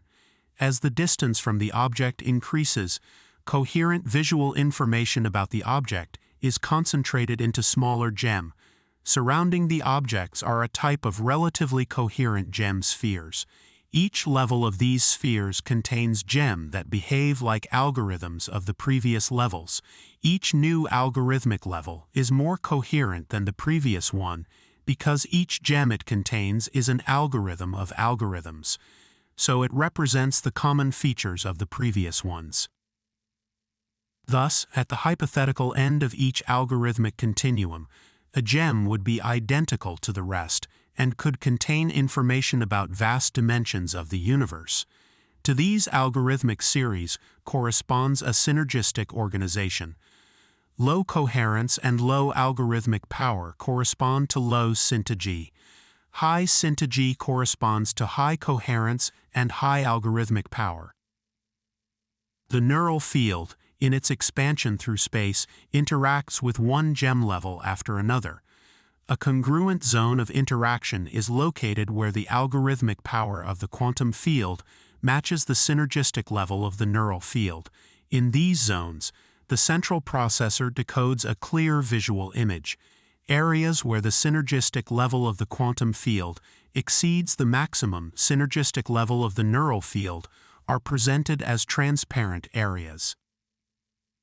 Direct decoding of the quantum field is also possible, and the ability to do so explains the extra-ocular vision phenomena already described. Obviously, the neural field of blindfolded children does not contain any visual energetic component. The child decodes an interference pattern in which the visual information is given only by the quantum field. The fact that the interaction between the central processor and the visual components of the quantum field suffices to activate a visual image explains some of the percepts of patients who have returned to wakefulness after a period of brain inactivity. These subjects report that they have seen scenes of what was happening during that trance as if they had been outside their bodies. Generally speaking, the activation of a conscious experience can happen whenever there is an excitation of the interference pattern between the quantum and neural fields inside or outside the body. In this regard, one could consider the possibility that the interaction between the fields is focused by a hypothetical directionality factor responsible for the activation of localized experiences.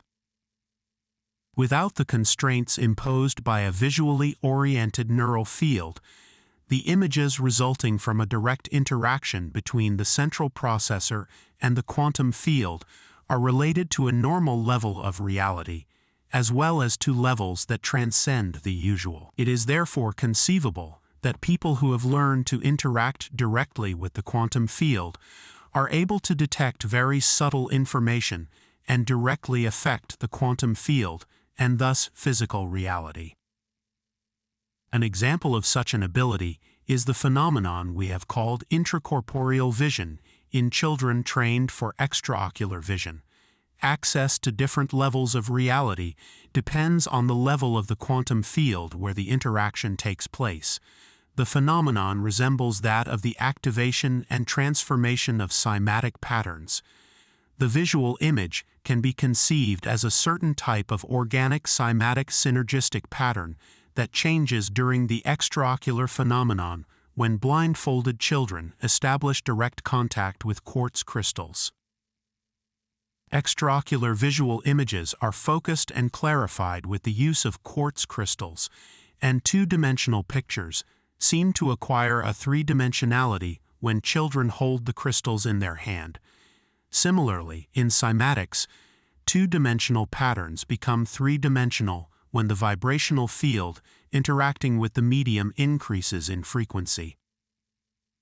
It is likely that the neural field changes its structure during the interaction with the crystal, which increases its sintering and coherence, causing an effect analogous to the cymatic effect of dimensional transformation.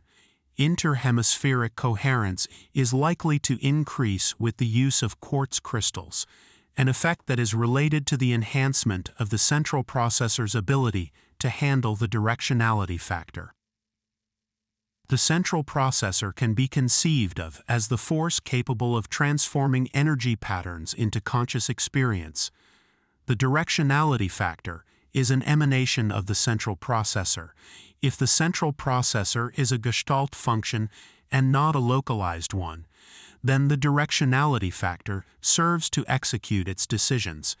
The interaction between the neural and quantum fields happens everywhere, but conscious experience only appears in restricted areas of this interaction. The directionality factor focuses the activity of the central processor by transforming only restricted and localized parts of the interaction. In this focalization process, unitary consciousness is an exception, because in it the directionality factor ceases to have a restricted focus and opens up to the totality of the central processor. The focalization of the directional factor is also intimately related to the phenomenon of attention. The interhemispheric coherence changes that take place with the use of quartz crystals are under experimental control in our laboratory. The results seem to agree with the theoretical predictions that interhemispheric coherence increases when there is direct contact between the crystal and the subject participating in the experiment. Detailed results and methodology used in all these experiments will be published in the future. Returning to the subject of normal visual perception, one of the most important questions awaiting answers has to do with the large amount of detail contained in a visual image and its relationship to brain activity. Karl Pribram said that there must be some level capable of possessing at least the same amount of detail as the visual image. Pribram claimed that the level of dendritic micropotentials was the right candidate for this mission. He also surmised that the Gestalt activation of vast numbers of dendritic micropotentials formed waves that could be the incipient structure of the neural field, whose morphology could contain the information provided by the dendritic micropotentials and the waves. A neural field activated during normal ocular vision incorporates visual components. When this neural field interacts with quantum field information about the same components, the interference pattern resulting from this interaction evolves toward higher levels of coherence and congruency. I believe that what we perceive as a visual image is nothing more than the interference pattern resulting from the interaction between a very complex, three-dimensional neural field and its counterpart, the quantum field, transformed into conscious percept by the central processor. The means by which this interference pattern is transformed into consciously perceived profiles, geometric shapes, colors, and textures is a question that is only beginning to be posed in the proper terms. Consciousness, however, is an attribute of matter itself, so the function of the central processor or the observer is not to transform matter into consciousness, but to focus it and give it direction. Undoubtedly, the mechanism of that transformation is the primary question of the psychology of perception. Until a satisfactory answer to this question is achieved, we can affirm that what appears as external object and as external landscape is nothing more than the activity of our brain. That is to say, that the visual world that seems to surround us is not external to us, but part of ourselves. In this sense, we all live immersed in a mind and a self. Moreover, our perceptions are situated at the end of a long process that, as we have seen, takes about 50 milliseconds to complete. We do not perceive objects as they are, but rather our reaction to them. The interaction between the neural and quantum fields is not a passive phenomenon. The neural field can exert a transformational influence on the quantum field that manifests itself in many processes, 3 of which have already been discussed. Other influences have been briefly described as the phenomenon of materialization and dematerialization, the influence of one mind on others, and the so-called phenomenon of psychic healing. All individual neural fields can be thought of as interacting with each other and with the structure of space, thus creating a hyperfield.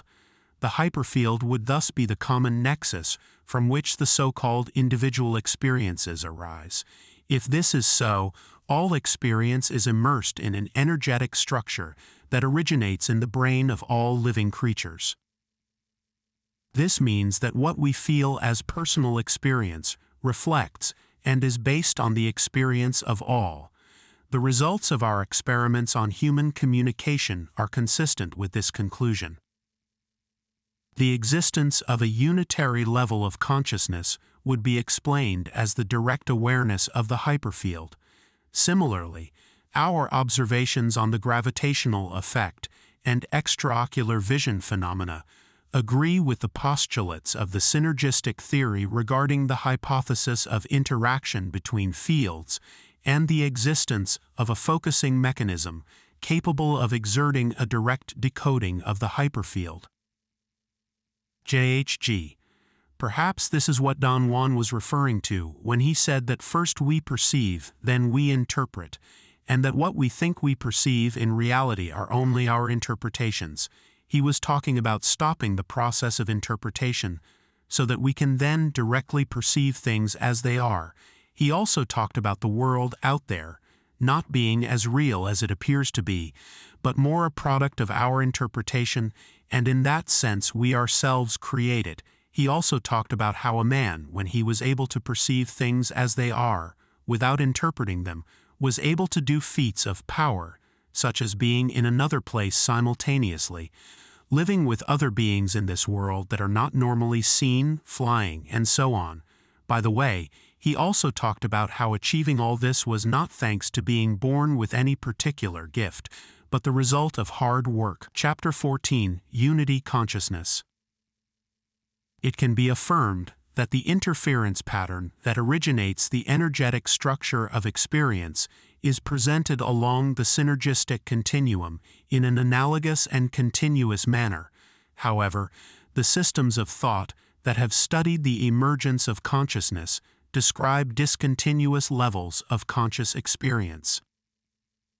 It can therefore be established that these empirical observations imply the existence of discontinuous levels in the creation of an interference pattern, or in the interaction between the central processor and a non-discrete interference pattern, which gives rise to quantum levels of conscious experience.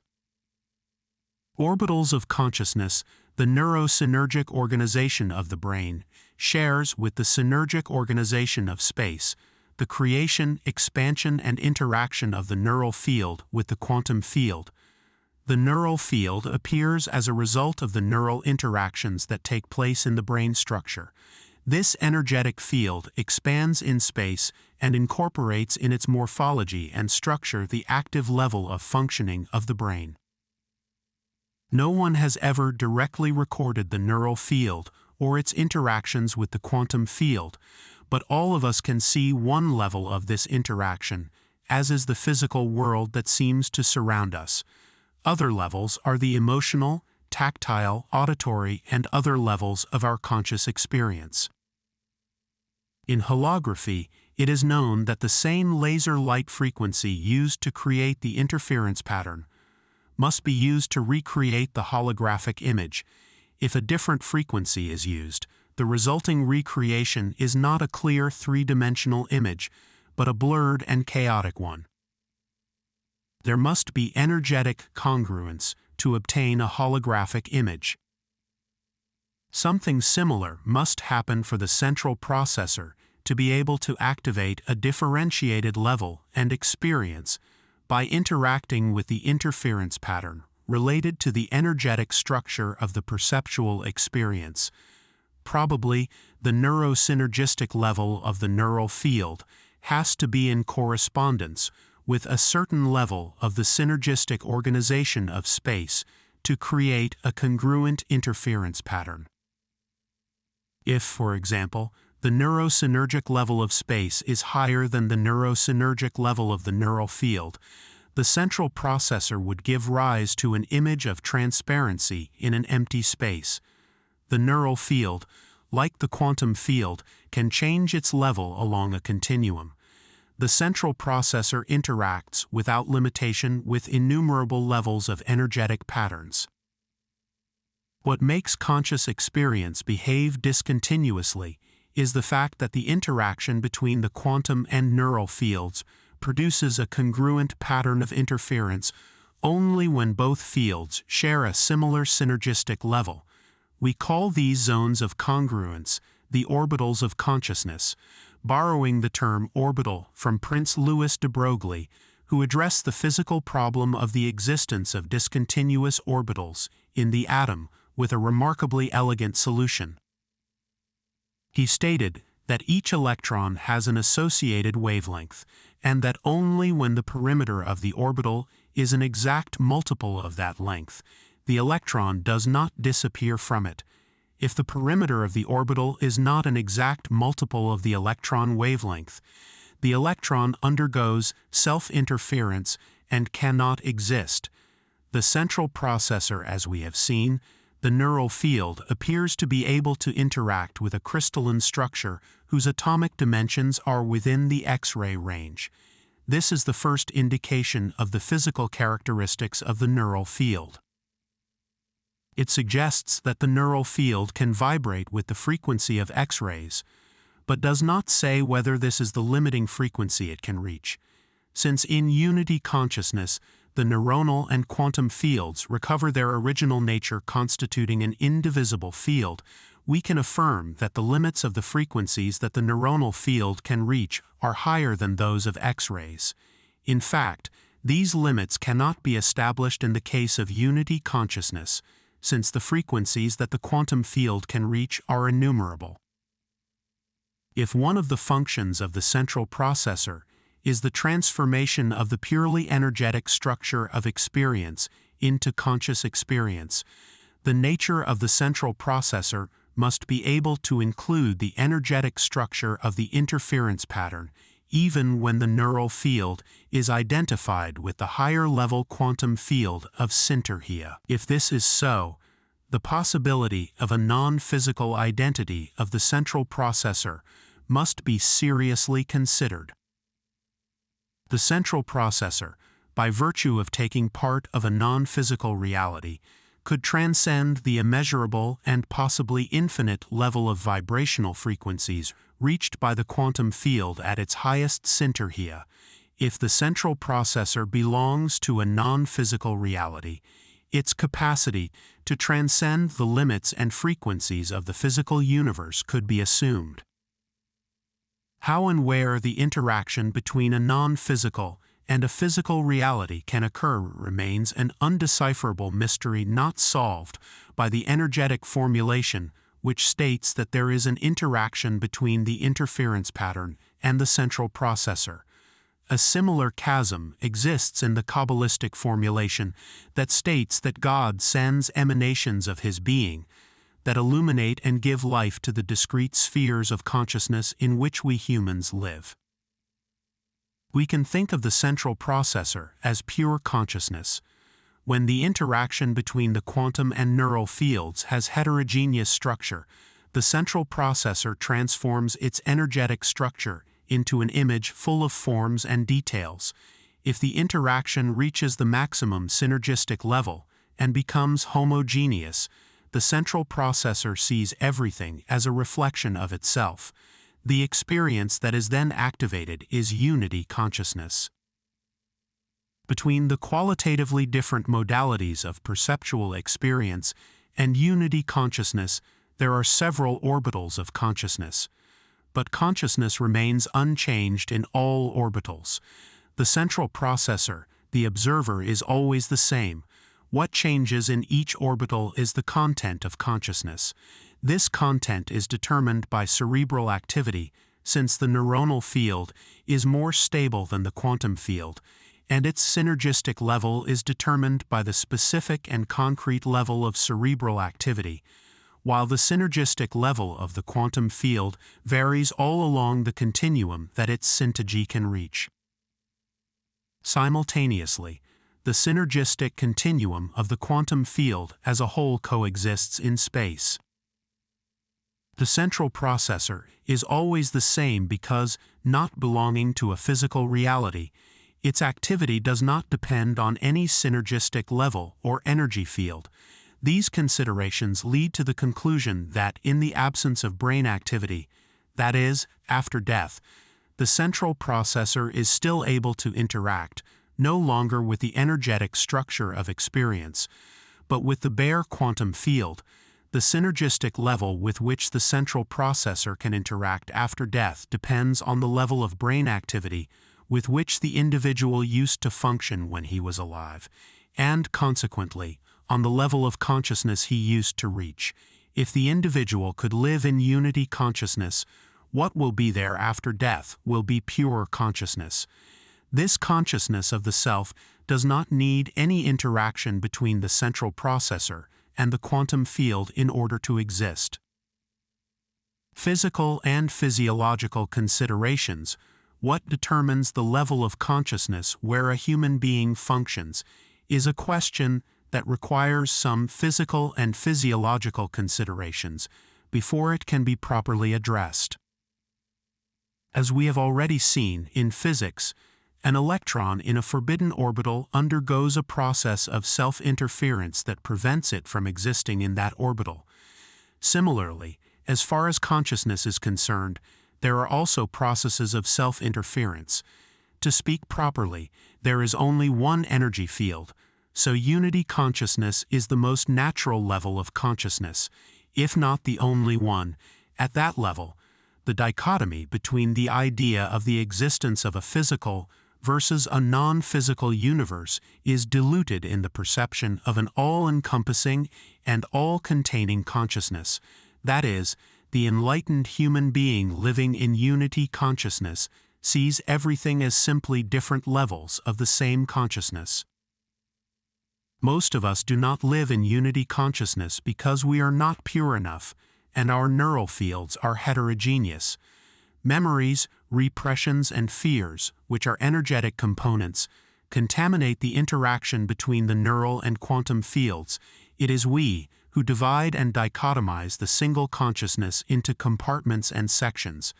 Self-interference processes occur in the realm of consciousness when we are unable to unify the divisions we impose on the world into new totalities. It is as if scattered experiences, each with a life of its own, are pitted against each other, making it impossible to unify them into algorithms and patterns of higher syntagee. What could be a new level of greater synergistic power degenerates into a level of low syntagee in which interference, lack of organization, and scarce contact between the parts prevent the attainment of unity. The result of these processes is to live in a forbidden level of consciousness. The forbidden levels constitute the interface between orbitals, whose characteristic experiences are the processes of radiation and absorption of energy. Whoever finds himself in one of these interfaces feels that everything outside affects him and that he lacks a center of control. I would like to make two additional considerations. One concerns cymatic interactions between fields and structures, and the other, the Zeeman effect. Cymatics is a relatively recent experimental approach in which the patterns resulting from an interaction between vibrational fields and structures are studied. As we saw in a previous chapter, if a sound with a specific vibrational frequency interacts with a metal foil on which a very fine powder has been placed, the powder acquires the shape of a pattern. If the frequency of the sound is increased, the pattern becomes increasingly complex. Although it maintains a basic structure, when the frequency reaches a certain threshold, the pattern becomes three-dimensional. If we conceive of the quantum field as a structure with which the neural field interacts, creating cymatic patterns, the different levels of consciousness could resemble the aforementioned cymatic patterns. In esoteric psychology, it is stated that the human being has several energetic bodies. These bodies are related to different levels of consciousness. Perhaps the energetic body is a stable cymatic pattern. If so, some masters might be able to visualize what for the rest of us are nothing more than invisible cymatic synergistic interactions. I believe that man is in a constant state of evolution toward higher synergic levels of functioning that point toward unity consciousness. The real suffering in this evolution is a state of dichotomy and lack of unification.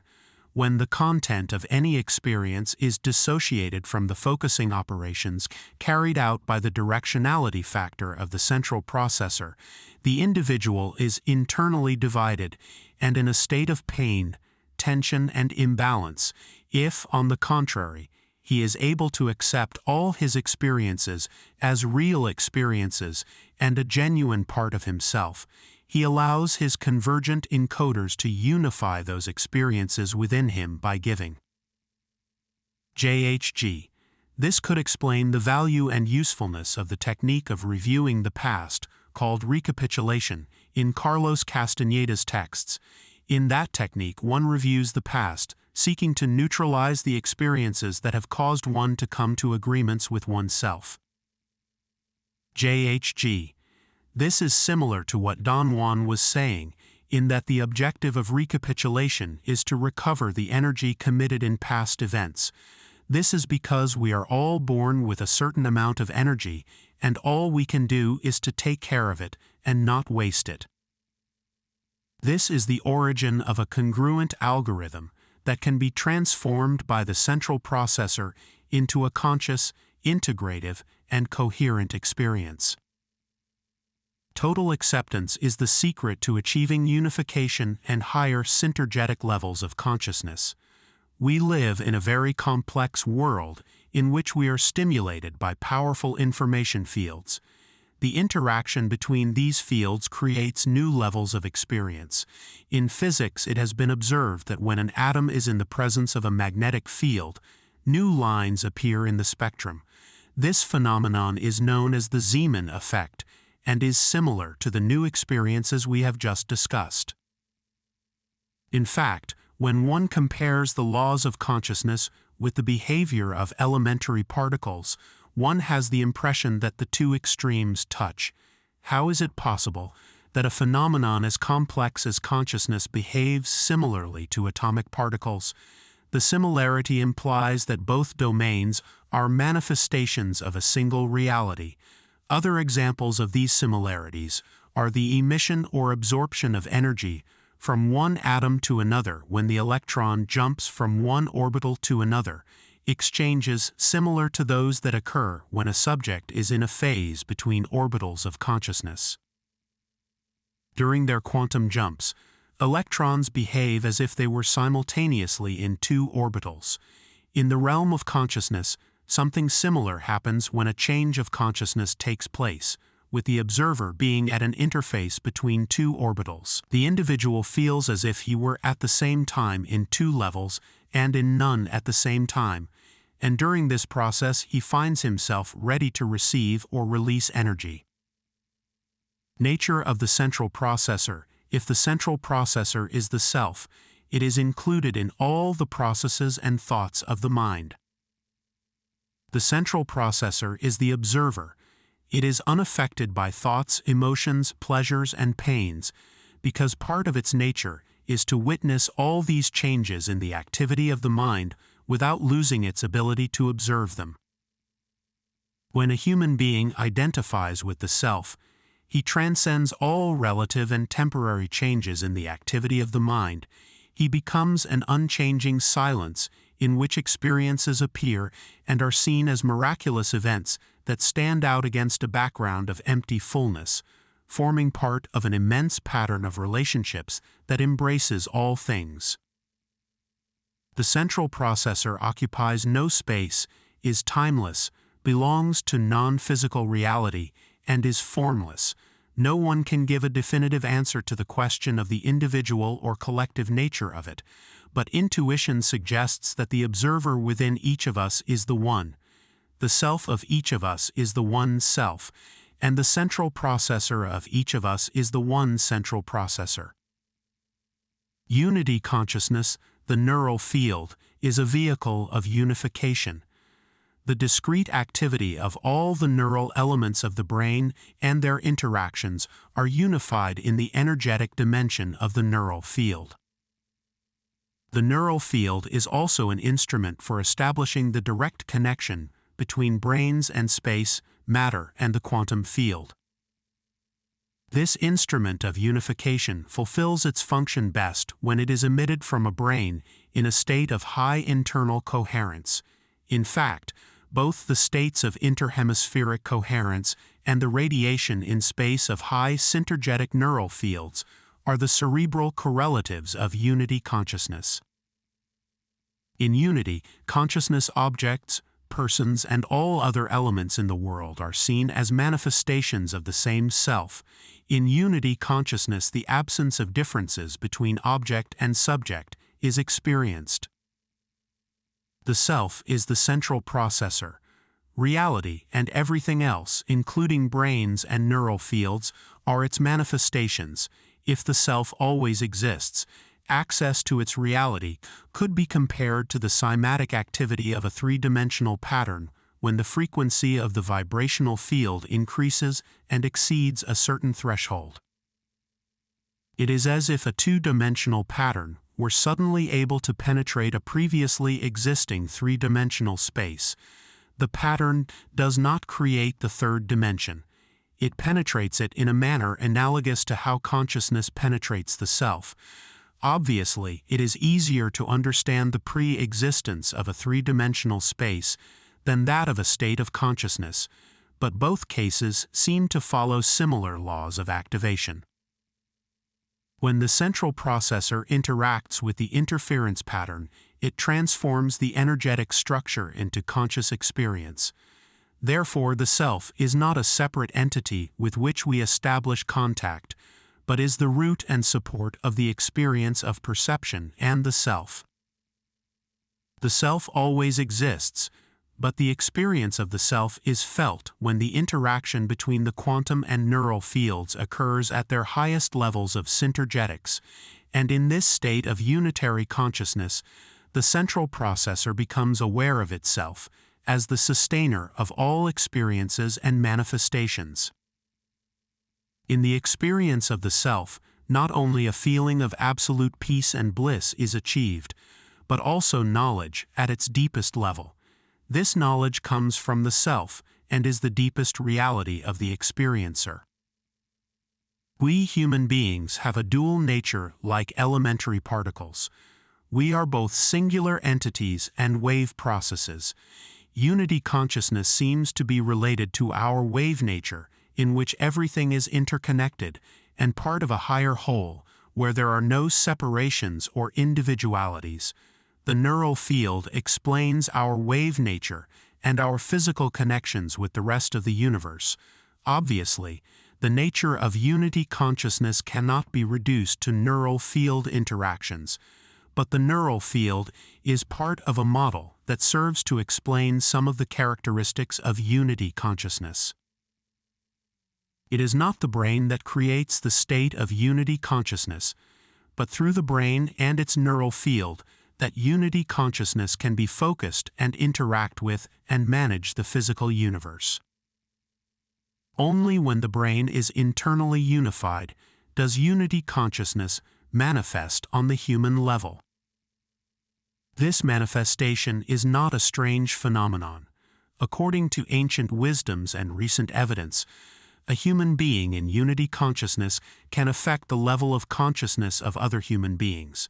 In synergistic terms, this means that the high neurosynergic state of one neural field can change the neurosynergic level of other fields.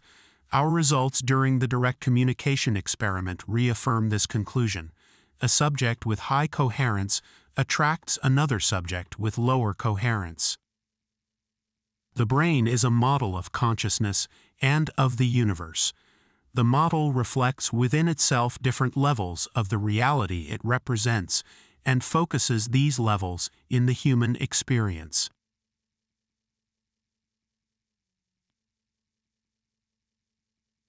Chapter 15: Psychophysiology of Power. As we have seen, perception makes its appearance as a result of the interaction between the neuronal field and the space-time continuum, which we have also called quantum field, which originates an interference pattern that is a very complex distortion of that continuum. In this chapter we postulate that the matter-consciousness dichotomy is false. The only thing that exists is consciousness at different levels, from that contained in the space-time continuum to the consciousness that manifests itself in the interactions of that continuum with the neuronal field. Consciousness in the space-time continuum is pure consciousness. Consciousness in the interaction between that continuum and the neural field is perceptual experience. Based on these two principles, we will outline the psychophysiology of power, which is greater the closer the individual consciousness can be situated with respect to the unity consciousness. Psychophysiology of consciousness. There is no greater power than that of consciousness. This is so because the unit consciousness is the first and last point. Consciousness does not emerge from brain activity, nor is it the result of energy morphology or the distribution of physical fields. Any material manifestation has consciousness at its base. If in the first moment or point of origin of every phenomenon there is conscious activity, then consciousness coexists in everything, but its level varies according to the complexity of the system involved. There are different levels of consciousness, from that which exists in an electron to the particular consciousness of an evolved human being, but whatever its level, everything has consciousness. We are used to dividing the universe into two categories, matter and consciousness, but in fact there is only consciousness, and what we usually call matter is really consciousness. However, the complexity of consciousness corresponds to the complexity of matter, and the complexity of matter depends on the organization of its elements and their number. For this reason, the universe, considered as a whole, is the most complex form of consciousness, and what we know as an elementary particle is the simplest differentiated consciousness that exists. Even the substratum from which the elementary particle emerges, the continuum of space, is consciousness, but in its most fundamental state, without divisions or changes. The distortion of this continuum caused by the brain manifests itself as the world of perception with all its complexity and richness. The origin of perception is that consciousness that exists. In the context of this chapter, power refers to the ability to maintain a state of coherence and unity.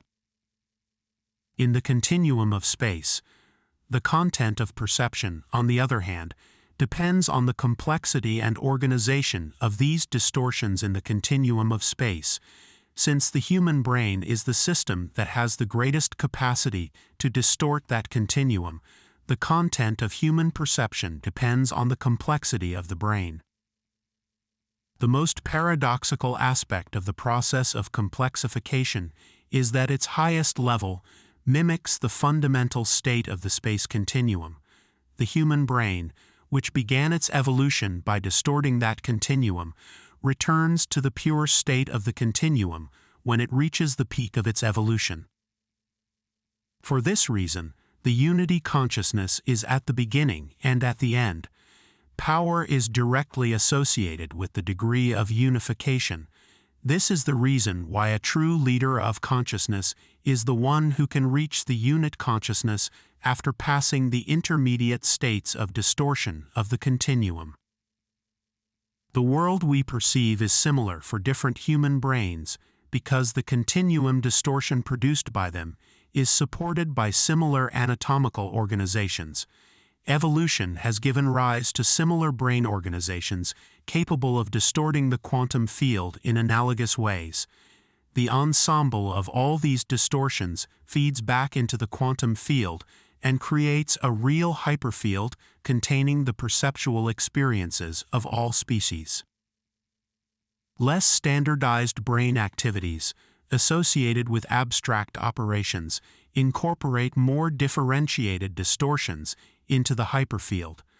The identification of individual consciousness with different levels of the hyperfield brings individual consciousness closer to or further away from oneness. A human being capable of living all levels of the hyperfield is as if flowing into the collective consciousness and receiving directly the influence of the collective consciousness. The power depends on the perspective of this identification. The sense of familiarity that emanates from a leader in unity consciousness comes from his ability to incorporate the experience of the species into his own. This incorporation is a consequence of the identity of the leader's consciousness with that of the hyperfield. The power to influence and lead depends on his identification and his ability to modify the hyperfield in the appropriate direction in tune with the strange attractor that algorithms the ideal future of the hyperfield. The strange attractor of the ideal future of a hyperfield organization is the optimal homeostatic level at which this organization satisfies its destiny. The strange attractor of the ideal future of the hyperfield. A strange attractor is a mathematical concept that defines a complex system. This definition is algorithmic. Consider a complex, non-periodic oscillatory system, such as electroencephalographic activity. At first glance, some of its oscillations are chaotic and cannot be reduced to an algorithm. However, by subjecting the characteristic oscillations of the EEG to a Fourier analysis, it is observed that, despite the apparent chaos, there is a modulating system that is the master or guide of consciousness. Can be estimated to be the origin of the EEG. A strange attractor, in this case, would be the mathematical structure that defines this origin. But a strange attractor is not just a definition or a mathematical algorithm. It describes a physical, organic, or conscious system that acts as a substrate or guide. An example of a strange attractor is the omega point of which Teilhard de Chardin speaks, or any neuroalgorithm capable of unifying brain activity. If we use a literary metaphor, a strange attractor is the subtext whose meaning beyond the words is only apparent to those who have the same level of consciousness as the author of the text. This level of consciousness is the guide and origin of the text. Whoever understands the subtext does not need the text. Whoever understands the meaning does not need the words. Whoever catches the bird does not need the net. Whoever arrives at the port does not need the ship.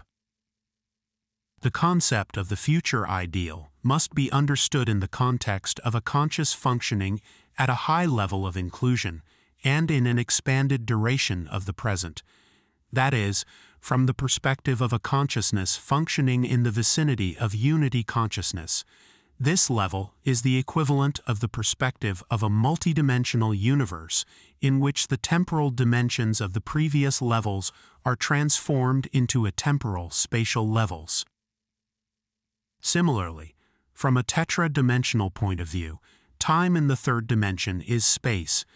The expansion of the duration of the present allows us to live in the present, the future of a less expanded system. The ideal future of an n-dimensional system with a short duration of the present coexists in the temporal presence of the n+1-dimensional systems in which it is included. For this reason, the ideal future of a hyperfield organization exists in the present of that hyperfield, or better, in the present of a being capable of interacting with the appropriate level of the hyperfield. This capacity depends on the degree of syntergia of the neural field, which depends, in turn, on the levels of coherence and information density at which the brain functions. The authentic leader of the consciousness, capable of recognizing and strengthening the direction of an adequate development of the hyperfield, crystallizes the decomplexification unification axis in the individual neural fields, making them participants in its power.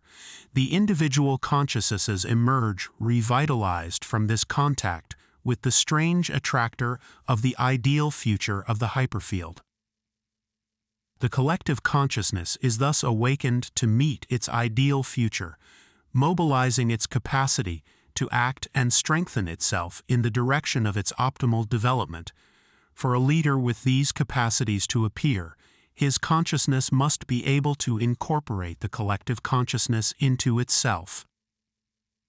It must be one with the earth, for only in this way can it accumulate sufficient power to recognize the strange attractor of the ideal future of the hyperfield and guide itself in that direction.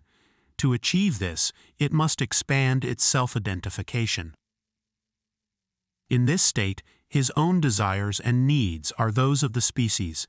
Since his self is included in the hyperfield, it should be clear that different levels of consciousness coexist in all of us in this present moment. Each perceptual modality represents a level, as do all the identifications through which we have lived our lives.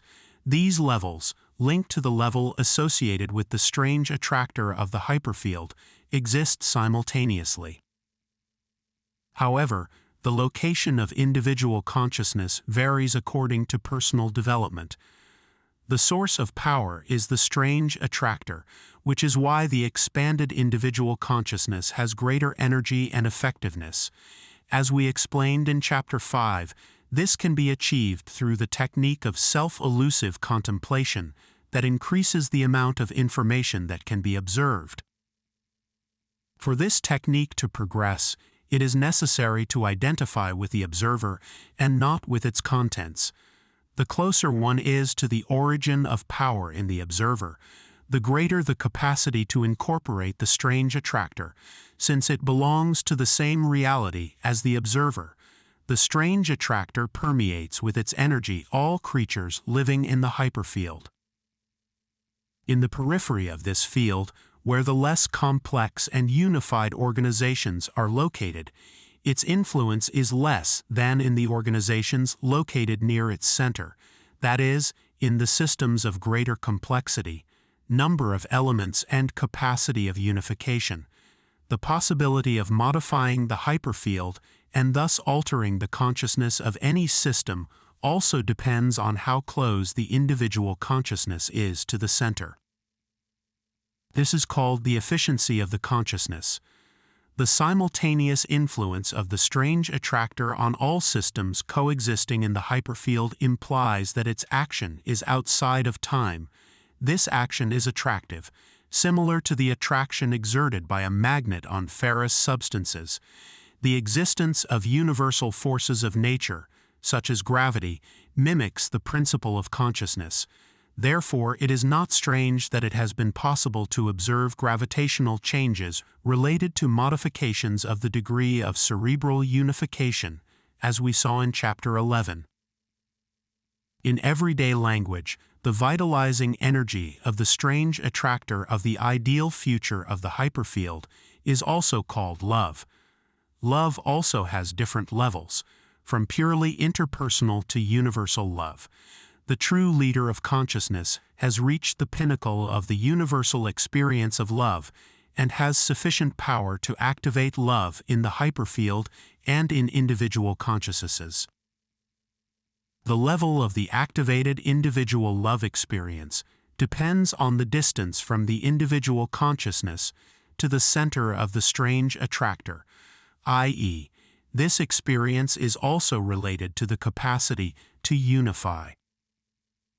As a result of what we have just said, the authentic leader capable of experiencing unity consciousness can recognize the aforementioned strange attractor and function at the level of consciousness that serves as an attractive pole for the rest of the neural fields.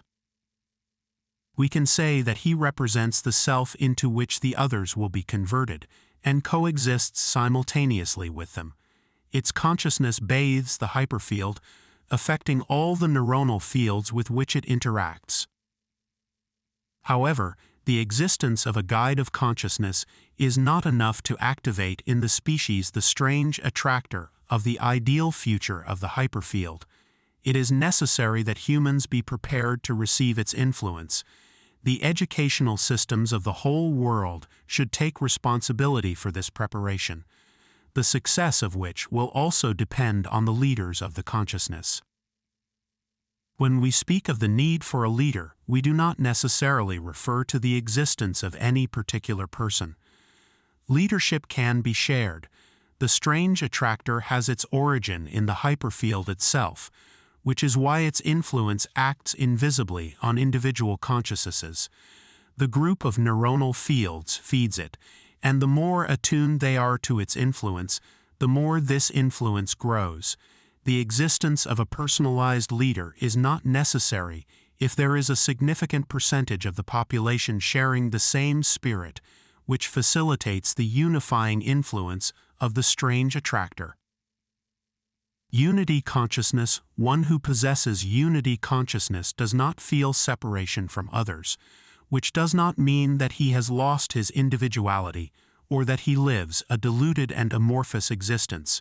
Instead, he lives from a focus where all experiences converge. Everything he experiences, feels, and thinks is included in a single self in which his experiences are integrated. He does not identify with his body, mind, or emotions, but with the unity that transcends their contents. His unity is the pure self. He has expanded his self to the point of embracing all that is experienced, apart from its external character. He lives the world as if everything were simply a self, and all minds a single mind. He knows that what happens does not come from or is not caused by forces or entities outside himself, for his self encompasses everything. He recognizes that plants, animals, and even rocks belong to and are manifestations of the same all-pervading consciousness, of which he is a part and which at the same time he is. For this reason, the one who lives in unity consciousness experiences a constant state of synchronicity that may not be visible to those who observe him. Being in unity consciousness is usually not noticeable, except to those who are in the same state, or to those who have begun to be more sensitive to the subtle variations of the hyperfield. This is because the hyperfield flows around the body of the one in unity consciousness as if it possessed a pole of attraction and cleansing. The regions of the spatial continuum that appear to our perception as material objects are zones of low syntergia that literally bend and distort space, whereas the neural field in unity consciousness possesses a high syntergia similar to that of the spatial continuum itself. As we saw in Chapter 11, when two subjects communicate, the one with higher interhemispheric correlation attracts the one with lower interhemispheric correlation to its level of coherence. This experimental evidence supports the above considerations. One of the great challenges facing the science of the future is the understanding of the structure of the spatial continuum and the hyperfield. On this understanding will depend the possibility of having access to clean and unlimited sources of energy, the handling of the gravitational force, the construction of computers whose chips use the very structure of the spatial continuum and the hyperfield for their operations, as well as the development of communication techniques above the speed of light and the understanding of the origin of perception and consciousness. The structure of the hyperfield, since science is not sufficiently developed, and we have no instruments at our disposal to make visible and analyze the structure of the hyperfield, with the exception, of course, of our brains and their perceptions. The only deduction we can make about this structure depends on our powers of observation, which is why these observations will have to be subjected to further elaboration and experimentation in the future before they can be considered valid. Two features of the hyperfield seem to be beyond doubt. The first is that each of its parts contains an extraordinarily large amount of information. The other is that all its points affect each other, as if the spatial continuum were a superconductor, evidence suggested by aspects experiments that was based on the Einstein-Podolsky-Rosen paradox and Bell's theorem. This theorem states that if two complementary elementary particles are separated from each other, the modification of the spin of one of them immediately affects the other, regardless of the distance separating them. In 1982, Aspect demonstrated experimentally that this information is transmitted from one particle to the other without delay or resistance. This suggests that the spatial continuum behaves like a superconductor. Of course, we could also claim that these two complementary elementary particles are in fact one, thus constituting a unit. Each perceptual modality is the result of a congruent distortion of a particular level of the hyperfield structure. Since every modality is a level of consciousness that possesses a determined duration of the present that increases as its complexity and unification increases, we can deduce that every modality of consciousness is the distortion and decoding of levels of the hyperfield that contain greater density of information.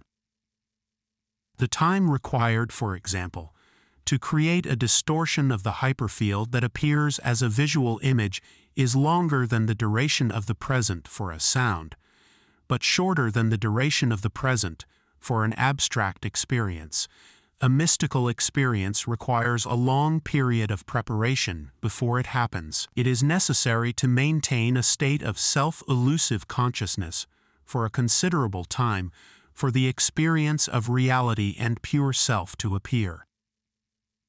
It could be said that the duration of the present of an enlightenment experience is longer than that of any other experience that requires less complexity and unification. For this reason, the mystic distorts and interacts with a higher density level of hyperfield structure. The need to maintain a distortion of the hyperfield for a time, and therefore a state of consciousness, in order to access the next level, is modeled on brain algorithmization. The brain is only able to concentrate information into stable neural patterns if this information does not contain coding errors. The purification processes of the contemplative and the mystic serve to eliminate these errors. For this reason, the technique of self-elusive meditation is based on the observation of different levels of encoding and their unification with the observer.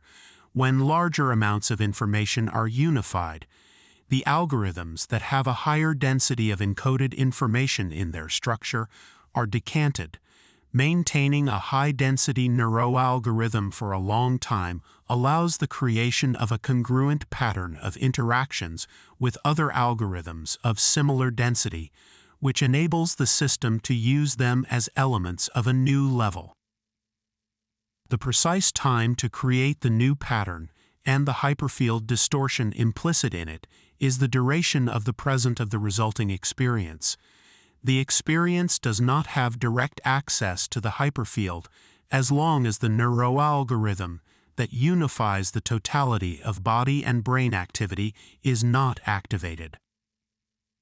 This is the reason why in learning mysticism, it is first necessary to purify the body and review the personal history to eliminate coding errors before being able to access the transpersonal experience.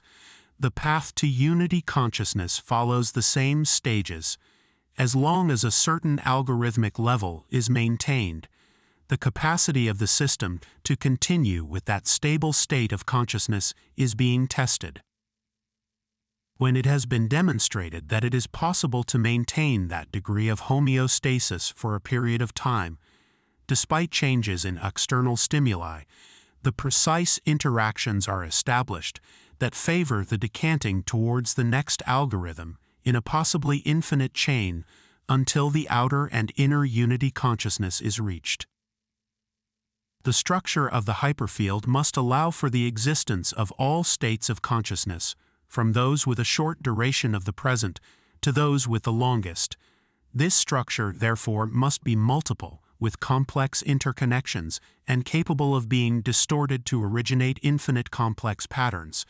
Moreover, each point of the hyperfield must be a model of the whole, analogous to holograms.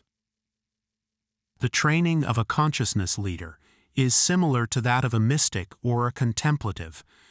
The leader must be able to distort the structure of the hyperfield at its highest density levels, and thus create patterns with the longest possible duration of the present.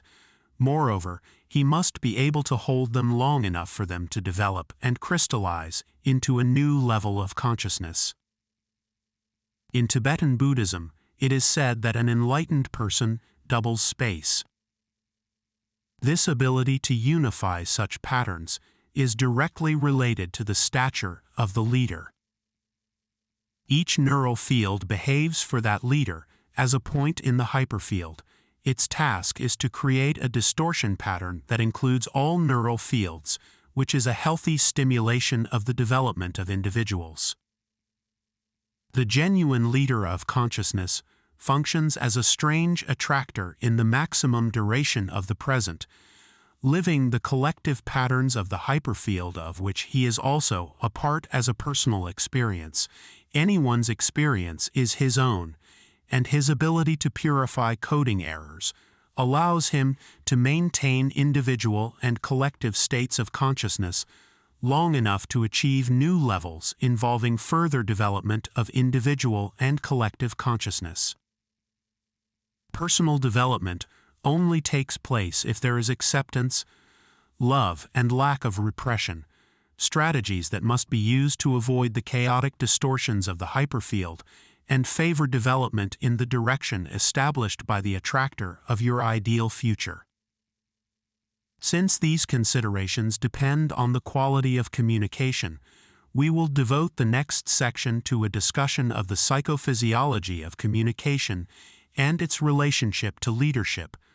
But first, let us discuss a meditation technique called Dzogchen. Psychophysiology of communication unitary consciousness is analogous to the state of samantabhara that is achieved through the practice of Dzogchen contemplation. With this technique, the subject learns to understand the primordial state of the individual, the unconditioned nature of mind in his own immediate experience. To achieve this, he contemplates the experience that arises from the first instant of any sensory contact. This contact, according to the Dzogchen school, is pure presence. In the laboratory, we have studied the possibility of achieving the samantabhara state by employing a technique of elicited potentials feedback. This technique consists of the simultaneous presentation of a stimulus and the graphic recording of the elicited potentials. The components of these potentials reflect the stages of encoding of the stimulus by the subject's brain. The subject is instructed to pay attention to the low latency components of these potentials, i.e., those reflecting the decoding of the early stages of sensory processing. In this way, the subject learns to experience the awareness that arises with the first sensory contact. Dzogchen explains this state of pure presence by the simile of a mirror and the objects reflected in it. The samantabhara state is the contact with the mirror of the mind, regardless of the content of perception, and is equivalent to the pure self of unity consciousness reality. Thus, the state of greatest simplicity, the first instant of any sensory contact, is similar to the state of greatest complexity. The brain model of incubation and activation of a pattern of interactions in the hyperfield is the process of interhemispheric communication, and its measure is that of interhemispheric coherence and correlation, which is the most general parameter of the activation of brain interactions. In the laboratory, we have used this parameter and related it to different psychological variables, such as self-unification and interpersonal communication. In these studies, described in Chapter 11, we found that as a subject's interhemispheric correlation increases, he feels more unified and more in touch with himself. Our results also indicate that there is a process of direct transfer of interhemispheric correlation patterns between different subjects, which supports the hypothesis that the brain produces a distortion of the hyperfield, and that communication is based precisely on the exchange of the patterns of the individual neural fields involved, and of the interhemispheric correlation patterns. As we have seen, when comparing the transfer effects for two brains operating at different levels of interhemispheric correlation, it has always been observed that the lower correlation is the one that increases and approaches the higher one. This suggests that the subject that has higher interhemispheric correlation, and is thus closer to unity consciousness, attracts the other subject, which supports the postulates that the strange attractor of the ideal future hyperfield exerts an attractive force. Since the brain is part of the hyperfield, the pattern of interactions created in its structure also belongs to the hyperfield. Therefore, it can be deduced that changes occurring inside the brain affect the rest of the hyperfield. This can be seen in the experimental results explained in Chapter 11, which show that there is a relationship between changes in the interhemispheric coherence of subjects and weight modifications of nearby objects. These experiments also show that human subjects can learn to voluntarily modify their interhemispheric coherence. Each time it increased, subjects reported that they had discovered the relationship between different internal experiences, such as thoughts or fragments of their personal stories. This relationship between subjective experience, interhemispheric coherence, and physical forces is consistent with the essential unity of all phenomena and their identification with consciousness. It also awakens our interest in understanding the hidden dynamics behind these relationships. It is of special interest to understand the relationships between brain activity and the force of gravity. There is much anecdotal evidence for the levitating ability of subjects in a particular state of consciousness, which is consistent with the idea that this state may be close to the unity consciousness associated with the ecstatic experiences felt by subjects who are directly influenced by the strange extractor of the ideal future of the hyperfield. The pure state of the spatial continuum is one in which there is a maximum of coherence and symmetry, and no gravity. Any distortion of that continuum acts as a gravitational field whose magnitude increases as the distortion increases. At the other extreme, when brain activity begins to mimic the spatial continuum, the force of gravity begins to decrease until it disappears completely during the levitation phenomenon. In this regard, the interhemispheric coherence of subjects during levitation has been recorded and found to increase markedly. A possible explanation of the levitation phenomenon consists in considering the existence of a Meissner effect between the spatial continuum and a brain operating with maximum coherence at all frequencies. We have already said that the spatial continuum has a character similar to that of a superconductor, whereby a neuronal field of maximum coherence would receive an omnidirectional repulsive effect from the spatial continuum, analogous to the repulsion exerted by a superconductor on a magnet during the Meissner effect. Figure 16. Weight variation of an object as the subject learns to modify its interhemispheric coherence.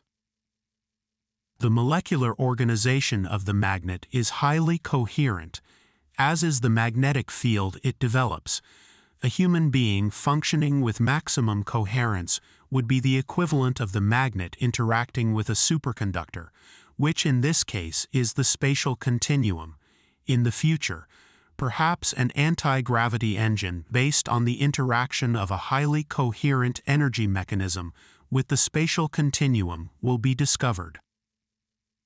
If we consider consciousness as the original point, we can conclude that what we call the force of gravity is connected with consciousness, so it could be modified by human action.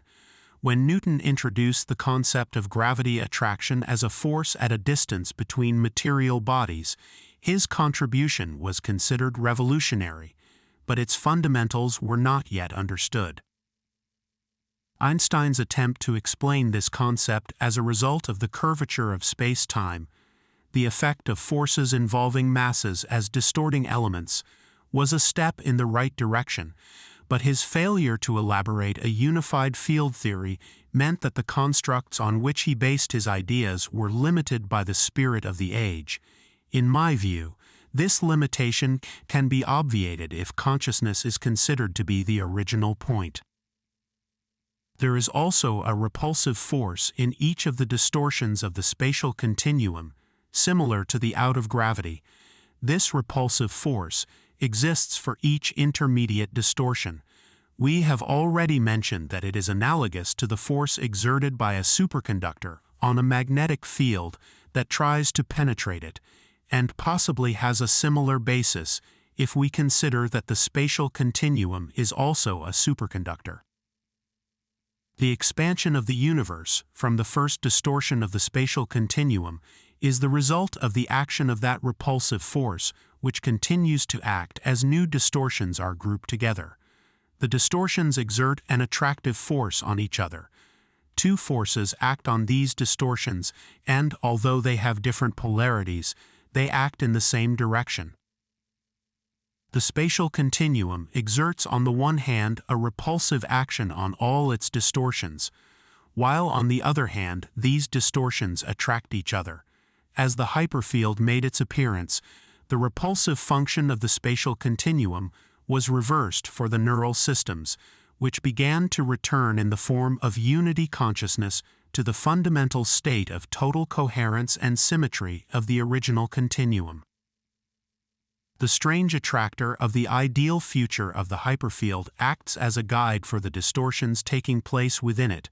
When a living brain decreases its coherence, it separates from the strange attractor and suffers from the repulsive forces of the spatial continuum.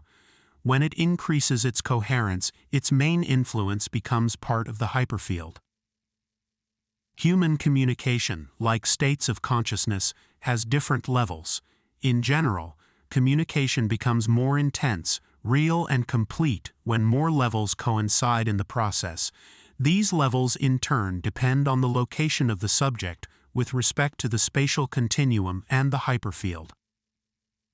The phenomena of attraction and repulsion are also observed in individual consciousnesses and in the relationships between them. In the laboratory, we have observed that a subject with high interhemispheric coherence is often perceived as pleasant and attractive, whereas a subject with low coherence exerts a repulsive function similar to that manifested by the spatial continuum with respect to its distortions. It is possible that as the interhemispheric correlation decreases and the repulsive forces of the spatial continuum are activated, they also act on the nearby subjects and affect them.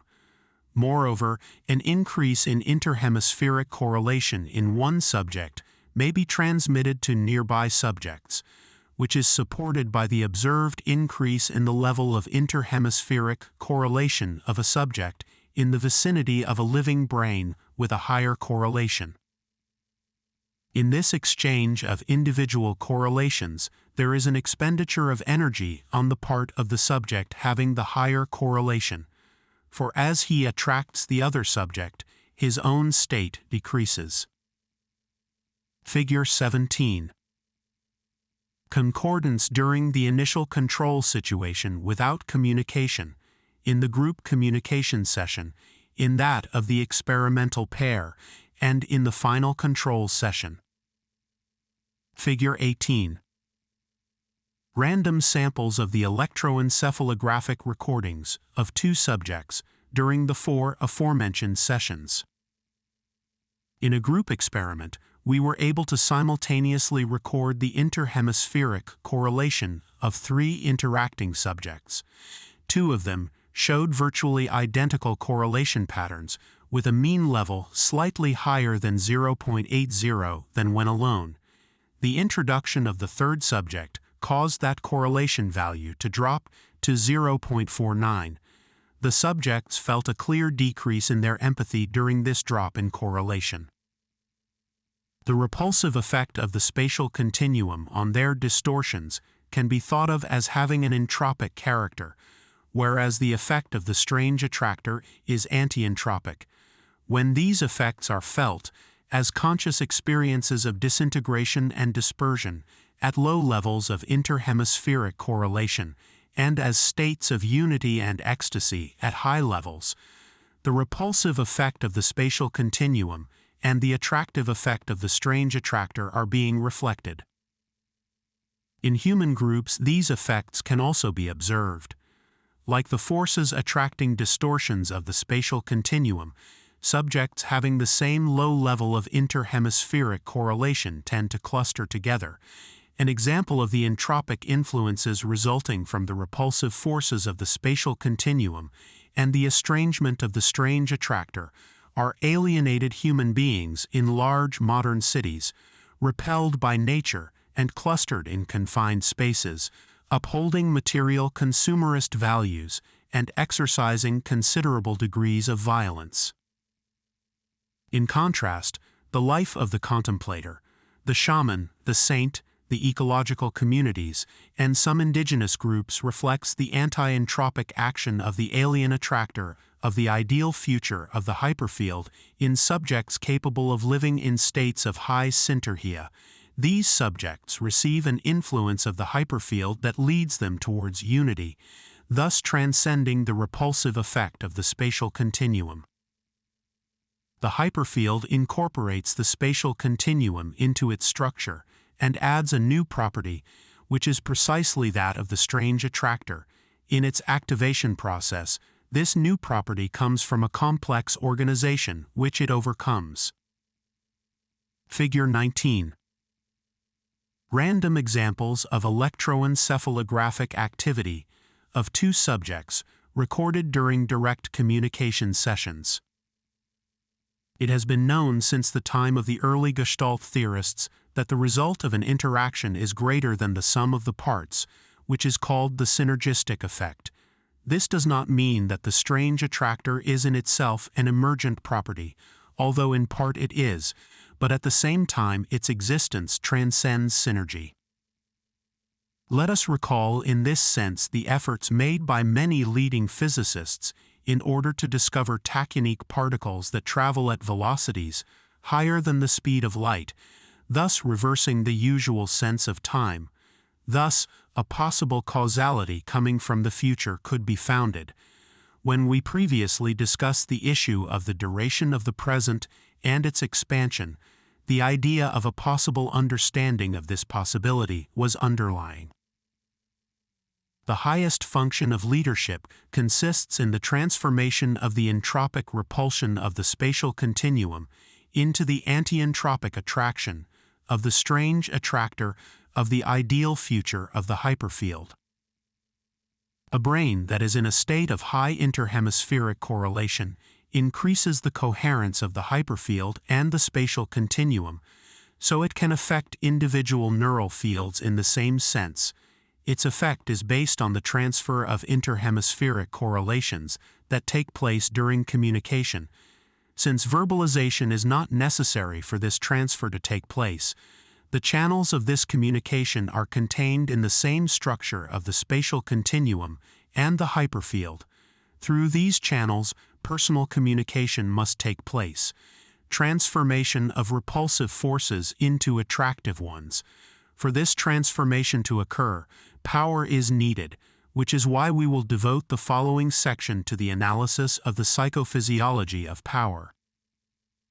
Psychophysiology of power, the manifestation and repercussions of the strange attractor in a society, cause this society to live its ideal state at the present moment.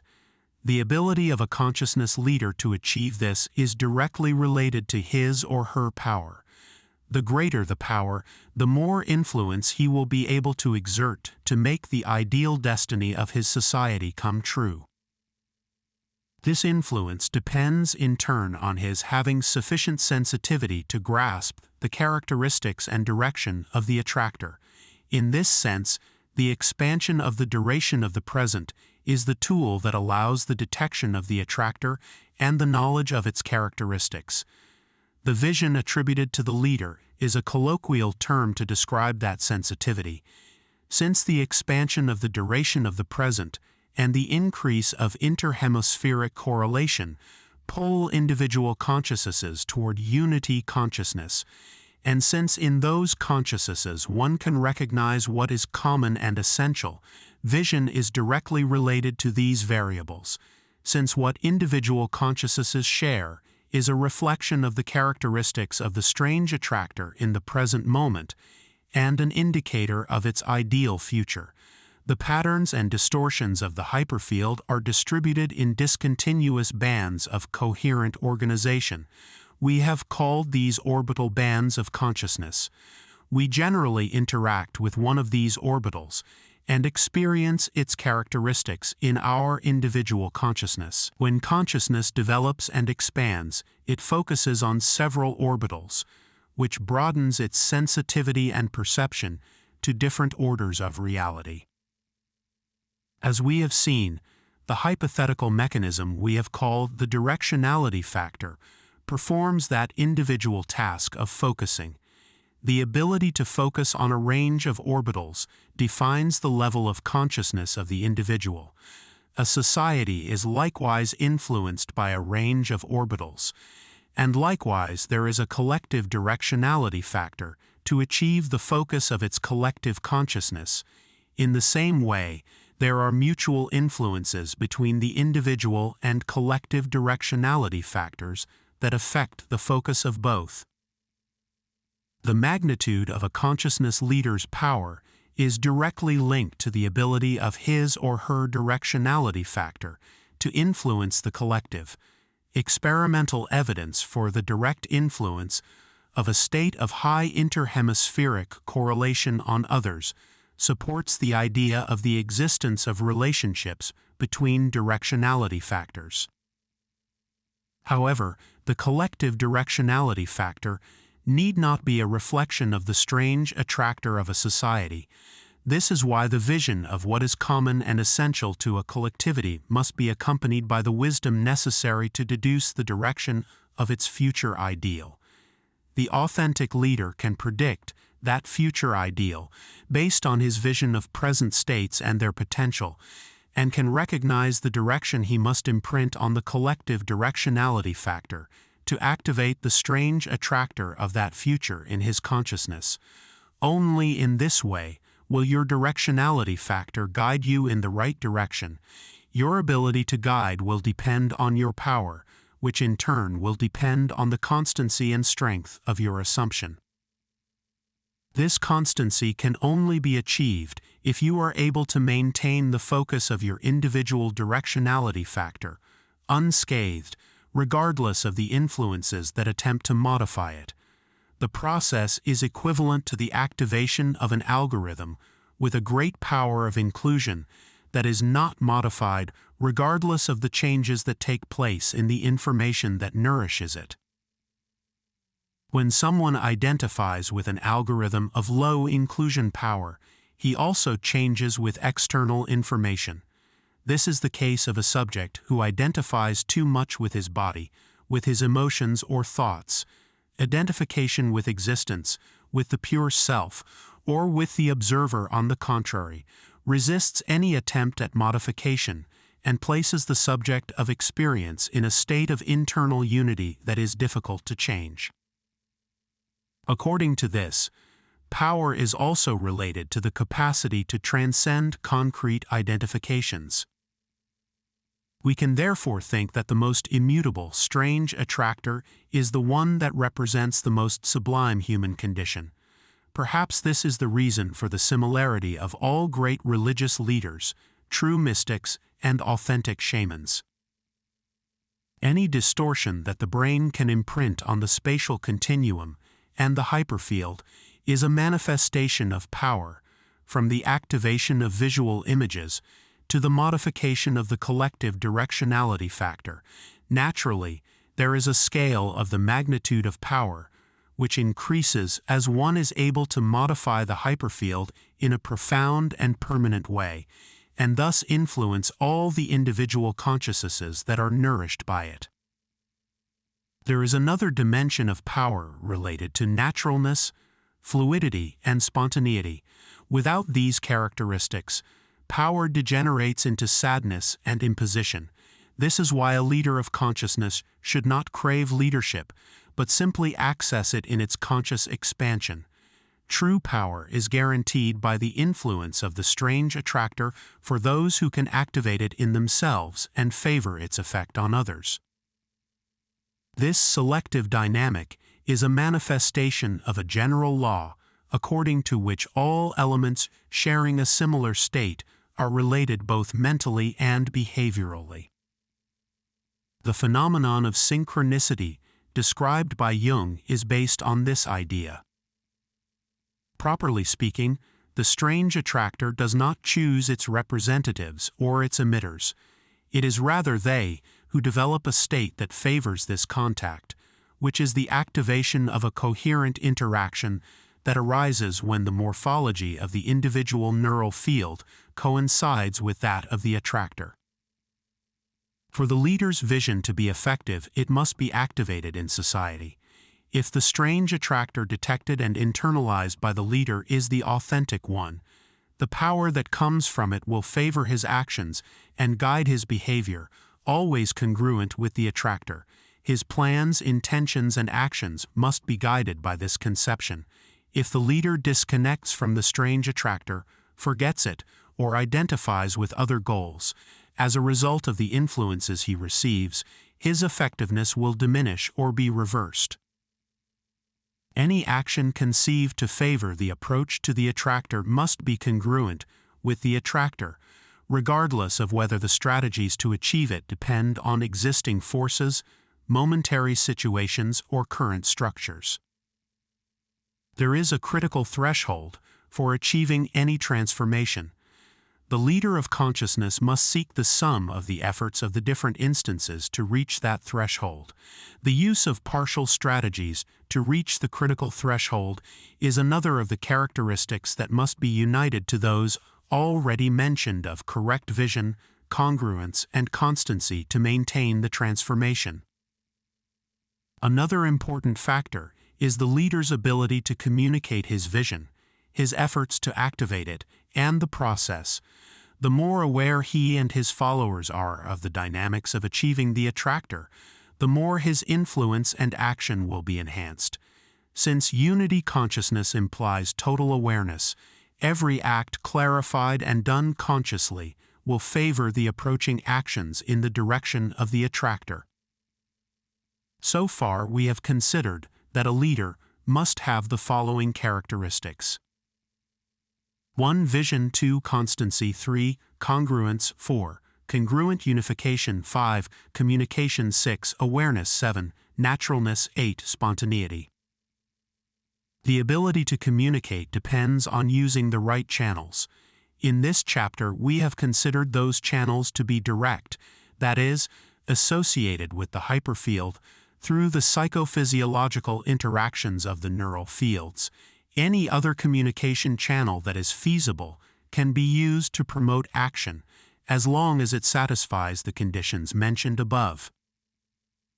A fundamental aspect that supports the need for total congruence is that the hyperfield possesses a structure similar to the hologram. In a hologram, each part contains information about the whole. If we wish to create a society that is capable of activating the strange attractor of the hyperfield, this society must mimic that structure.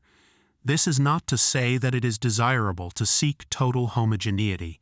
Any stable structure must have a degree of global coherence that unifies it, but it must also allow the coexistence within it of strata or portions that explore other levels than those that constitute its cohesion. Without these strata, the structure becomes static and loses all its possibilities of evolution. In the same way, a society must feel that its explorers are part of its health, since they are the elements that make its evolution towards the ideal future possible. If a leader of consciousness does not learn to accept himself integrally, he will never be able to accept the zones of research and heterogeneity in the hyperfield of his society. Instead of taking them for what they really are, manifestations of the health of the hyperfield and possibilities for its evolution, he would try to repress or block them by creating tensions and violence. On the other hand, his own acceptance will be reflected in his ability to accept others. A true leader is someone who has reached unity consciousness, who lives the hyperfield as a whole within himself, and who for this reason cannot feel as something separate from the hyperfield. This ability to accept is what leads to unity. In the process of considering any experience as something that happens within him, he incorporates into his own individuality all consciousness, for the simple reason that his own mind is the hyperfield. The territory of experience expands with the expansion of consciousness. The pain of others is experienced as one's own pain, and their happiness as our happiness. The mind and the hyperfield have no owner. In unity consciousness, the ego is lost after knowing and loving it. This loss is not real, since the ego, like any other experience, has no absolute reality, that is, it does not exist independently or eternally.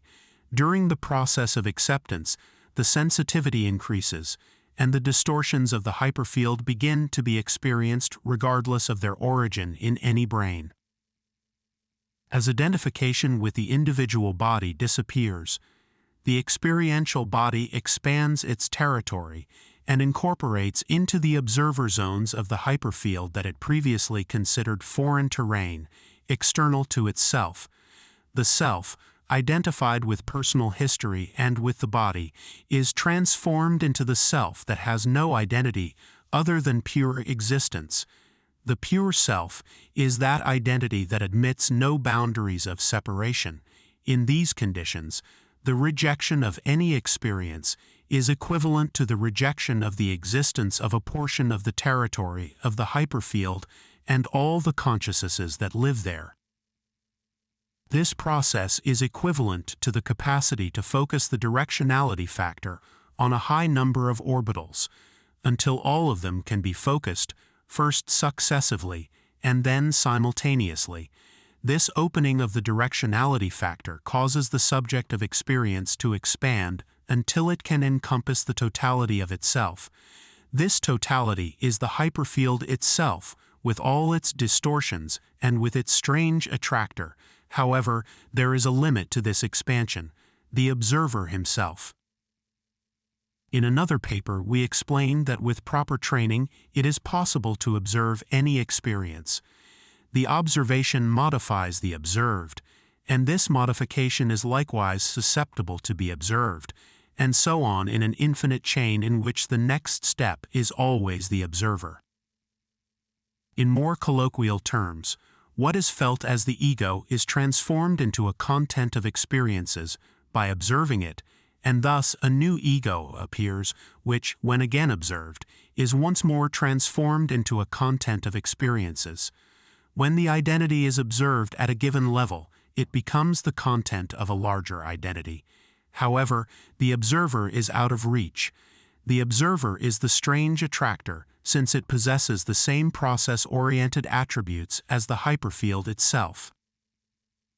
This is the reason why the strange attractor of the hyperfield's ideal future is out of reach as each new growth transforms it. Thus, another necessary learning of a consciousness leader is to be clear that there is no end, but that everything, including the strange attractor, is a never-ending and ever-changing process. The only thing that exists is the right and the wrong direction. The right one is related to the expansion of identity and everything that can activate it, that is, to the process of acceptance. The wrong one leads to the establishment of a restricted and limited identity. Therefore, just as one must have a correct vision of the direction of the strange attractor and the ability to maintain it consistently, one must be congruent with this vision in all its challenges, know how to communicate it, be aware of the process, and fluently and naturally accept that personal identity is just one more experience. This recognition of the non-existence of final goals makes the person who is in unity consciousness live the experience as the strange attractor of the past, respecting the vitality of the present, and knowing how to live it in all its intensity.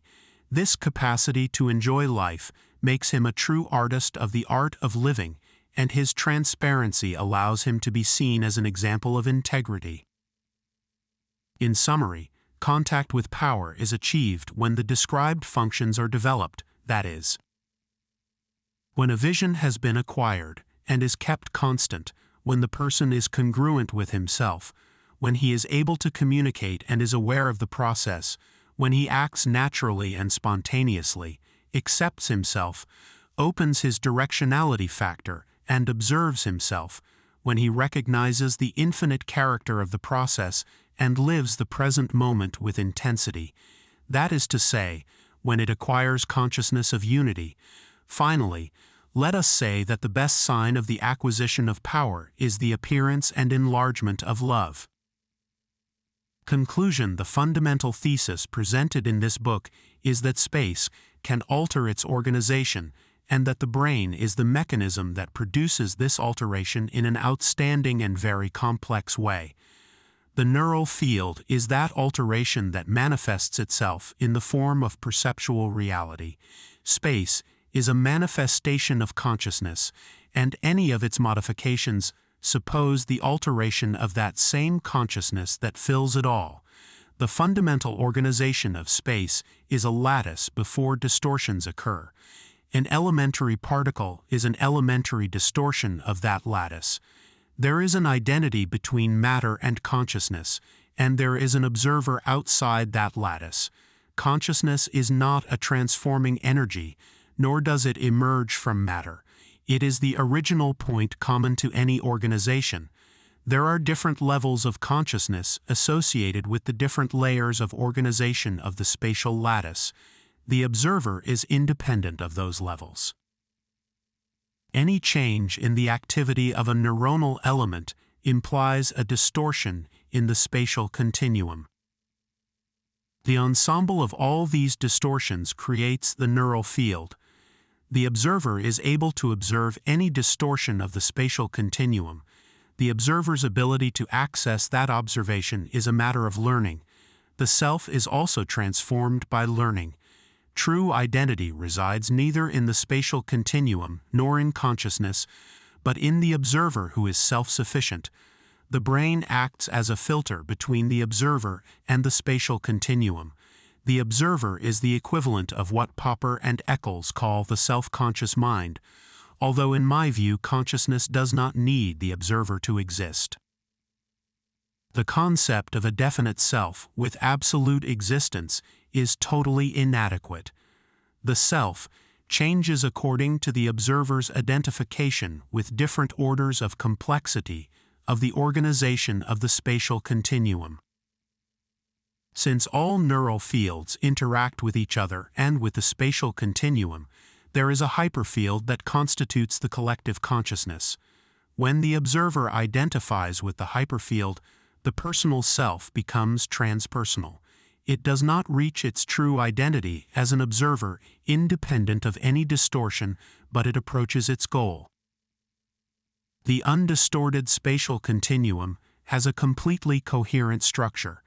Consciousness in the pure continuum is pure consciousness without time and space. The continuum in its most coherent state is independent of the observer because the observer is able to observe it.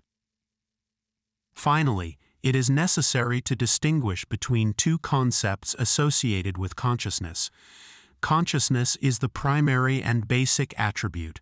It is the fundamental quality possessed by any material organization, including the very basic organization of the lattice of space.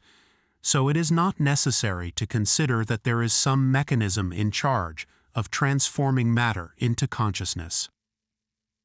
On the other hand, when the human being focuses his attention on some event, he becomes conscious of it. This becoming conscious depends on the functioning of the central processor, which commands the directionality factor. From this point of view, the central processor does not activate consciousness, but focuses the becoming conscious of an event. If the central processor is synonymous with the observer, then the latter is not necessary to generate the fundamental quality of consciousness either, but only to witness it. Both the observer and consciousness are indefinable. Consciousness does not require the observer to exist in its essence of fundamental and generalized quality, but the observer is indispensable in the activation of a developing consciousness and in its focalization. Since the observer is the integrator par excellence, its activation is responsible for the attainment of unity consciousness. Conclusion 1. 9 approaches to the study of event relationships. Human beings have devoted great effort to trying to understand the relationships between the events and phenomena they observe both within themselves and in the surrounding universe. The theories that man has developed, and the science that he values so highly, have as their main function the discovery of the general principles that explain the relationships between phenomena. In this appendix, I present 9 different proposals about as many attempts to explain the principles underlying the relationships. This review is far from exhausting the existing approaches. It only includes those that I have considered most interesting. Dimensional changes. The clearest exponent of this principle was Ouspensky. According to this Russian philosopher and mathematician, there are spaces with different numbers of dimensions. Events separated from each other but related in a space of n dimensions belong to a unified body in the n+1 dimensional space. In the same way, according to Ouspensky, there are interactions between spaces of different dimensions and beings belonging to them. A being of n+1 dimensions interacting with a space of a lower dimension will cause events in the latter space that will be observed by the beings of that space as separate but related events, without knowing that they are caused by the behavior of a unified body. The relationship between events in a given space is caused by the interaction of an n+1 dimensional body with that n+1 dimensional space. In order for a being belonging to an n-dimensional space to know the origin of the relations between events appearing in its space, it would need to have access to the unified bodies in the next dimension of the space. These bodies possess, according to Ouspensky, real existence and presumably have a longer half-life than those of the lower dimensions. A magnificent example of the above is the placement of the 5 fingers of a hand on a plane. For a hypothetical being living on the plane, the only manifestation of the 3-dimensional body interacting with its space would be 5 independent and separate yet related circles, as they would vary their position in unison. However, the 2-dimensional being could not imagine its origin in a unified body in the 3rd dimension unless it had direct access to the observation of the 3-dimensional body, or could deduce its existence from the analysis of the effects of interaction with its 2-dimensional space. According to Ouspensky, the separate events of our 3-dimensional space are unified in 4-dimensional bodies interacting with our space. They are unified in the next dimension. 2.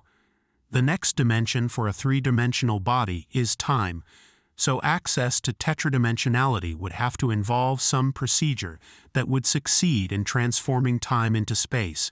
This transformation implies the second avenue of theoretical understanding for the explanation of relations.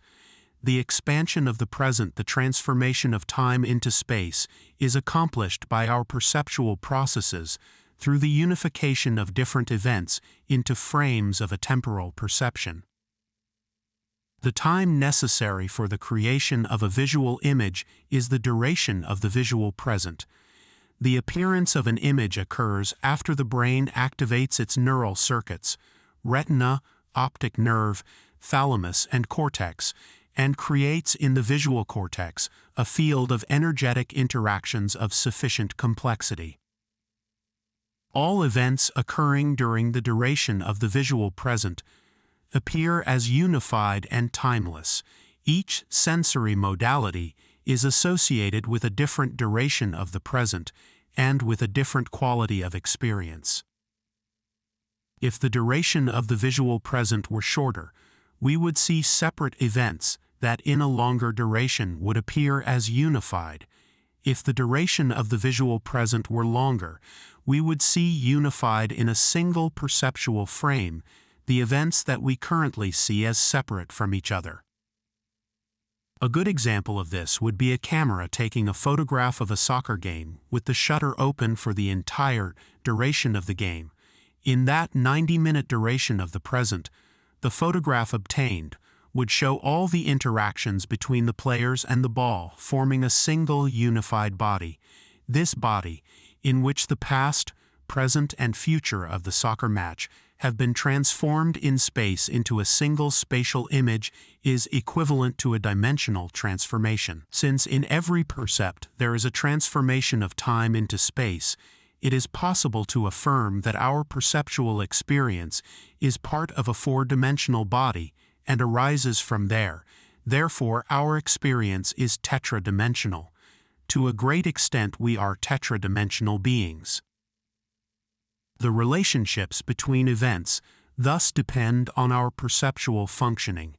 In an infinite duration of the present, all the events of the universe during the evolution of the universe, or the history of humanity as a whole, would appear as a unified image of a colossal tetradimensional body. JHG. This assertion is not fully accepted. There are other physical conditions that could be interpreted as a possible 4th dimension. 3. Cymatics. Cymatics is, according to its inventor Hans Jenny, the study of patterns activated by interaction with energy fields. The classical cymatic experimental procedure consists of placing a substance with the ability to move, such as a fine powder or a liquid, on a metal plate. When a vibrating field is applied to the plate vibrates at the frequency of the field and causes the powder particles or liquid to move and assume specific positions according to the frequency of the field, resulting in 2-dimensional patterns. A pattern is the manifestation of a set of relationships, so the cause of the relationships between events would be, from the cymatic point of view, a result of their interaction with energy fields of varying frequency. Thus, the rhythmic variations of day and night, planetary and stellar movements, and, in general, All the stimuli we receive determine the activation of complex relationships that manifest themselves in the form of patterns. One of the most interesting results of cymatics is the experimental relationship between dimensional changes and the amount of information contained in the interacting fields. When the frequency of the stimulating field increases, the complexity of the cymatic pattern increases, although it retains a common form. Figure 20. The four images show the same pattern. The increase in the number of elements corresponds to the increase in frequency. The frequencies used were 1620, 2500, 4820, and 7800 CPS, taken from Cymatics by Hans Jenny. If the frequency of the field continues to increase, there comes a moment when the resulting cymatic pattern ceases to be two-dimensional and becomes three-dimensional, i.e., the figures of the liquid or vibrating powder reach a maximum of complexity in their two-dimensional plane, and when they surpass it, they jump to the three-dimensional space, incorporating an n+1 dimension to their conformation.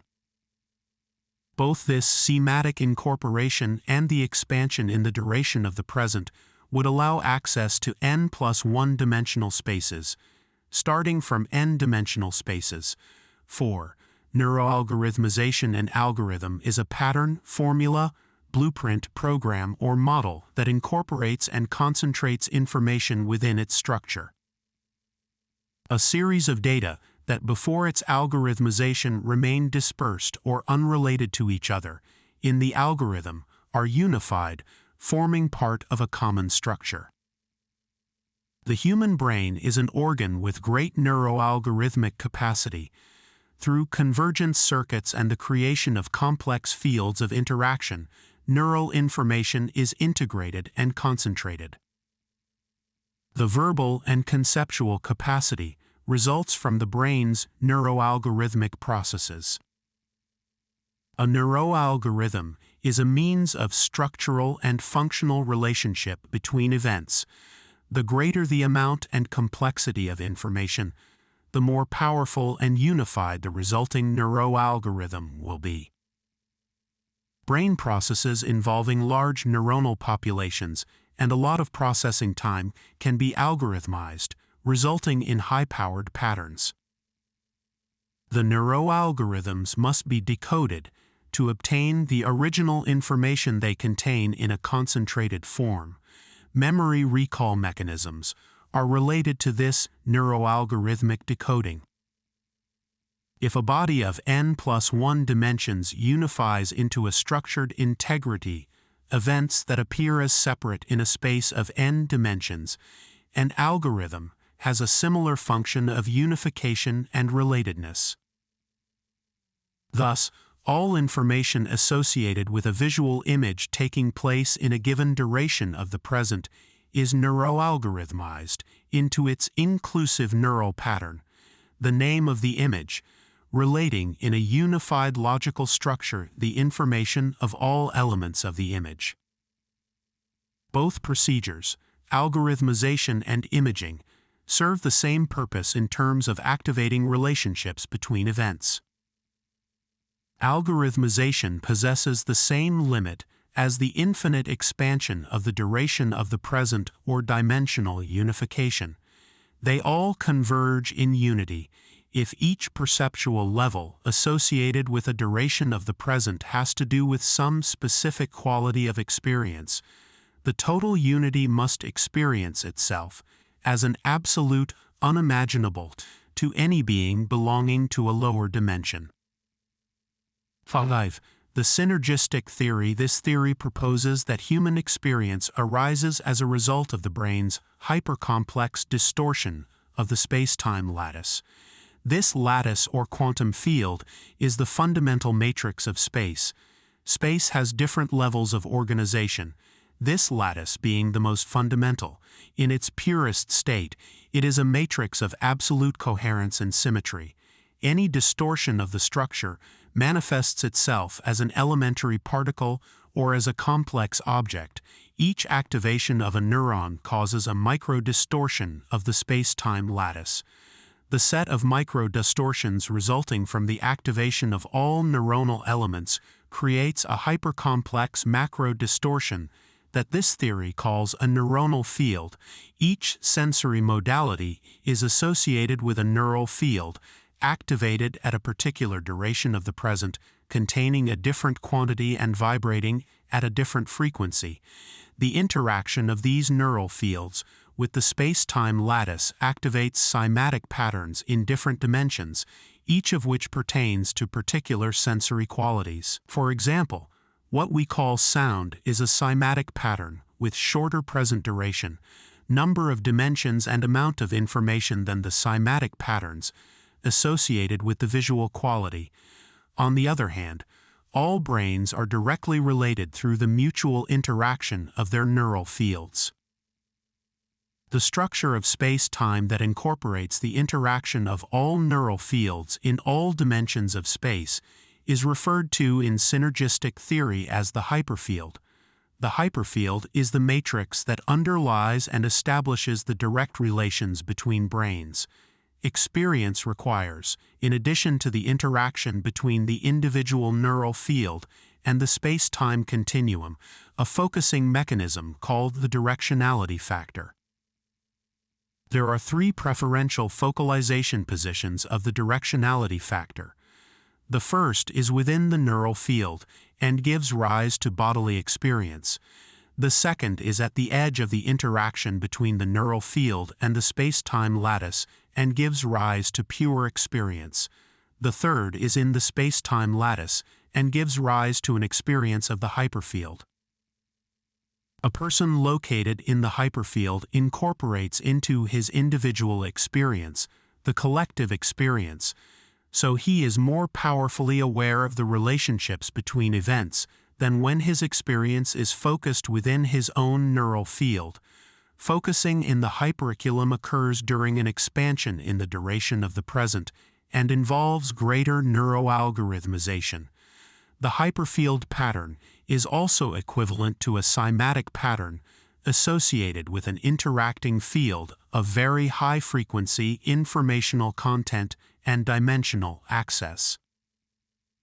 The hypercampic experience is equivalent to the location of the observer in an n+1 dimensional body with respect to the rest. Therefore, it can be deduced that the relations between events perceived through sensory qualities come from the hyperfield, so that from there they can be observed at their origin. An adequate procedure to achieve the above consists of increasing inter- and transhemispheric coherence, which is equivalent to increasing the coherence of the neuronal field and therefore facilitating a congruent interaction with the space-time lattice in its state of greater coherence and symmetry. The experience obtained by this procedure is the unity associated with a high neuroalgorithmic capacity. Another procedure is the technique of self-elusive meditation, which consists of increasing the informational content under observation until it encompasses the totality of ourselves in the present, as we discussed in Chapter 5. 6. The Einstein-Podolsky-Rosen paradox. This paradox was deduced from a paper published in 1935 and signed by Einstein, Podolsky, and Rosen, and received experimental confirmation from 1982, when Aspect succeeded in testing it in his laboratory in Paris. As an idea, the EPR paradox suggests that if two elementary particles that constitute a pair are separated, the modification of the direction of spin of one of them will cause a concomitant modification in the other, independently of the distance between them. As an experiment, the EPR paradox involves altering the direction of spin of one particle and measuring the effect of that maneuver on the other. Aspect was able to perform the experiment with positive results. One of the possible explanations for this surprising and paradoxical experimental result consists in considering that the particles are located in the same energetic medium through which one informs and influences the other. Another possibility is that both particles do not have independent existence, but that both belong to the same body, located in a dimension n+1. If the first possibility were correct, it should be possible to detect a finite speed of transmission of some message informing the second particle of what happened to the first one, and serving as a means to influence it. This speed would presumably be the speed of light. If the second possibility is true, the search for a speed of the interaction message should be fruitless. That is, the effect of the interaction should be instantaneous. A third possibility implies supraluminal interaction velocities, and will be discussed in the next section. So far, all attempts made to measure the interaction velocity have failed, supporting the notion of instantaneous effect, and thus, the n+1 dimensional unification interpretation. Regardless of its explanation, the EPR paradox is a powerful tool in the attempt to describe the relationships between events. In the laboratory, we have devised an experiment to explore the EPR paradox in humans. The EPR paradox in humans in 1987, Julieta Ramos and I published a study on the electrophysiological correlates of direct communication between humans. Direct communication occurs when two subjects, patterns of interhemispheric correlation during human communication, doctoral dissertation, are able to perceive each other's presence without the use of conventional sensory channels, i.e., without the use of sound, light, touch, and so on. The experiments showed that the patterns of interhemispheric correlation and the electroencephalographic activity itself became similar in the brains of the two subjects during direct communication. The following year we decided to create, with the help of Manuel de la Flor and Maria Esther Sanchez Arellano, an experimental situation similar to the one described by Aspecto for elementary particles, but using human brains. For this purpose, pairs of subjects were made to interact inside a Faraday chamber and were then separated into isolated chambers. Once in the two chambers, one of the subjects was stimulated with light flashes and sounds to elicit potentials in the vertex area. At the same time, the other subject showed the appearance of transferred potentials in the same area, as can be seen in figures 12 and 13. It was also observed that EEG activity was similar in the two subjects, despite being located in two isolated chambers.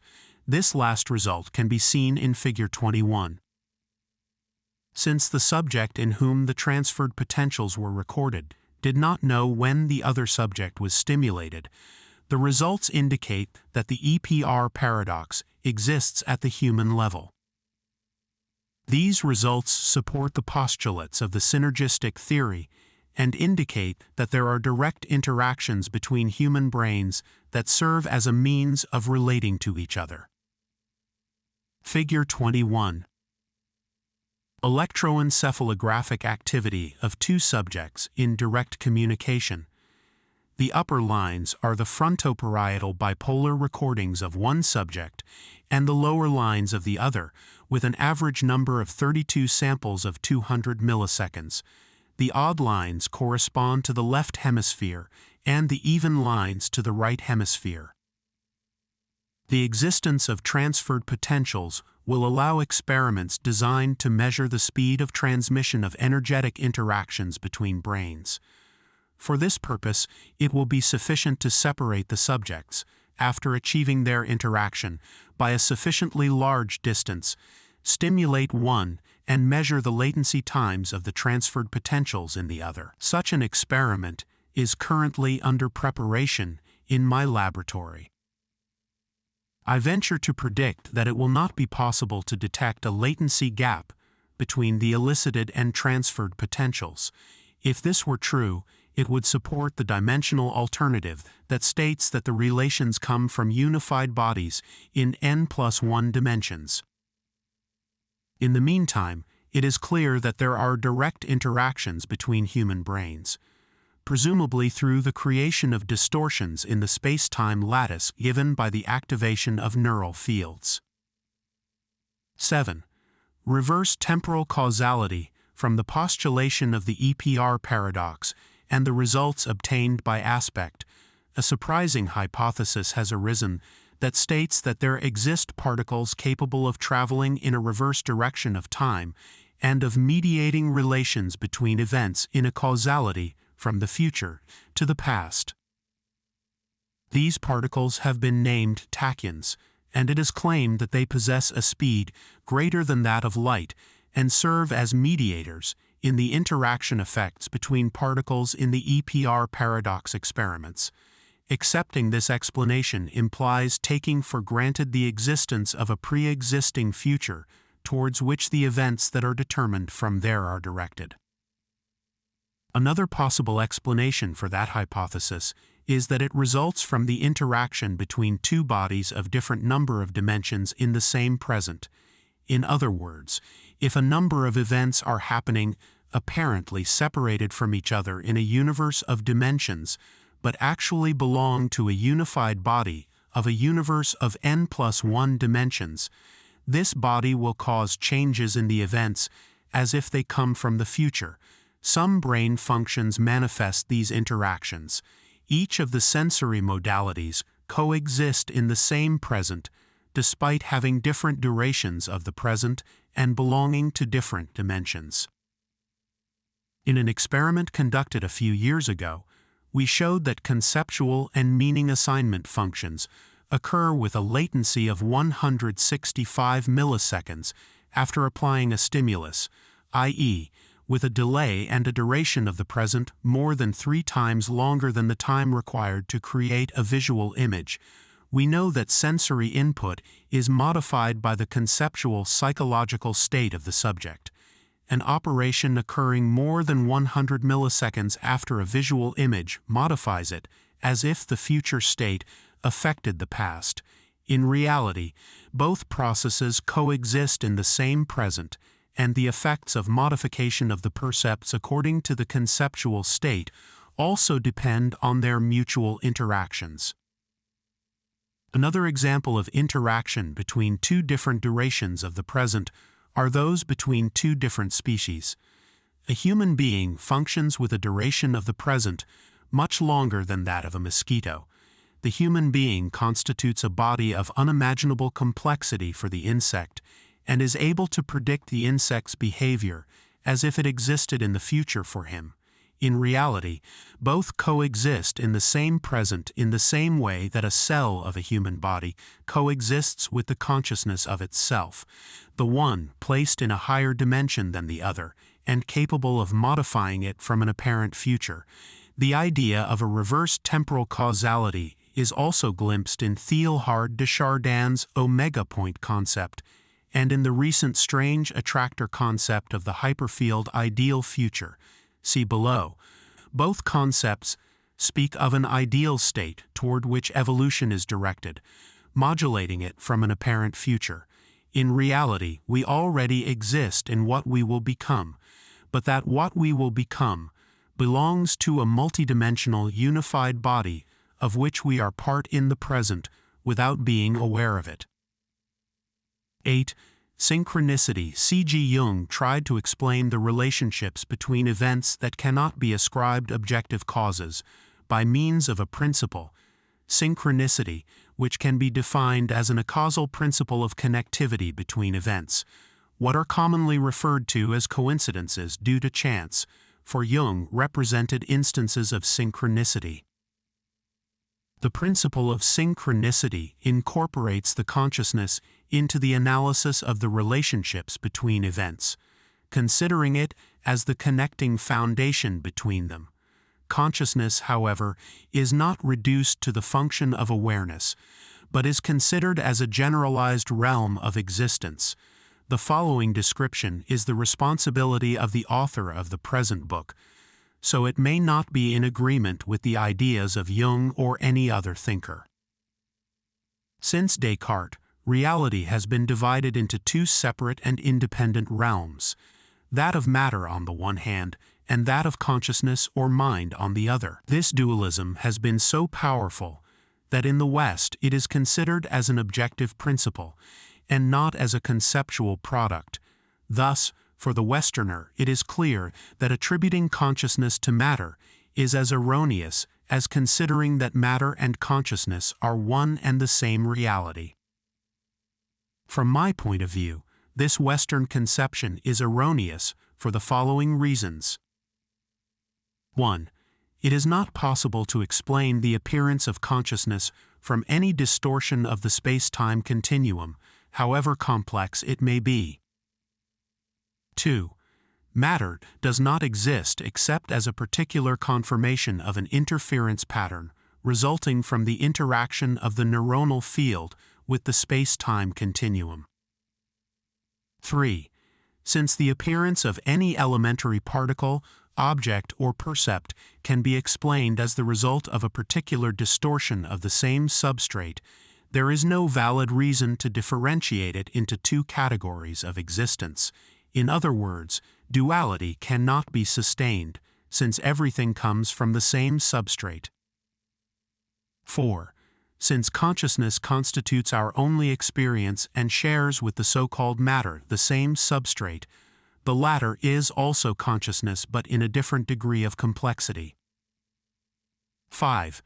The space-time continuum constitutes in its basic state pure consciousness, and any of its distortions, be they elementary particles, rocks, or neuronal field, are different levels of the same consciousness. If consciousness is the only reality and matter does not exist, synchronicity is explained as a manifestation of a conscious act in which two events are associated at a complex level, and this association is manifested at a perceptual level. For whoever is capable of living the one reality of consciousness as a fact and knows how to stimulate its different layers, starting from himself, all manifestation becomes possible. This capacity of manifestation exists and has been demonstrated in some shamans, so its reality leaves no room for doubt. For all these reasons, synchronicity can be explained as a product of the association in the consciousness of two events that are objectively unrelated to each other. The power to activate a synchronistic event depends on the level of consciousness from which it occurs, just as a motor behavior of a human organism depends on a cortical order situated at a level of algorithmic complexity greater than muscular contraction. The bodies of different number of dimensions that function in an increasingly expanded duration of the present represent strata of increasing complexity of the consciousness itself. Therefore, the decision coming from a multidimensional body affects all the lower dimensional bodies included in it. Synchronicity events are observed at all bodily levels. In the human body, the relationship between the utterance of a word and the corresponding cortical command constitutes a synchronistic event. The hyperfield constitutes a multidimensional body more powerful than any neuronal field, so a hypercampal decision affects all the brains that are part of it, just as the decision to eat a food affects all the cells of an individual human body. 9. The existence of the observer, is the most surprising and unexpected event in the universe. Since the observer is capable of witnessing any distortion of the space-time lattice, his existence cannot be reduced to the space-time continuum, and is therefore outside the field of consciousness. In the observer, all the components of experience are unified, since they can be included in an act of observation. Therefore, within the observer, all events and the relations between them are realized. The observer could be conceptualized as the final algorithm, the body that functions in the universe of the largest possible number of dimensions, or as a perceptual quality with the maximum duration of the present.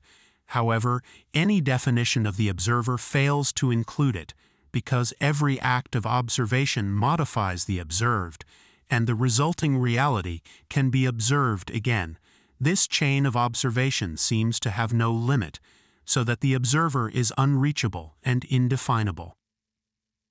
In addition to not belonging to the space-time continuum and not possessing any conscious quality, the observer seems to exist in itself and not to depend on any structure. The effect of observation on reality has been masterfully studied by Helmut Schmidt, who devised an electronic mechanism capable of activating a series of random binary numbers, 0 and 1, which was coupled with a digital computer on whose screen appears a pointer that moved in one direction or another before a sequence of zeros or ones. These total sequences were recorded in a digital file and printed on paper. In his first experiment, Schmidt presented the image of the pointer on the screen to a trained subject whose task was to deflect the pointer to the right or left to obtain a ratio of 0 or 1 significantly different from 50%. According to Schmidt, some subjects were able to elicit this effect at will. The second experiment consisted of activating the random number emission system and recording the sequence of 0 and 1 in the file, but without allowing anyone to observe either the screen or the recording. One day later, the previously recorded session was presented to one of the observers trained in deflecting the pointer from the screen. According to Schmidt's results, deflection occurred in a manner similar to that achieved during the online sessions. This surprising result indicates that observer participation is necessary to determine a reality, regardless of the time of its occurrence. In a subsequent experiment, Schmidt activated his binary number program and 60 minutes later played it back to an untrained neutral observer. A day later, he repeated the recorded and previously observed sequence again before a trained subject who was asked to modify the position of the pointer. This proved impossible, indicating that one observation of the event was enough to fixate the objective reality. All these results point to the observer as a fundamental participant in both the creation and fixation of events and their relationships. In modern physics, we speak of the collapse of the wave function as a mathematical abstraction of the determination of the occurrence of a specific event within a set of possibilities. According to this idea, before an event becomes real, it exists in potential form together with others in a kind of virtual existence. When one of the events located in the virtual probability cloud is observed, its possibility of occurrence increases until it reaches probability 1, while the rest decreases its possibility of occurrence until it reaches probability 0. This collapse of the wave function creates a line of the world, and in it appear sequentially the events associated with the one that reached probability 1 of occurrence. The act of observation, according to this postulate, is the fundamental mechanism in determining the occurrence of events and relationships. Until an event is observed, it does not acquire reality and remains within the cloud of probabilities as a potential existence. Conclusion 2. Physical laws and consciousness. If experience and consciousness are related to physical interactions between fields, there must be parallels between the two realms. As we shall see, such relationships do exist, although they should not be considered causal or deterministic. Consciousness and the laws of physics are indeed linked.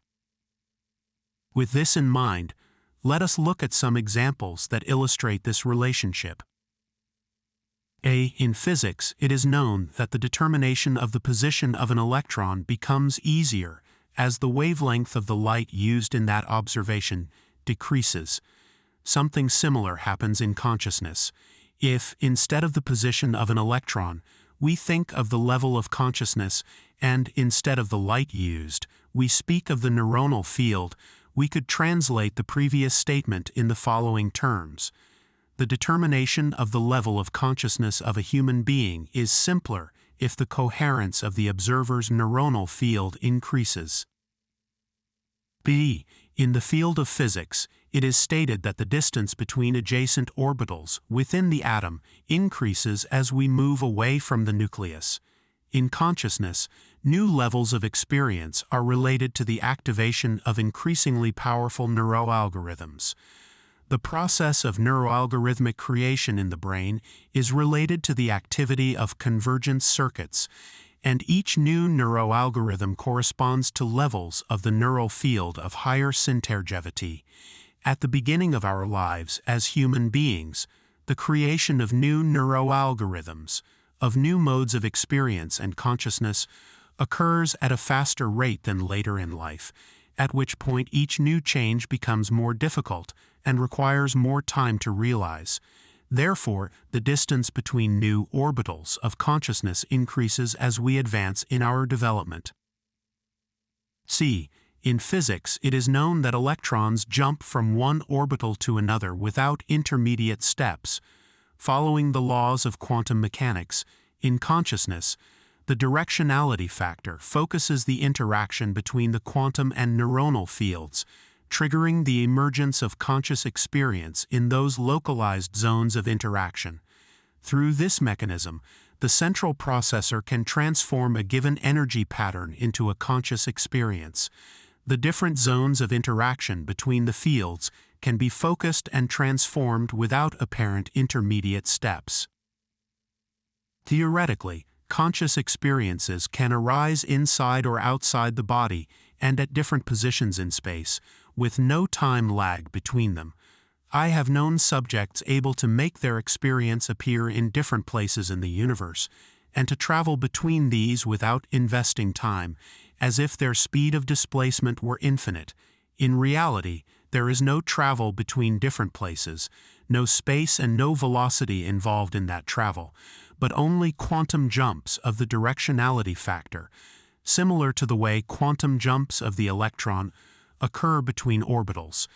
This occurs because there are interactions between the neural field and the quantum field everywhere, forming a matrix of energetic relationships that can be activated and transformed into conscious experience at any location. I have observed in the laboratory that when the level of interhemispheric coherence oscillates, images appear as if the oscillations are related to changes in the focus of the directionality factor. If this is correct, changes in the directionality factor would be related to variations in neurosynergia. D. Zeeman observed an increase in the number of spectral lines in the atom as a consequence of the application of a magnetic field. The Zeeman effect represents an increase in the possibilities for an electron to occupy different quantum levels. Similarly, the oscillations of the neurosynaptic levels of the brain affect the directionality factor, increasing the number of possible focalizations. This increase of spectral lines of the directionality factor, and consequently of experience and consciousness, can be caused by the application of a high synergetic quantum field, homologous to the magnetic field of the Zeeman effect. Similarly, this effect can also be caused by the neural field generated by a human being in a state of unity consciousness. E. In the field of cymatics, it is claimed that increasing the frequency of a vibrational field can transform a two-dimensional pattern into a three-dimensional one. Similarly, in consciousness, it is possible for a quartz crystal to produce a modulation of the neuronal field that originates a three-dimensional extraocular image of a two-dimensional photograph. F. In holography, it is established that changing the frequency of the laser beam used to activate a holographic image alters that image. It is possible to obtain different holographic images using different light frequencies. In the case of consciousness, we can say that the change in neurosynergy modifies the level and quantity of consciousness and experience. In addition, the variation in the focalization of the directionality factor transforms the subject's experience. G. Albert Einstein, Boris Podolsky, and Nathan Rosen published in 1935 a hypothesis that was later experimentally verified. The EPR hypothesis states that if two associated particles are separated and one of them undergoes an alteration, the other will experience the same alteration regardless of the distance separating them. In the realm of consciousness, two interacting human beings establish a bond that functions similarly to the EPR hypothesis, with this bond being most potent when one of the subjects has attained unity consciousness. The next degree of potency in the bond occurs during sexual relations, where energetic connections are established between the individuals. Maharishi's research group has studied the effect of meditation on urban social groups, finding that when a certain percentage of meditators is reached in a population, 1%, this group can influence the population as a whole. If the meditators are in higher states of consciousness, the threshold required may be lower. Ethological observations with monkeys have confirmed that if one population of these animals adopts a peculiar behavior, other populations may develop the same behavior even if there is no physical contact between the groups. This evidence suggests the existence of energetic connections between humans and animals, perhaps transmitting and encoding information through these connections. The hypothesis of neural fields and their interactions helps to explain some of these observations. The end. If you liked this audiobook, share it with the people you appreciate the most. Thank you for following the channel Bending Realities. A big hug, and may the infinite wisdom of the Creator guide you always.